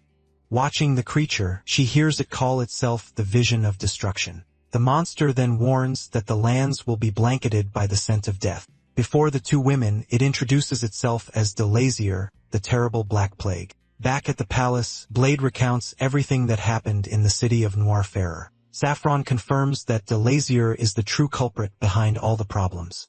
Agreeing with him, Iris Fortune Singer states that everything occurred exactly as she foresaw. She introduces herself as the seer who can aid in the current situation. She explains she came to resolve any misunderstandings regarding humans. Then she warns that for the sake of Arad, they must defeat the Apostle. With the issues resolved, the Dark Elves and humans finally forge an alliance. Leaving the kingdom, the adventurer sets off toward Delicia's current location. Arriving in Northmire, she sees the city of Grozny protected by a barrier. Hordes of infected creatures advance with total fury against the city's defenders. Desperate, one guard shouts for everyone to stop the monsters from entering the city. He warns that there are too many enemies and they need urgent help. Then, one warrior shouts Michelle's name, calling for quick support. Concentrating her energy, she fires a powerful attack against one of the infected creatures. A teammate asks her to hang on, but she asserts they won't lose their sanctuary. A flashback shows they were persecuted for having different abilities. That city, Grozny, was the only place where ciphers could live in peace. Back to the fight. The disease drives people mad, leaving them with primal instincts. Even while fighting, Michelle admits she doesn't know how long they can resist the attack. Suddenly, warns that something breached the barrier and goes to investigate. Running through the city, she wonders if what she was looking for is finally here. Arriving at the spot, she encounters a huge monster causing massive destruction. But looking closer, she notices something strange about the scene. Surprised, she sees Jin Song-baek and wonders what a human is doing there. Relieved on the ground, he claims a giant tentacle saved him from the fall. Looking around, he realizes he arrived too late and the story here is over. Thanks to a potion, he managed to gain a 2-day lead on the adventurer. Arriving in the city of Grozny, he celebrates being the first one there. With a confident smile, he announces he'll take the lead from now on. Just then, he's surprised by Michelle Monaghan, who asks how he got there. She questions what he is, and he tries to explain himself quickly. He soon realizes that excuse won't work against her suspicion. Unexpectedly, she smiles and says the situation is perfect for her plans. Then she asks for help, saying she needs a safe place for her friends. He just stares at her for a moment, ignoring her plea for help. While she begs for a safe passage, he points his weapon and asks why. Confused, she asks what he means, but he just starts laughing. Laughing, he reveals he's there to hunt ciphers like her. At that moment, something huge stomps on the ground, revealing it had finally appeared. Suddenly, the corruption emerges and attacks Michelle, who screams in surprise. Seeing her ask for help, he understands the corruption has affected the original story. She gets furious and yells at him to shut up, calling him a mutant. Smiling, he accuses her of causing the disease along with the other ciphers. Understanding the provocation, she prepares to fight against the so-called normal humans. Then she advances with her clones, saying she'll end him once and for all. But seeing the power of the attack, he wonders if he overdid it a little. Suddenly, a new player emerges firing, destroying Michelle's clones rapidly. By the skills, he realizes that person is actually the adventurer Blade. He then understands he can't let Michelle get angry at someone who came to help. Irritated, Michelle complains that the adventurer shouldn't have arrived so soon. He remembers that the adventurer is very strong and helps everyone there. Without a choice, he warns he's leaving but tells her to be careful next time. At that moment, another adventurer appears and asks if she really is Michelle. Introducing herself as Louise, she says she came to investigate the disease under orders from the principality. At the defense barrier, Michelle turns and asks the newly arrived adventurers for help. Watching the scene from afar, Jin Song hears her say she won't talk to them. Relieved, he believes this solves things, but the card hasn't appeared yet. He then understands this is a symptom, not the true corruption manifesting. He concludes that Hilda is the cause of everything and has finally started to act. Suddenly, Michelle's hat is thrown high into the air by a strong impact. With the explosion, Blade turns and sees the girl hitting the ground right after. Luis then warns that they aren't there to fight, only to talk. With no time to lose, he decides to look for other sources of corruption on his own. His plan is to follow them to the village of Pain, where they will finally find Delazier. The trio advanced carefully down the dark, dangerous street. Louis sounded surprised. The barrier was actually blocking the plague. Michelle reminded them not to forget their promise to protect the ciphers. Jin Song emerged from hiding. He approached them asking them to wait a moment. Smiling, he told them to listen to someone named Azalea Lot. Totally confused, the woman named Azalea demanded to know who he really was. It was revealed that Hilda's plan was to make the adventurer kill the apostles. To stop this, a secret organization called the Grim Seekers was created to protect them. He pointed at the woman, revealing her as the true leader of that organization. He realized she had been following the group of adventurers just as he suspected. To move forward, he knew he would need the barrier Michelle created ahead. Saying he needed her help, he introduced himself as Jin Song with a suggestion. He explained that to stop Hilda, they couldn't kill the Apostle Dulasai. He asked if that wasn't her main concern, leaving her completely shocked. She was stunned to realize he knew everything about her secret organization. He said she didn't need to trust him. He just wanted to stop Hilda's plans. She realized that despite their different methods, the end result would be the same. Remembering the past, she saw herself before a mysterious figure holding the same ideal. Back in the present, she faced him, making an important decision about the future. Dropping her staff, she asked his name again, surprised by his knowledge. Then she decided to ask no more questions, just as others had done with her in the past. He warned that Delizy was in the city of Reshpan and asked for her help. Giving her something to resist the plague, he said a cheerful goodbye to Tako. Watching him leave, she said perhaps he could go where she could not. Opening his status window, he saw his level was now 38. Surprised, he wondered if it was possible to level up just by living through events. With a new plan in mind, he prepared for the next leg of the journey. The scene shifted. The adventurers faced corruption and monsters without retreating. Through a window, the full moon was visible in the dark city sky. Lizzie welcomed them while Azalea warned that death didn't apply to that monster. Watching the battle, he wondered how they could defeat such an immortal creature. Soon, Hilda would open the interdimensional rift, a plan to seal the entity. Inside that subspace, Delizy would be trapped in an infinite cycle of regeneration. He would be sealed forever with no chance of escaping that prison. But using its last remaining strength, the monster managed to break the dimensional rift. It grabbed the adventurer and disappeared with her from that place. In that moment, Jin Song felt the effects of the plague in his own body. Seeing an attack coming, Azalea stepped in front to try and protect him. With a powerful blow, the monster threw her forcefully against the rocks. Fallen on the ground, she was incapacitated, unable to continue fighting the great apostle. The force of the impact left her bleeding heavily on the ground. Then, the protective barrier covering him began to fail rapidly. He realized he hadn't expected this now that Azalea was knocked out. Delizy warned him to come before he consumed the entire world. Then Michelle advanced, attacking the apostle with all her strength and power. Being consumed by the plague, he was violently attacked by the dark creature. The monster's eye stared at him, intensely reflecting his image. That darkness began to cover his face, taking over his body. The scene changed, his consciousness falling into a dark, broken void. In one of the fragments, a memory of his old life as a streamer appeared.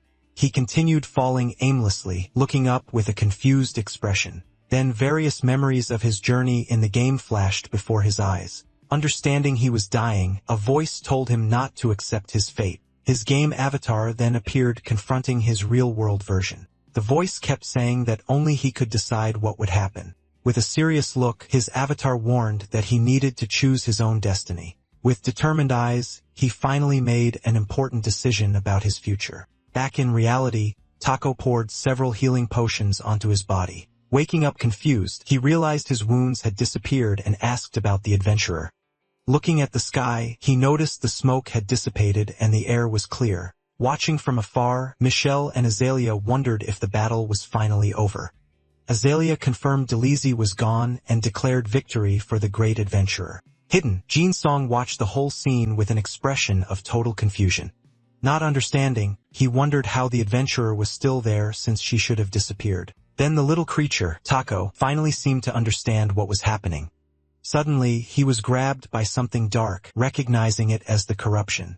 While fighting, he said he just needed to open the rift again, but he wasn't sure. Even so, he felt confident that now he could make it work. Out of potions, he knew it would be the end if he was exposed to the plague. Warning that he needed focus, he asked for silence to feel for what he was looking for. Finally, he managed to sense the small opening between different dimensions. With glowing eyes, he prepared to use a new unknown power. When Louis suggested they go back, Michelle asked her to wait just a moment. Pointing to the ground, she showed the others a strange crack that had appeared. Using his energy, Jin Song screamed as he tried to force open the dimensional rift. Feeling the poison act, he kept forcing the crack with all his might. With a cry of pain, he used everything he had to open the passage. Emerging from the rift, a shadowy hand appeared, startling the warrior Michelle nearby. Then the adventurer Blade returned from the portal, surveying the scene very calmly. Appearing right after, Delisi attacked the adventurer with all its fury. Disbelieving, Michelle screamed the monster's name and asked how it had returned. A shadowy voice lamented that Hilder's plan would have worked without his interference. Exhausted on the ground, he could barely believe he had actually managed to make it work. Thanking Taco, he said they needed to get back to the guild for treatment. But before leaving, a portal opened behind his back. Looking around, Azalea realized the adventurer Blade had disappeared from that spot. Confused, she looked at the portal and saw the little creature floating there alone. Fueled by the memory of their previous fight, Delisia attacks the adventurer with full fury. Michelle shouts his name in disbelief, stunned that he managed to return. Thanking Taco for the potion, he says they need to get back to the guild house. He turns and faces the dimensional rift he opened himself. Suddenly, he notices something strange emerging from the dark portal. As he's pulled inside, panic sets in.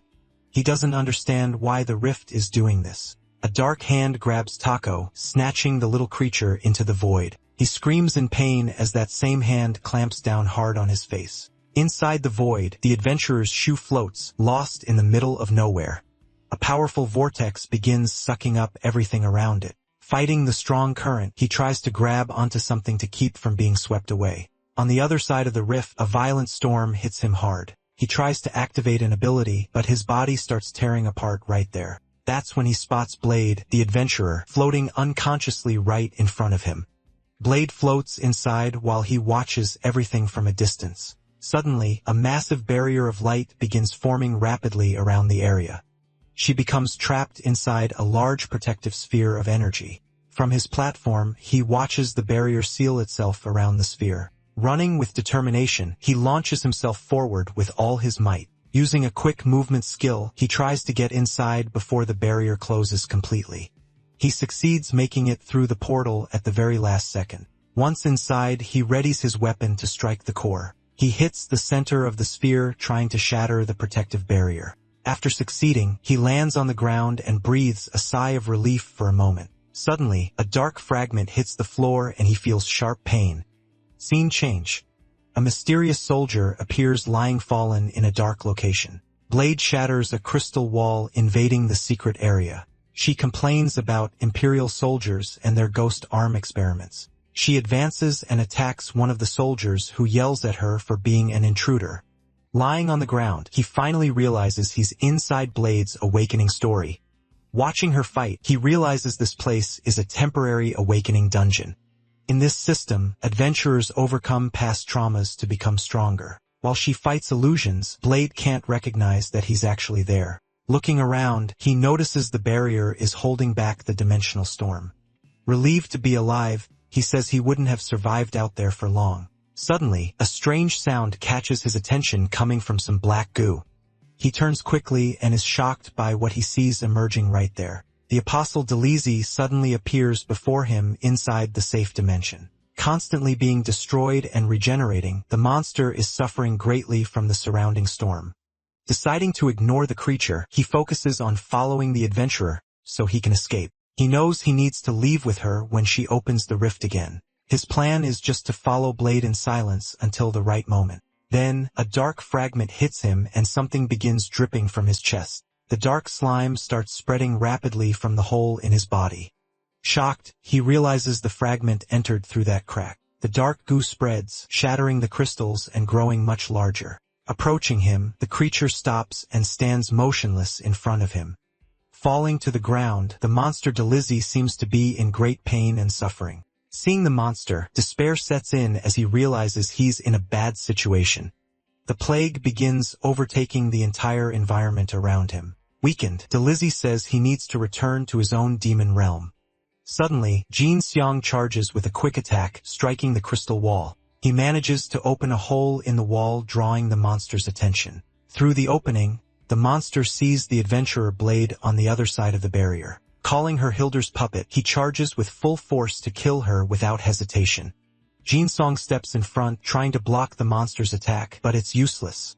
As he's pierced, the monster asks who he is, surprised by his interference. He feels something strange piercing his hand and glances to the side. Several black spikes grow from his arm and attack the monster forcefully. He kicks an energy sphere, preparing for a new battle right there. Realizing he hasn't been affected by the plague, he wonders why. Seeing a chance, he advances and uses a wave skill against Delizzy. Falling to the ground, the monster says he now remembers everything about Hilder. Enraged, he screams that everything is that woman's fault. Blade then says she will never forgive any of them for what happened. She fires several attacks, and he dodges the bursts as best he can. He complains that the attacks are unpredictable, and the monster keeps regenerating. Dodging once more, he creates distance and tries to think of a new plan. Irritated, the monster asks if he's just going to keep running away from the fight. Seeing an opening, he stops running and turns to face the monster. He fires a ball of dark energy that hits Delizzy dead on. With 200% of his power, he prepares for the final blow. Using Shadow Smasher, he attacks the monster with everything he has. After the attack, he collapses to the ground, panting and completely drained of energy. Knowing he can't kill it, he just needs to delay its regeneration for a while. In that time, he advances and prepares for a new attack against Delizzy, but the monster retaliates and strikes him. He barely dodges at the last second. Blood splashes everywhere from the force of the quick attack. Even though he's wounded, he manages to stand up, ready to keep fighting. Delizzy praises his good senses, but doesn't seem very impressed. The monster attacks with its claws, piercing his legs. With an air of contempt, it says it would have been easier to just die. Suddenly, the dungeon ceiling begins to collapse on top of the two fighters. Desperate, he wonders why the dungeon is crumbling for no reason. Blade appears in a passageway, ready to leave the area. Seeing this, he realizes she has already finished her class awakening. The monster Delizzy looks up and realizes that's his exit. Lying on the ground, Jin Seong says he won't just let him escape. Delizzy invites him to feel his body being destroyed by the strong storm. On the ground, he asks if this is all some kind of joke. He remembers that, because of Delizzy, many people have already died in the city. Enraged, he screams that thousands of innocents have died because of this. The monster says it finds that all very interesting. It continues, saying everyone tried to kill it just for existing in the world. Then it asks who the boy thinks he is to determine what's right. Desperate, Jin Seong warns that leaving now is playing right into Hilder's plans. Delizzy lands and calls him trash, but admits he knows a lot. Seeing the monster escape, he yells for it to stop, but it's too late. Feeling the plague consume him, he shouts Delizzy's name with all his might. A massive sphere of energy began forming in the center of the dungeon. Seeing Delizzy escape, he screamed desperately for the monster to stop right now. Suddenly, the monster whipped around in surprise, confused by what was happening. It looked up and saw Jin Seong standing on one of the platforms. Fist clenched, he warned the monster that it wouldn't escape. Shocked, Delizzy wondered how he had managed to close the dimensional rift alone. Furious, the monster charged, yelling at him to reopen the portal immediately. He took the attack full-on, thrown violently backward. Calling him an insect, Delizzy hurled him against a rock wall. Even wounded, he braced himself to defend against the giant monster's next strike. He managed to block the blow with his arm, withstanding the heavy impact. The defense made the monster flinch, and it recoiled for a moment. Exhausted, he said he had no more time or energy to keep fighting. He yelled that he'd saved its life, but Dlizzy warned that now they were trapped. Warning him not to get in its way, the monster prepared to charge. With a wounded face, he looked at the monster with sheer determination. He then said that Dlizzy could have wandered through Arad spreading the plague, yet it had never left the city of Reshpan the entire time. Shouting, he claimed the monster knew exactly why. Irritated by his words, Dlizzy growled at him to shut up. Jinsong then said it wasn't because it didn't care about life. With a sad look, he stood up and faced the giant monster. He continued saying that what Dalisai really wanted was to go back home. The monster screamed furiously for him to shut up, refusing to hear anymore. Approaching it, Jinsong stared it down and kept talking. He said he might be the only human in this world who could understand it. Claiming he knew what that felt like, he stopped in front of the monster. He went on to say that if they helped each other, they could both go home. With a new look in his eyes, he finished his sentence with absolute certainty and hope. Dlizzy seemed confused and asked what he meant by all that. Furious, Dlizzy attacked, shouting, asking if he really thought he could understand it. It continued, saying an insect like him wouldn't understand its suffering. Jinsong blocked the blow with his arm and readied himself for the next attack. Being pushed back, he yelled back at the monster that he did know. He explained that he woke up in a strange place and was forced to fight. Looking out the window, he said he just wanted to know how to get back home. He finished by saying the stars he saw weren't the ones he knew. Seeing its reflection, Dlizzy finally seemed to begin understanding the whole situation. It realized it might have something in common with a mere human. After a moment, Dlizzy warned that the rift still wasn't closed. Seeing the crack, it excitedly asked Jinsong to open the passage right now, but he explained there was no point in leaving as Hildur would find it immediately. He also warned that Dlizzy wouldn't even be able to touch her shadow like this. Being a great mage, Hildur could easily manipulate the apostles however she pleased. The monster then understood there was a variable even Hildur couldn't predict. He said they were actors who should have already left the stage. With his wounded face, he explained that Hildur thought Dlizzy was dead. If it jumped into the climax of the play, it could end everything once and for all. Calling it a fair trade, he looked at the monster with determination. With a shout, he proposed they fight the enemy together. Dlizzy then asked why he wanted it to stay if he was going to leave. He sincerely admitted he'd had many chances to escape that place alone. Even so, he decided to stay and fight the enemies that appeared. Warning that they had no time, he shouted Dlizzy's name waiting for an answer. The monster turned its face away, finally seeming to consider his proposal. As he tried to escape, tentacles wrapped around him, freezing him in place. Angrily, he asked if Dlizzy was going to stay trapped forever because of its ego.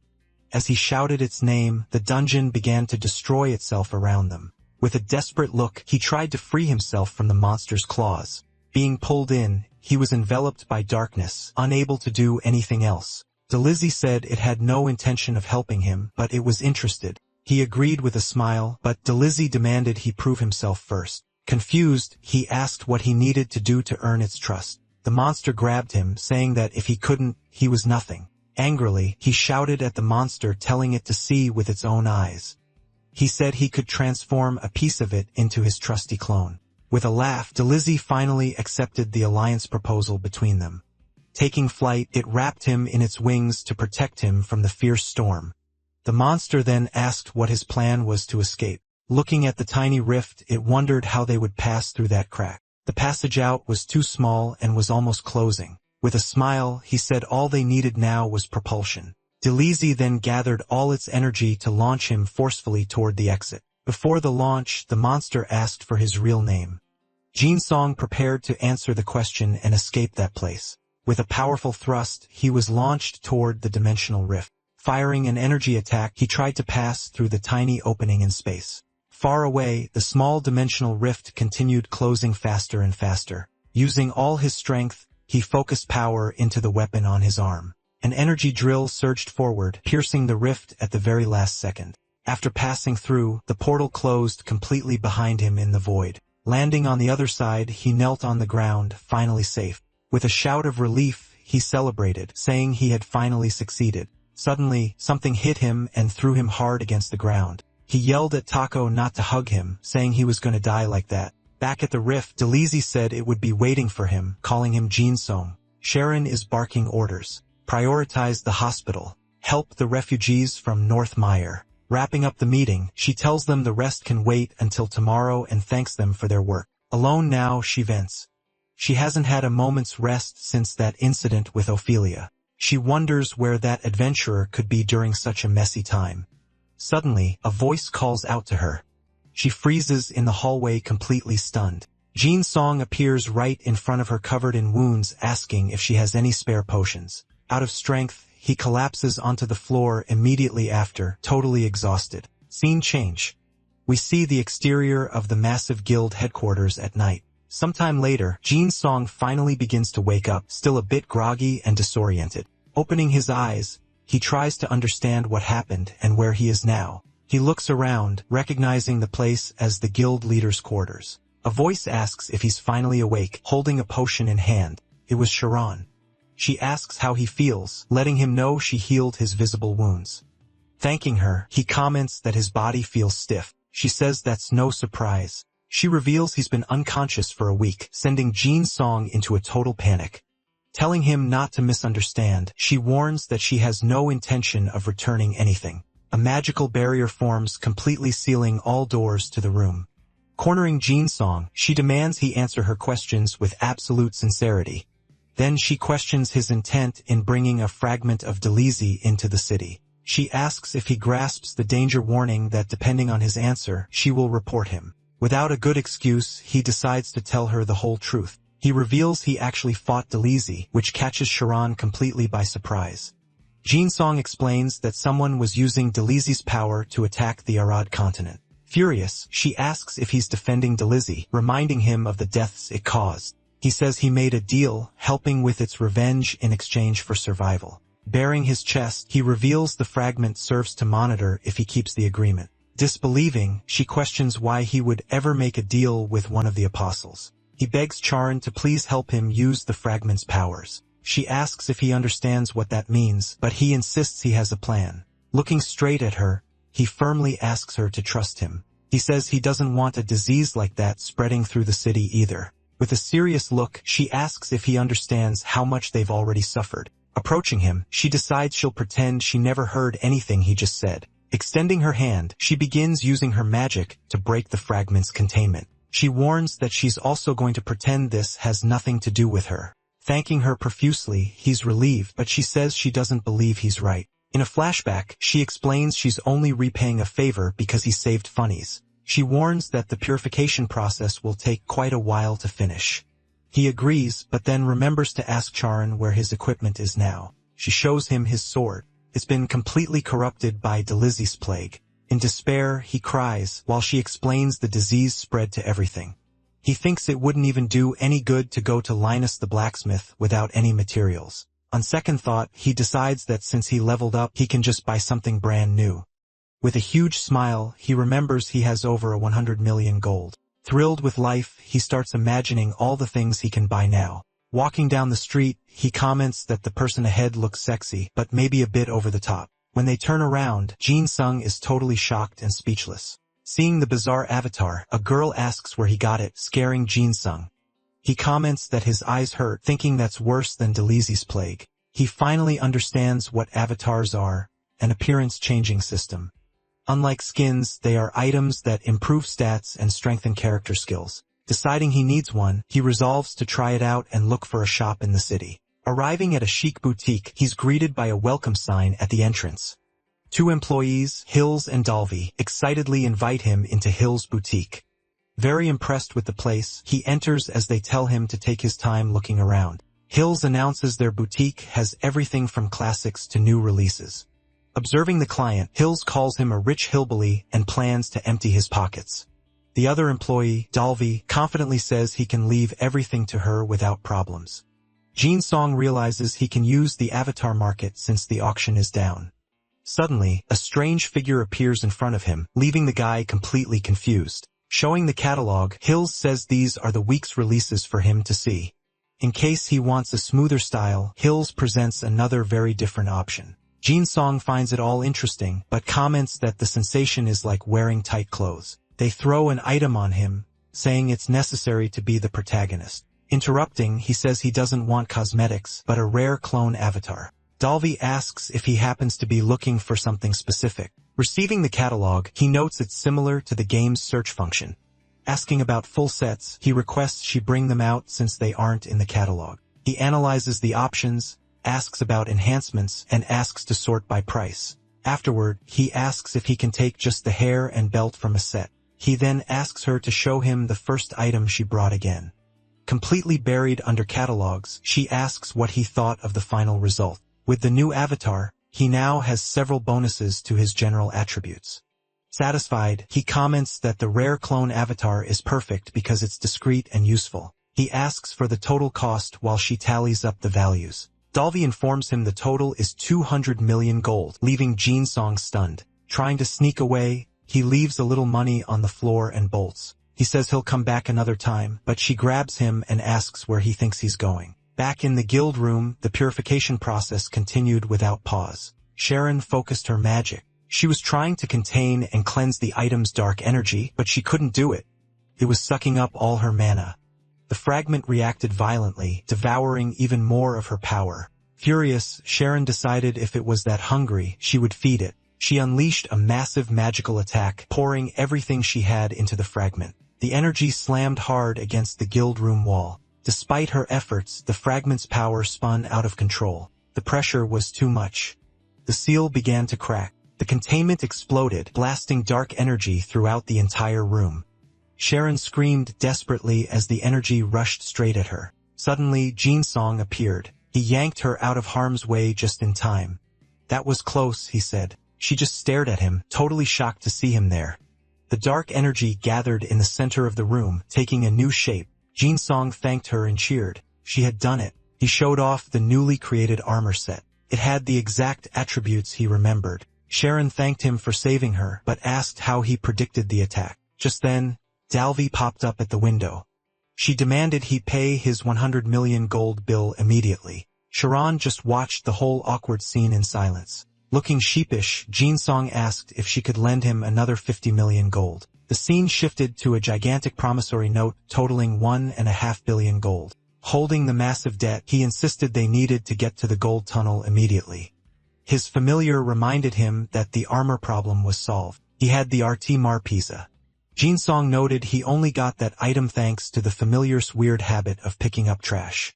Now he needed a weapon. NPC vendors sold weak garbage. To get something decent, he had to use the auction house. He stopped in the middle of the street. Something was definitely wrong. He approached another player, explaining the auction house was down and asking for a huge favor. The guy flat out refused without a second thought. He tried someone else, but she said his story sounded suspicious and wouldn't help either. Giving up on begging, decided to try a different approach.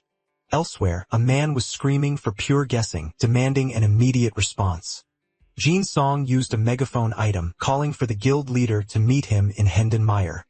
Unable to find him, Jin Song decided he had no choice. He had to move to the next area. The scene shifted to a snow-covered mountain pass known as Storm Pass. Inside a deep cavern, the floor was coated in thick ice. Suddenly, a massive ice dragon emerged. It was Skasa, the boss of the region. A voice called out Skasa's name from the darkness of the cave. A flashback revealed two other dragons, Hisma and Sparazzi, being called by that same voice. A mysterious figure ordered his minions to finally advance and begin the battle. He commanded them to spread fear throughout Era to strengthen their will. The scene then showed the bloody aftermath of a violent battle. Hisma and Sparazzi lay completely defeated on the ground after the intense confrontation. Seeing his fallen brothers, Skasa asked why they had gone down so quickly. The mysterious figure suddenly emerged from the shadows right behind the ice dragon. The figure stated that he had placed his full trust in the ice dragon. Sudden intense pain racked Skasa's body, and the dragon began to writhe uncontrollably. Screaming the name Bakel, Skasa promised to do whatever was necessary. He swore to wipe out every useless human he found. Overwhelmed by a strange power, he bellowed that he would do anything for his master, Bakel. With his final reserves of strength, he repeated his vow to destroy them all without exception. Defeated, he collapsed to the ground, calling out his lord's name one last time. Back in the present, the scene returned to the icy mountains of Storm Pass. Jin Sung arrived and scanned the camp with a serious watchful eye. He spotted members of the Bantu tribe and remembered their family alliance. Remaining hidden, he wondered what was going on. It was strange that they were still here. He thought the story should have moved forward by now. Suddenly, a voice called out, "Outsider." A warrior leaped in front of him, warning him that this was Bantu territory. Seeing the other warriors, Jin understood the situation. The man ordered him to leave. The warrior confronted him, demanding to know why he was there. Jin tried to warn them that they needed to run, but they scoffed, asking if they should run from him. He yelled that the real danger was the monster Skasa, the ice dragon. The warrior repeated the name, confused and disbelieving. Suddenly, Jin Song was ensnared by ropes. The warrior told him he was going to let him go, but he had changed his mind. Tied up, Jin Song heard the man say, "It seems you really want to die quickly." Racing across the mountain, he tries to shake the warriors hot on trail. One warrior shouts for him to stop, hurling a sharp weapon his way. He effortlessly pulls out a blade that fires magical power. Then he blasts an energy projectile from his mouth at the others. Taken completely by surprise, they wonder when he got that kind of sword. Focusing his energy, he readies another shot to attack again. Suddenly, the projectile explodes right in front of them, catching everyone off guard. Wincing in pain, he mentions the damage was worse than he thought. Spitting out the weapon, he calls it lucky he got rid of it in time and keeps running. He stumbles and falls off a cliff. Landing on something soft, he's confused about what just happened. Then he realizes he landed right on the belly of a mountain yeti monster. Relieved to be saved, he thinks he's lucky they were asleep. But the monster punches him, yelling that it didn't save anyone. Thrown back by the monster, he apologizes, saying it wasn't on purpose. Just then, a familiar voice asks if Jin Song happened to be looking for him.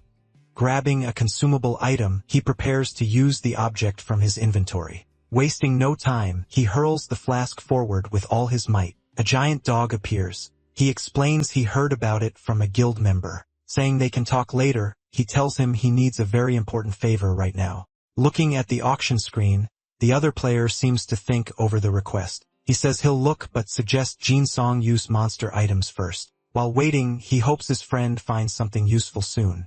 We see a map of the region showing Skasa's lair and the Bantu tribe. The original lore shows the tribe fleeing Skasa and invading other territory. Seeing the story hasn't started, he wonders if he needs to wake Skasa alone. The friend then alerts him that he found something, but it'll cost 10 million gold. He wonders how a newbie got that much money while Jinseong watches him closely.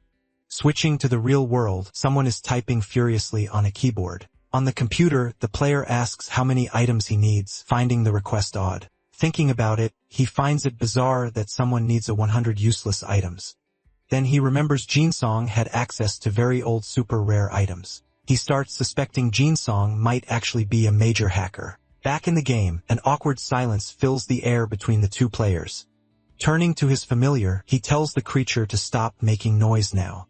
Meanwhile, in the real world, the player keeps staring thoughtfully at the computer screen. Deciding not to get involved, he just wishes Jinsong luck and says goodbye. New weapon in hand, he finally celebrates getting what he wanted. Walking through the village, he thinks about how to reach Skasa's nest unseen. He analyzes his options, but both the potion and the ship are unfeasible now. Then he spots a tavern sign and seems to have a great idea. Recognizing the place, he thinks the Moonlight Tavern might be the ideal solution. Convinced, he enters the tavern to try and get some useful information. Right at the entrance, he bumps into someone causing a huge commotion. Arriving at the tavern door, he asks them to just say what they want. Caracas then asks who's been spreading those rumors about him around town. The other guy shouts, doubting the story about fighting a mage. Out of patience, Caracas grabs him hard and says it's time to go. Then he asks Jinsong if he wants to fight about it too. Smiling, Jinsong asks him to tell the mole story in detail. Scene change. They are now outside the tavern talking. Drunk, Caracas praises the drink and asks where he got something so rare. 3 hours have passed, and Jinsong is getting tired of all the stories. Bringing the subject back, he asks again about the mole story. Jinsong says he believes him but wants to ask a special favor. He asks if he could possibly catch a ride on one of those moles. Very excited, Caracas agrees, immediately saying they can go right now. Pausing a moment, he asks Jin Song what their destination is. He reveals he wants to go to the top of the Storm Pass Mountains. Caracas asks why not just ask for help, but Jin Song says he needs to be discreet. Taking him to a clearing, Caracas announces they finally reached their destination. Surprised by the place, Jin Song asks if this is where the giant moles are. Without warning, Caracas rushes forward, preparing a sudden attack on Jin Song. He lands a powerful kick squarely on Jin Song, knocking him back hard. Caught off guard by the attack, Jin Song can't understand what's happening. Caracas grabs him, accusing him of wanting to cause trouble for the Bantu tribe. He then reveals that the tribe's leader is a great personal friend of his. Desperate, Jin Song asks for calm, saying he's not trying to hurt anyone in the tribe. Caracas tells him to shut up, yelling that he doesn't need any more excuses. Focusing his strength, the man prepares to continue the attack without hesitation. Jin Song interrupts him, reminding him that he listened to his stories for 3 long hours. Grabbing his fist, Jin Song suggests it's now his turn to listen. Suddenly, his power explodes outward, forming a creature of golden energy. Everything around them explodes as the energy spreads through the dark forest. The explosion threw them both clear. Caracas groaned, complaining about the pain in his ears. Struggling to his feet, Caracas cursed Jin Song for the sudden attack he just suffered. Jin Song held up an item. He asked just what the hell he was holding right now. Then he tossed the box right at Caracas, catching him off guard. Without hesitating, Caracas smashed the object with a single punch, causing a small blast. Using the opening, Jin Song charged in, aiming a direct hit at his opponent. Caracas realized with fury that it had all just been a simple distraction. Suddenly, a giant mole's tail burst from the ground, taking Jin Song completely by surprise. He threw himself backward, dodging the attack. Caracas scolded the mole, yelling that he told it not to come out until called. The giant mole finally fully emerged, leaving Jin Song shocked at what he was seeing. Caracas told them to carry on and approached, but Jin Song insisted it was a misunderstanding. Seeing the lack of trust, Jin Song came up with a new plan based on his backstory. Bowing respectfully, he apologized and introduced himself as Jin Song, stating he was on a mission. Declaring himself the president, he displayed an official scroll from the Mage Guild. Caracas asked if it was from Sharon's guild, sensing the scroll was genuine. Jin Song announced he hadn't come to hurt the tribe, but to save them. He then lied, claiming he received direct orders from Sharon herself for this mission. After a moment of silence, the two finally seemed to reach an agreement. Inviting him up, Caracas asked if the mole could make it to Storm Pass. Caracas warned he would charge a fee, but Jin Song begged him not to create another debt. Trying to argue, he reminded him that he at least paid for the drinks they had together. Traveling through the underground tunnel, he was tossed from side to side. From above, Caracas just watched as the mole disappeared into the hole. Smiling, he repeated Jin Song of the guild's name to himself. Feeling sick from the ride, Jin Song complained that he was feeling very nauseous now. Nearing their destination, the mole sensed something strange straight ahead. Suddenly, blue energy began to completely envelop the great mole's claws. Frightened, the mole stopped abruptly, not understanding what was happening to it. A ghostly creature appeared in front of it, leaving the animal completely paralyzed. Confused, he asked why the mole had suddenly stopped in the tunnel. Feeling intense pain, the mole began screaming desperately while digging non-stop. Bursting out of the ground, the mole threw Jin Song far away in the process. He was completely stunned by the mole's unexpected and violent exit. The mole began thrashing around, destroying everything nearby without any control. Begging it to stop, he warned that this wasn't the mountaintop. Outside, we see the mole actually crash through the cave ceiling alone.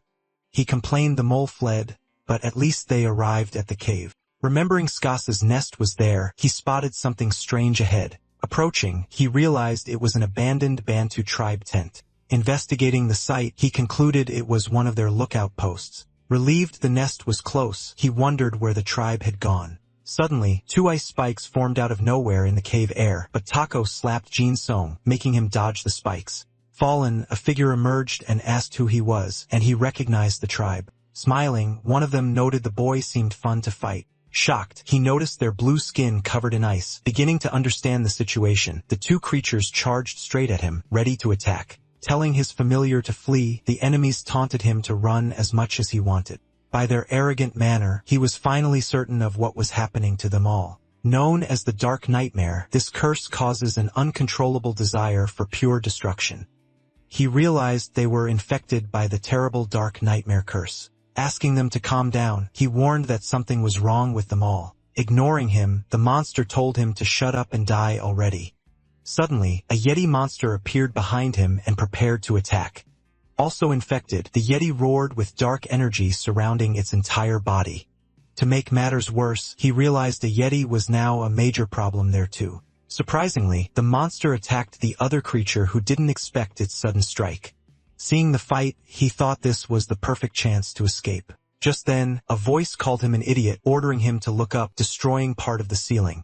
A massive snow explosion occurred in the ice cave. A giant Yeti monster appeared, also infected by the strange dark energy. Calling him a fool, a voice warned that Hildur was the least of his problems. Surprised by the voice, he questioned what it was, and it asked why he was surprised. Then the voice said it warned him it was watching him the whole time. Recognizing the voice, he shouted Delazi's name, seeing it was a clone of him.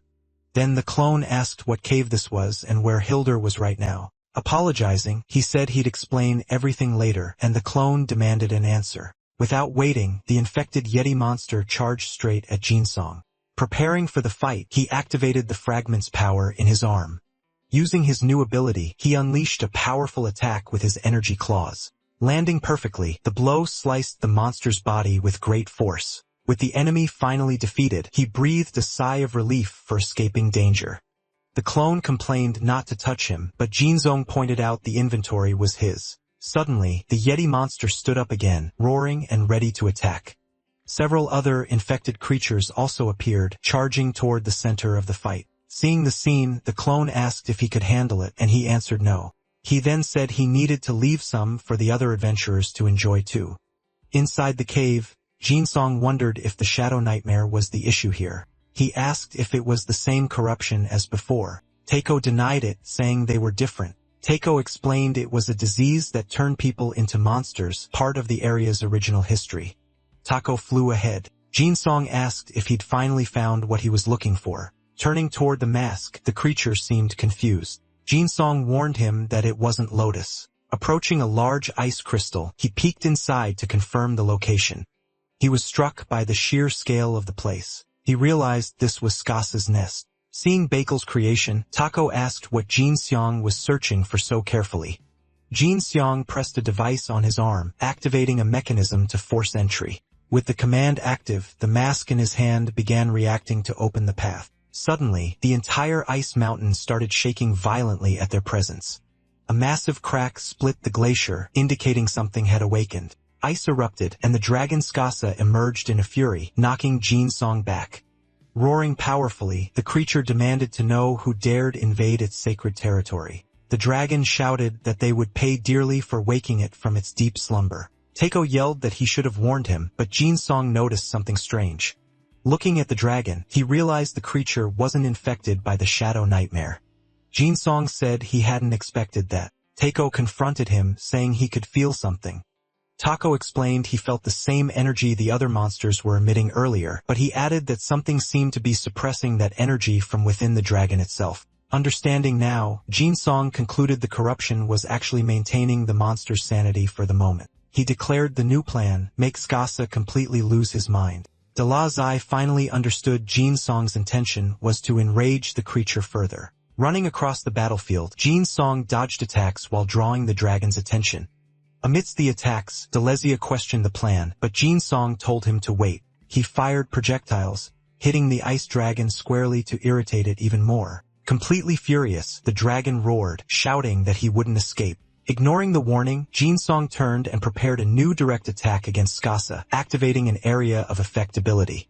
He surprised the dragon as it advanced for a final strike. The ability exploded with force, hitting the dragon dead on, kicking up dust and ice. Caught off guard, Skasa called him a fool just as strange boxes appeared around him. The boxes exploded simultaneously, causing more damage and forcing the dragon to retreat. With his sword, he deflected the ice fragments spreading across the battlefield. Seeing this, Takeo said the alarm wouldn't work. Jinsong guaranteed it would. Confused by the sound, the ice dragon stared at his opponent, not understanding what was happening. Smiling confidently, Jin Song asked if the dragon was finally starting to remember. He provoked him, asking if it had been a long time since he'd heard that specific voice.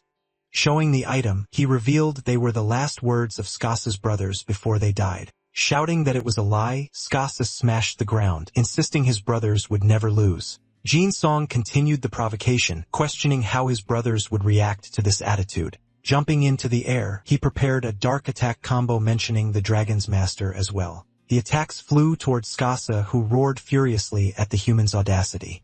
Reacting forcefully, the dragon fired an ice blast that surprised Jin Song with its speed. Completely enraged, Skasa shouted, asking how he dared disrespect his brothers and master. Dodging a claw, Jin Song noted that the shadow nightmare still hadn't manifested in the dragon. Realizing words wouldn't be enough, he prepared for drastic action. Facing the massive attack, he braced for the inevitable impact of the dragon's charge. Hit squarely by the force, he was thrown backward, spitting blood on impact. Furious, the dragon warned him not to die yet, promising painful destruction. Wounded and panting, he struggled to his feet to continue fighting. With a determined expression, he concentrated on the next step of his risky plan. Shouting that his arm would be first, Skasa attacked but was surprised by several cubes. Now surrounded by strange energy, he left Skasa confused about what was happening. Understanding the stimulus wasn't enough, he began releasing even more power. One cube displayed a number initiating the next phase of his attack. His eye changed color, confirming he now possessed enough mana to continue. Explaining the plan, he said he would use all the cube fragments at once. He declared he would tear time itself apart as his body began to transform. Provoking the dragon, he asked if the creature really didn't believe his words, saying that, if that were the case, he concentrated all energy into his hand. Shouting for the dragon to see with its own eyes, he ripped reality in half. Shocked by the vision, the dragon couldn't understand what was happening right in front of it. Before him, images emerged of his dragon brothers being brutally defeated in battle. Facing his greatest nightmare, he saw himself before one of his fallen brothers. Without understanding why, Skasa stood paralyzed, staring at his own trembling claw. Finding the reaction funny, Jin Song smiled and mocked the ice dragon's nightmare. He revealed that while his brothers fought, Skasa had been hiding and sleeping the whole time. He questioned if the dragon still believed it was all just a dream. Shouting forcefully, he stated that this was the harsh reality, forcing him to accept it. Completely out of control, the dragon denied the truth, consumed by dark energy. Finally understanding, Skasa questioned if it was all really his fault. Full of pain and anger, he roared the name of his master, Lord Bakel. Seizing the moment of vulnerability, Jin Song activated his device to capture the corrupted creature. Skasa's card was created, and Tako suggested they flee immediately. Even weakened, the dragon warned he wouldn't let him escape. With a final effort, he fired a blast of ice, throwing Jin Song backward. Seeing his arm frozen, Jin Song complained that his body was being immobilized by the attack. Shouting, Skasa said he wouldn't let them leave and would end them all. He concentrated his remaining energy, preparing a final attack in Lord Bakel's name. Dodging ice spears, he tried to escape the infuriated dragon's final charge.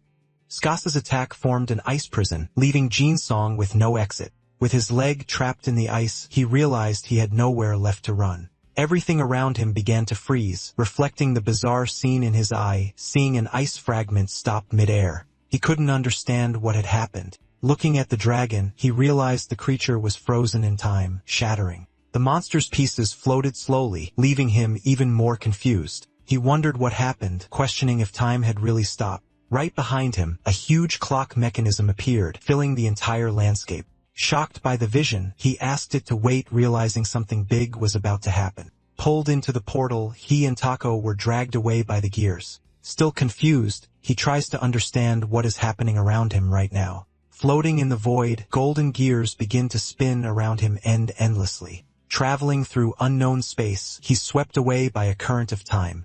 Huge hourglasses emerge. They mark the passing of eras in mere seconds. Arriving in a strange place, he wonders where he ended up. Suddenly, a creature appears. It tells him he finally caused a major rupture. Introducing itself as Clypha, the creature asks if he is ready to be judged. Recognizing the creature, Jin Song is shocked to stand before such a powerful being. Remembering what he saw, he recalls the lion-headed guardian of time. Within the memories Namir showed him, he remembers a very specific event. He remembers the scene where the ranger was punished by that entity. Realizing it's the Time Lord, Cliffa warns him that they've been watching him from the start. Surprised, he realizes they know about the goddess. Meanwhile, Deligia analyzes the situation. Cliffa then accuses him of crossing the line and traps him in an energy barrier. Explaining the danger, Cliffa asks if he understands the gravity of what he's done.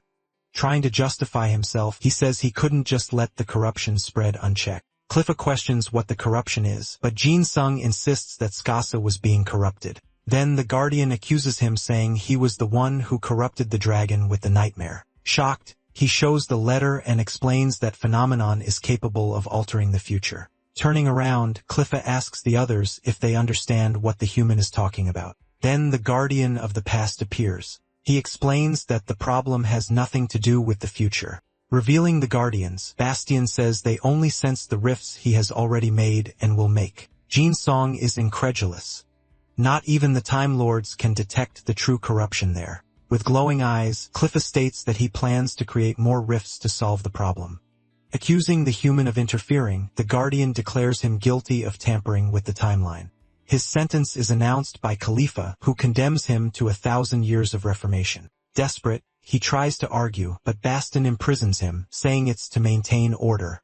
Trying to use his power, he is warned that attempting to open a rift is useless. Watching the scene, Taco calls the Guardians fools for not understanding what is happening.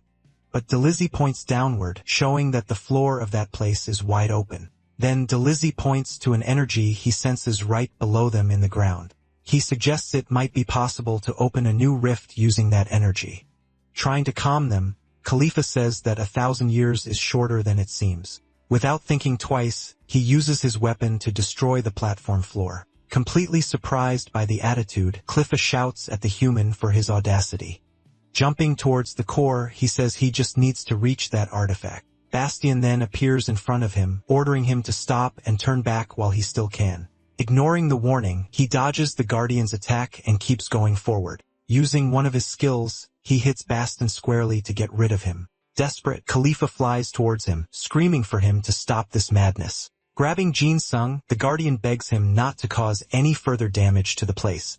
With a quick movement, he manages to escape Khalifa's clutches and move forward. Apologizing, he warns that he doesn't want to stay there for another second. Finally reaching the energy core, he grabs it with all his might. Releasing its power, the energy explodes and creates a rift that swallows him. Caught by the energy, he feels his body being completely overloaded by the power. But with determination, he keeps holding the artifact to complete his escape plan. Angrily, Cliffa warns that he has finally made his final and irreversible decision. Ignoring the warning, he just smiles confidently, ready for whatever comes next. Exploding with force, the energy throws all the Guardians far from the center. In that moment, a new imposing entity emerges amidst all that confusion. Going back in time, the scene shows him grabbing the artifact again to escape. Next, the memory reveals him fighting directly against one of the Guardians of Time. With a temporal crack, a device displays various moments of the timeline. Then the crack in the artifact closes, indicating that time has been fixed. Extending his hands, it seems he managed to escape with Taco on his shoulder. But looking at his own hands, he's confused to be back to normal. Revealing what happened, Bastian says he wanted to believe him, but it wasn't possible. Explaining their action, Cliffa recounts that they needed to rewind time to avoid the worst. Warning that it's the end, the Guardian imprisons him and tells him to repent. Trapped by the energy, he tries to resist the force holding him firmly. Even sweating cold, he maintains focus, determined not to give in to the pressure. Inside the prison, the Guardian warns that it's useless to try fighting the power. With a punch, he hits the barrier, but ends up being thrown back. Then Taco says he can't believe it, while Jin Song screams for the portal to finally open. Yelling that he can't stay, he warns that he won't rot in that place. Using a small item, he tries to force open a portal to escape. Seeing the scene, the Guardian is surprised by the artifact's unexpected activation. Suddenly, the device explodes, surprising the Guardians with a very bright light. Changing scene, a rift opens in a chaotic sky indicating the escape. Already elsewhere, Delizzy asks how he managed to do that, totally impressed. Questioned about the rift, he denies it, panting and tired from the effort he made. Then he reveals that actually, he wasn't the one who opened the dimensional portal. Looking around, he wonders what destroyed place they ended up in. Back at the sanctuary, they realize it's useless to try turning back time now. Without understanding, the Guardian says he shouldn't have enough power for that. Then the Guardian remembers the power Jinsong had mentioned shortly before. Analyzing the location, he warns Taco that they were sent to the wrong place. Arriving at the scene, they observe total destruction all around them. Nearby, a massive volcano erupts violently. Taco comments that the place looks like hell. Jinsong questions the absence of the Guardians. Stepping into a strange circle on the ground, he wonders who created it. Suddenly, the ground explodes with tremendous force, catching him off guard. Thrown backward, he tries to defend against the impact of the sudden violent blast. A creature suddenly emerges from the flames and lands a powerful punch on Jinseong. The monster's blow sends Jinseong flying across the destroyed battlefield. Suffering the attack's impact, he takes the full brunt of the monster's strike. Finding the situation interesting, he begins to laugh. The cosmic demon then comments that he seems to know how to really fight. Attacking again, the creature hurls a large chunk of rock at him. While dodging, he explains that these monsters live in completely different dimensions. Several creatures then fire fireballs surrounding him on all sides. Reacting quickly, he uses his ability to strike the ground with full force. Riding the massive wave, he attacks the creatures, destroying several with a single blow. He explains that these monsters exist within gaps between the various dimensions. He adds that their sole purpose is to find and eliminate strong opponents. Questioning himself, he wonders if they are strong enough for that. Now understanding the concept, he concludes this strange place is a dungeon. Then the dungeon boss emerges, revealing itself as Carlaller of Fire. Seeing the boss, he realizes he just needs to defeat the monster to leave. Switching to the Mage Guild, screams of despair echo throughout the hall. There, Sharon is informed about the chaotic situation involving Skasa and the Bantu tribe. The blame falls on Jinsong, and the man warns that the guild will be held responsible. Disbelieving, Sharon says she hasn't seen him in a week and wonders what he's done. Looking at the device, she says she can't believe what is happening. Back at the fight, he is questioned by Carlaller about what he is doing. Shouting furiously, he prepares for an all-out attack. Releasing his energy, he charges at the boss monster with his weapon in hand. After the intense battle, he finally manages to defeat the fire dungeon boss. Tired, he prepares for the next phase alongside Delizio. Celebrating, he says he'll finally be returned to the village he was in. But upon teleporting, he is surprised by a completely different scenery than expected. Understanding nothing, he realizes the dungeon isn't over yet and tells Delizzy to look. Looking ahead, he sees bizarre monsters and wonders if they are also demons. Then the boss of the new area appears, revealing herself as Samu, the Storm Conqueror. Seeing the monsters, he recognizes Carlaller and realizes he's on the epic road. He explains it was an old dungeon, but now it seems a little different. Recalling, he says there were 4 bosses with different attributes in that dungeon. Dulisai then realizes they will have to defeat all the bosses to escape. Arriving in the new area, they find Samu sleeping peacefully in a giant flower. Seeing the opportunity, he advances and attacks the monsters protecting the sleeping boss. With the noise, Samu wakes up and asks who he is, still confused by the situation. Smiling, he apologizes and asks ironically if he woke her up. Defending himself, he blocks a monster's attack with his left arm. But immediately after, he is hit very hard by an unexpected blow. Feeling the pain of the impact, he grits his teeth as blood runs down his face. Reacting, he begins slashing all the surrounding monsters with his weapon. Then he advances and lands a powerful punch, finishing off that area's boss. After the victory, the scenery changes, taking him to a completely different place. Delizzy comments it was hard to keep up, but it seemed like the same old thing. Advising his master, he says they need to defeat everything that appears ahead. Soon after, the new boss emerges, introducing himself as Frieder, the frost monster. Calling him an intruder, the creature challenges him to battle and tells him to attack. Running across the battlefield, he advances towards combat against the new boss. With a quick movement, Frieder lands a solid punch on Jinsong's face. Even feeling the blow, he prepares to retaliate with an immediate counterattack. Jumping, he receives a powerful attack from the monster. By the force of the impact, he is thrown backward while the boss feels the damage. Being hit by the attack, he is thrown backward while blood flies. Next, his monstrous form advances and lands a powerful punch on the boss. Frieder tries to defend himself, blocking with a large crystal forming on his arm.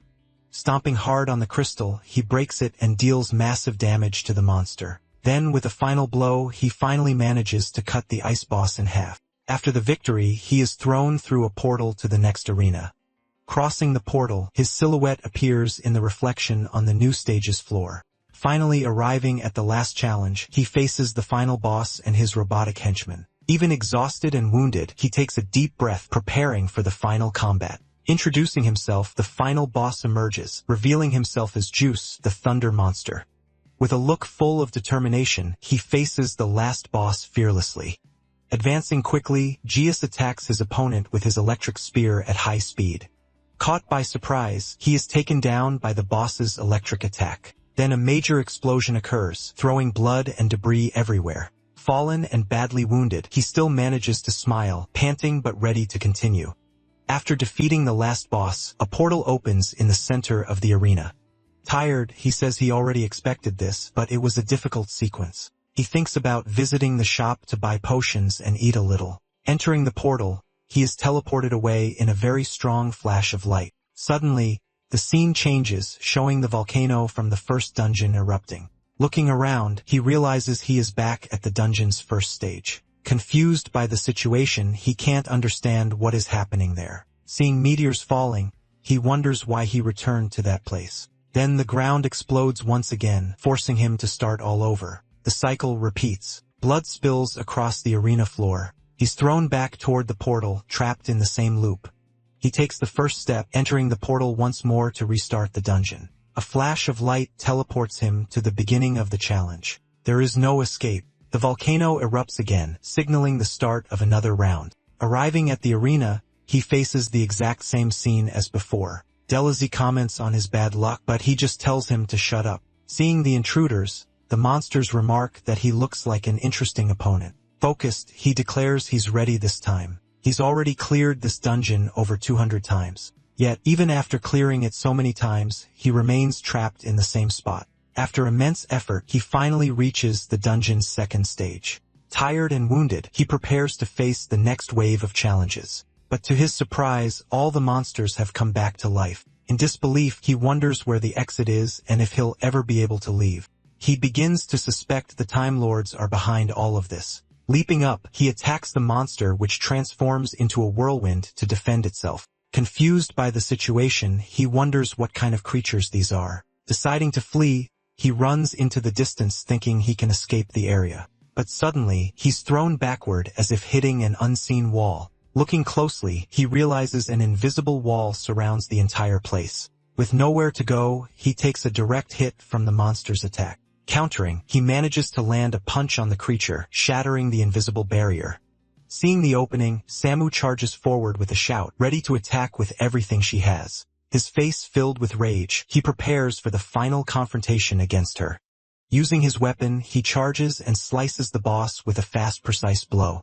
Surprised by the attack, the boss can't believe what just happened. Realizing the danger of the situation, he knows he needs a new plan. He realizes that even if he defeats everyone, the cycle will just keep repeating. After defeating the bosses, the portal opens yet again to restart. Assessing the situation, he realizes teleport potions don't work here either. Looking at the portal, he realizes the only way out is the gate he came through. Desperate, he wonders what to do while Delazy suggests a secret exit. Curious, he questions if a secret exit actually exists in this infinite place. Then he remembers. There's a fifth secret area that can appear. Cursing himself, he admits he never cared about that area because it was meant for beginners. Smiling, he realizes the only way to get there is by relying on luck. With a new plan, he declares he'll keep clearing dungeons until the exit appears. With a flash, he returns to the dungeon once more, ready to restart. Sword in hand, he begins fighting again, determined to find the exit.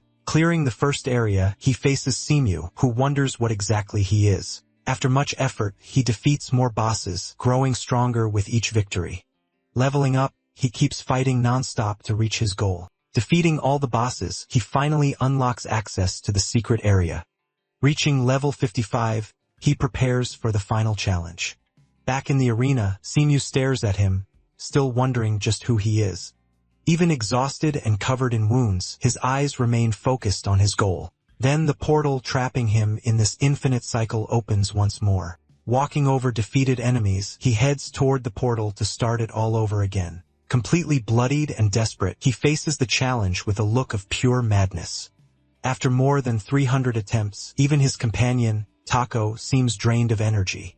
Panting, he repeats that he must keep defeating bosses until the secret exit appears. Trying to maintain focus, he insists the plan is simple and he will continue.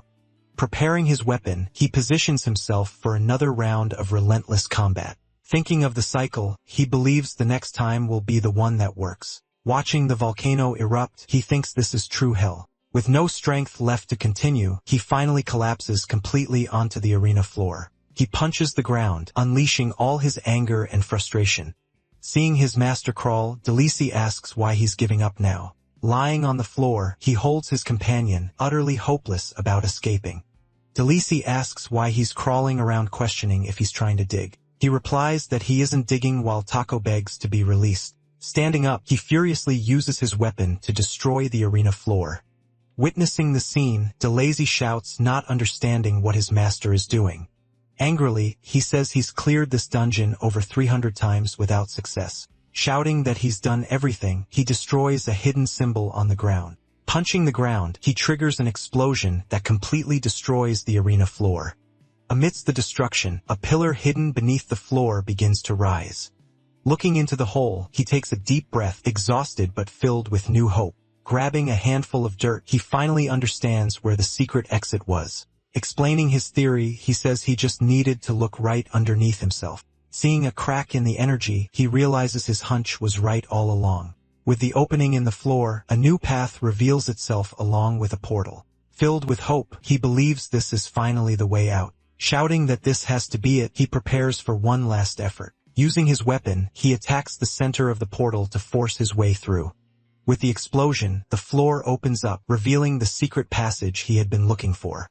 Falling through the hole, they are thrown into a dimension filled with giant floating cubes. With a smile on his face, he finally confirms he found what he was looking for. Before him, the immense structure of the secret area is finally revealed in full. Landing firmly, he steps onto the digital surface of the new mysterious area.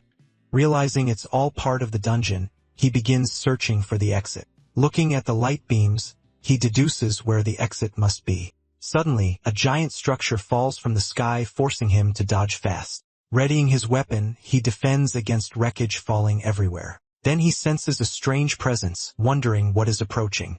A bizarre creature emerges from the shadows, revealing its claws for an attack.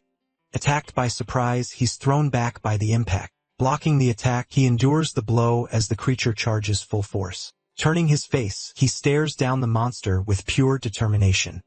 A feline creature appears, revealing itself as the area's true boss. Introducing itself as Mao, the Hidden, the monster prepares for the final battle. Seeing the monster, Delisi warns that it is the true exit from this place. Yelling that it's time, he rushes in with his weapon for the final combat. Leaping between cubes, the creature moves with impressive mid-air agility. He tries to hit the monster with his weapon, but it dodges easily. Even at a disadvantage, he keeps the fury in his eyes and readies the next attack. Dodging blows, he runs through the arena to find an opening in its defense. Going under the monster, he tries a direct attack on its blind spot, but the creature smacks him with its paw, throwing him aside. Even wounded, he manages to land a cut on the monster's side with his weapon.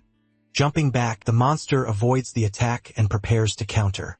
Seeing the boss is just playing, he realizes its level is far different. Despite the situation, he smiles, getting ready to use everything he has. Saying he has no time to lose, he activates a fast movement skill. Advancing with speed, he attempts a final slash to end the fight. But to his surprise, the monster simply vanishes right in front of him.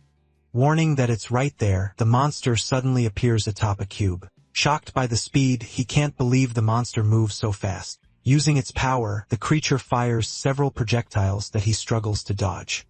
Smiling, the monster stares at him, ready to continue the massacre. Unable to keep up, he admits the monster's speed is too much for him. Roaring with fury, the creature transforms, revealing an even more monstrous form. Then the monster hits him, throwing him against one of the giant floating cubes. Even feeling the impact, he gets up, ready to continue fighting bravely. And the monster doesn't stop. It attacks him again. Countering, the creature fires a laser that hits a cube, destroying it. Then Jinsong is thrown back, hit by the shockwave. Seizing the chance, the monster throws Jinsong against the cube with full force. Punching the cube, it causes an explosion that blows Jinsong away. Tired, it observes the result of its attack, seeing Jinsong lying on the floor. Meanwhile, Delazi watches him, still worried about the situation and his master's condition. Explaining the situation, Delazi says the monster treats him like a toy for a reason. He reveals that repeated battles have made him much stronger than before, but he adds that there is a much bigger problem they need to face now. With a powerful attack, the monster hits Jinsong squarely, showing its superiority. Looking at the monster from afar, he prepares for the next round of the fight. Cursing the creature, he complains about the arrogant cat that's playing with him. With a meow, the monster stares at him as if amusing itself with the situation. Full of rage, he shouts at the creature, ready to attack with everything. Watching the scene, Delizzy warns that there is a huge power difference between them. Even while fighting, he wonders how it's possible to still be so far from winning. Without understanding, he questions how the power gap can be so great. Desperate, Taco cries, saying it's all over and his master is going to die. Roaring, the monster focuses its energy, preparing for the fight's final attack. With several energy beams, the creature attacks Jinsong, who has no way to escape. Releasing its power, the creature explodes the arena with a massive, devastating attack. Watching the scene, Taco cries, mourning his master's defeat in the final battle. Fallen on the ground, Jinsong is totally wounded and without strength to continue fighting. Then the monster approaches, ready to deal the final blow and end it all. Staring at its prey, the creature prepares to attack, showing its sharp teeth. Surprised, the monster stares at the little creature that dared to challenge it. With a meow, it swats Taco, throwing him far away with a slap. Seeing his friend in danger, he stands up and advances to attack. Leaping, the monster prepares to attack but is surprised by a blow.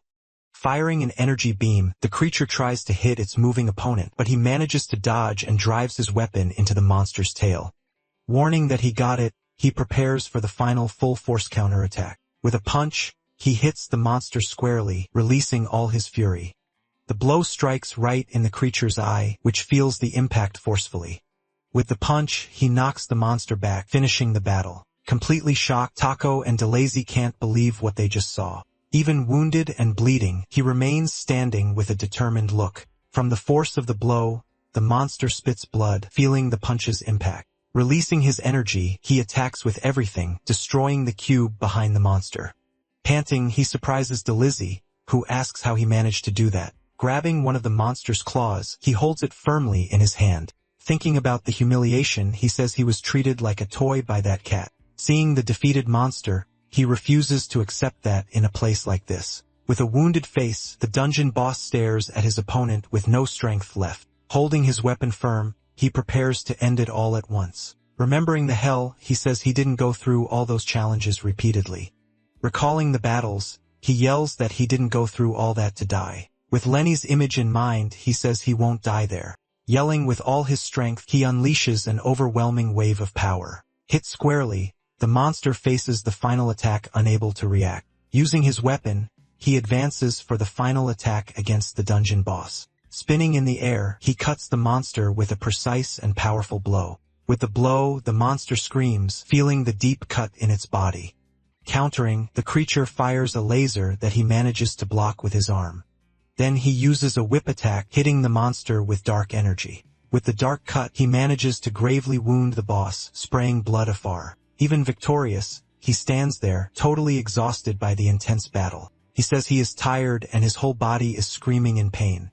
Thinking about the situation, he believes it would be easier to just die right there. But with a determined look, he remembers his goals and refuses to give up. Remembering the past, he shouts that he will never give up and run away like before. With a glow, his weapon transforms, gaining a new dark power. Holding the new weapon, he gets ready to finally leave that place. With his new power, he focuses on opening the portal once and for all. Then a portal opens, revealing the dungeon exit and the way back. Using the weapon, he completely destroys the portal, releasing an energy wave. Thanking the monster, he says it was thanks to him that he became stronger. With the portal destroyed, the monster's remains fall apart in the air. With an intense glow, the true dungeon exit finally opens for him. Looking at the new scenery, he prepares to finally return home. Before him, an enormous tower rises in the middle of the ocean, indicating his location. Seeing the scene, Deleuze congratulates him on the victory, saying it was impressive. Decided, he says it's time to go back to Hendenmeyer at once. But suddenly, a giant creature appears blocking the path to the exit. Confused by the appearance, he cannot understand what is happening there. Suddenly, intense light shines in front of him, revealing a new presence. With a shocked look, he wonders who dares to interfere with his exit. Seeing the giant creature, he faces the new challenge with determination and fury. With its hand, the creature holds one of the floating crystal fragments. Then the creature questions who dares to disturb the order of that sacred space. Over at the guild, cheerful greetings signal the start of a new morning. Two young members meet in the hall, exchanging lively good mornings. They note that Lady Charon seems in an exceptionally good mood today. Reading a document, she chuckles softly, clearly pleased with the news received. She studies a newspaper article featuring a drawing of a massive dragon. The news reports that Skasa has finally been defeated by the adventurer and the Bantu tribe. Caracas explains that an outsider warned them, and Sharon regrets the misunderstanding. She realizes her problems are solved, and she even got an apology gift. Suddenly, crashes right through the ceiling, landing directly on top of her. The impact spills her wine, leaving her completely drenched and paralyzed in shock. Exhausted and injured, Jin Song lies on the floor, unable to move. The room lights begin to flicker, making the atmosphere tense. Furious, she slams the table and demands the creature explain everything right now. Now tied up in the room, he's questioned about what happened at Storm Pass. Invoking his right, he declares he will remain silent, which only irritates Charon. She calls him a liar, so he invents a story that he fell down the stairs. With a serious look, she asks what he's truly hiding from her. Unable to answer, he remains silent, just staring at the floor of the room. Concerned, she asks why he seems so afraid of something. Reminiscing, the scene shows the dimension of cubes where he was previously trapped. In a flashback, he remembers the hidden boss he encountered in the dungeon. With a serious face, he denies it, knowing that monster is something else entirely. Introducing himself, the Cosmic Demon King appears, revealing himself as the Master of the Rift. Warning that Jinsung's existence isn't permitted, the monster prepares to strike. With a wave of its hand, the creature invokes a lava monster to attack Jinsung. Trying to defend himself, he is caught off guard by the creature's fast, powerful assault. Watching the ability, Deleuze notices that the arena floor has completely changed. With one movement, the lava creature attacks with a fire whip. Dodging narrowly, Jinsung manages to escape the strike, which hits the ground. Frustrated, he wonders how he'll defeat a monster as strong as that one. Tired, he says he doesn't have enough energy and needs to get closer. Being held by the monster, he tries to think of a way to escape the situation. But an attack was already heading his way, hitting him full on. It makes Jinsung fly and destroy many cubes, and he destroys more and more cubes without stopping. Taking the full impact, he wonders if this is the end of everything for him. Just then, a rift opens, revealing the silhouette of a man. Falling into the rift, he is swallowed by the energy and thrown far away from there. Called pathetic, he is brutally hurled out of the rift. Even while down, he keeps his gaze steady, refusing to accept defeat. Seeing his master fallen, Deleuze tries to wake him, yelling at him not to give up. Suddenly, a crack forms in space, indicating a new presence there. With a punch, Jinsung shatters the barrier, surprising everyone with his strength. With wide eyes, he tries to process what just happened there. He realizes that just like before, someone helped him escape the situation. Thinking about who it could be, he rules out the goddess, as she wouldn't need to hide. Then he concludes that an unknown third party is watching his every step. Looking ahead, he faces the void, still confused by the revelation. Holding his arm, he prepares to return to the interrogation room. Questioned by Sharon, he says they didn't save him, but that they are toying with him. He says they are taking advantage, but he doesn't know who they are or what they plan. With a serious face, he says he thought he had gotten stronger. Irritated, Sharon slams the table out of patience with his silence. Seeing his state, she surprises him by saying he doesn't have to tell her if he doesn't want to. With a touch, she holds his hand, trying to calm him down after everything. She leans closer to him, showing a gentler, more understanding side. With a smile, she says that for now, she's happy he's back. Blushing, he's left speechless, calling her name with a trembling voice. Pinching his cheek, she stares at him with an expression of pure rage. Showing the bill, she warns that she was worried about her money, which is due tomorrow. Terrified, he just stammers and confirms he's aware of the entire debt. Changing scenes, a large quantity of gold coins fills a dark cave. Now in the elf tunnel, he congratulates Taco on the excellent work they did together. Celebrating with sacks of money, he says he can now use the rest. Then he grabs a gold bar, saying the enemies should appear soon. Seeing his reflection, he decides he needs to get much stronger so he won't be deceived. Delisi asks if he's going to meet Hildur, but he says he's in no rush. Having an argument, Jin-sung talks about debts, but Delisi tells him to shut up. Suddenly, a gold coin spins rapidly, indicating an immediate change of location. Back in the city, a man looks at the sky, questioning what he's seeing. Standing in the street, Delisi asks about the whale, but he says he's already been there. Smiling, he warns that they are going even higher up, leaving Delisi quite confused. Reassuring his partner, he just tells him not to worry about his plan. Climbing an ice mountain, the camera reveals the long path to the top. Staring at the gate, he says their passage ticket will arrive very soon. Explaining the situation, he states that 2 magic circles exist high above them. He reveals one is the magic circle of the fearsome Lord Bakel. Originating from the Sky Castle, this circle prevents anyone from passing a certain altitude. Looking at Sharon, he says that's why it was always considered just a legend. Showing an ancient painting, he reveals the land beyond the skies, the Celestial Kingdom. Sharon confirms the place exists, but it is currently in grave danger. Gazing out the window, he mentions the West Coast port will soon face disaster. Seeing an airship falling, he explains the port is about to be destroyed by a Margatha. As the ship crashes, massive destruction spreads across the entire city. Jin-sung adds that a celestial in need of help will also appear there. Recounting his vision, he declares that this is the future he foresaw. Having a sudden new vision, he reveals he can see the celestial's name. Clutching his head, he says her name is Marlene Kitska, which surprises even him. He explains that she is the court lady who supports the princess. Questioned by Sharon, he prepares to reveal how he knows all of this. But Jin-sung reveals that all of those events actually happened 2 weeks ago, leaving her shocked. Confused, she doesn't understand how that's possible, calling his story serious. With a smile, he mentions there was a hiccup with his foresight, which worries her. Thinking to himself, he realizes it's already been a month since he returned from that place. Weary, she comments on Bakel's magic circle. They still have no solution for the problem. Sharon explains it was a miracle Marlene managed to pass through the magic circle at all. With a smile, he asks how they will ever manage to pierce the Apostle's circle. Then Sharon suggests that Bakel's own powers might be able to break his circle. Jin-sung clarifies that it's not Bakel himself, but rather his powers that can solve everything. Filled with hope, Sharon realizes that perhaps with his powers, it really is possible. Seeing that he helped, he says he has a favor to ask of her. The scene changes and a complex mechanism begins operating with intense energy. Sweating profusely, a mysterious man operates the machine with great difficulty and concentration. With a smile, a woman observes the progress, appearing satisfied with the result. Outside, the massive machine starts expelling smoke indicating it is running. 2 adventurers jump in to kickstart the machine's mechanism.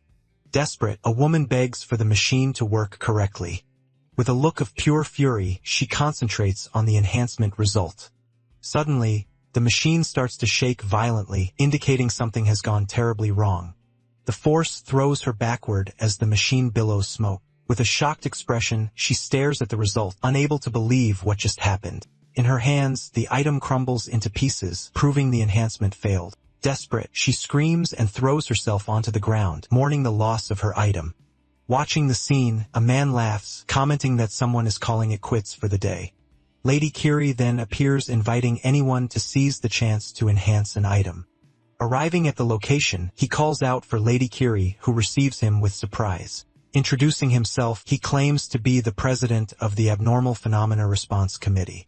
Explaining his visit, he states he is there to ask her for a favor. She asks if he intends to use her item enhancer entirely for free.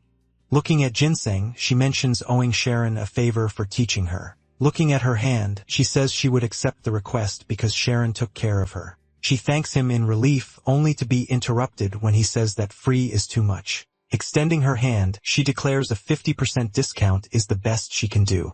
Confused, he says she is misunderstanding everything, unaware of what she's talking about. Tosses a bag of money, he announces that he doesn't need any kind discount. Looking up at the sky, Jin Song clarifies that the request isn't about using the machine. Showing the crystals, he explains that he needs the ingredients for item enhancement. Desperate, she screams, questioning why he wants the protection passes. Furious, she shouts that they take a long time to make and he wants them for free.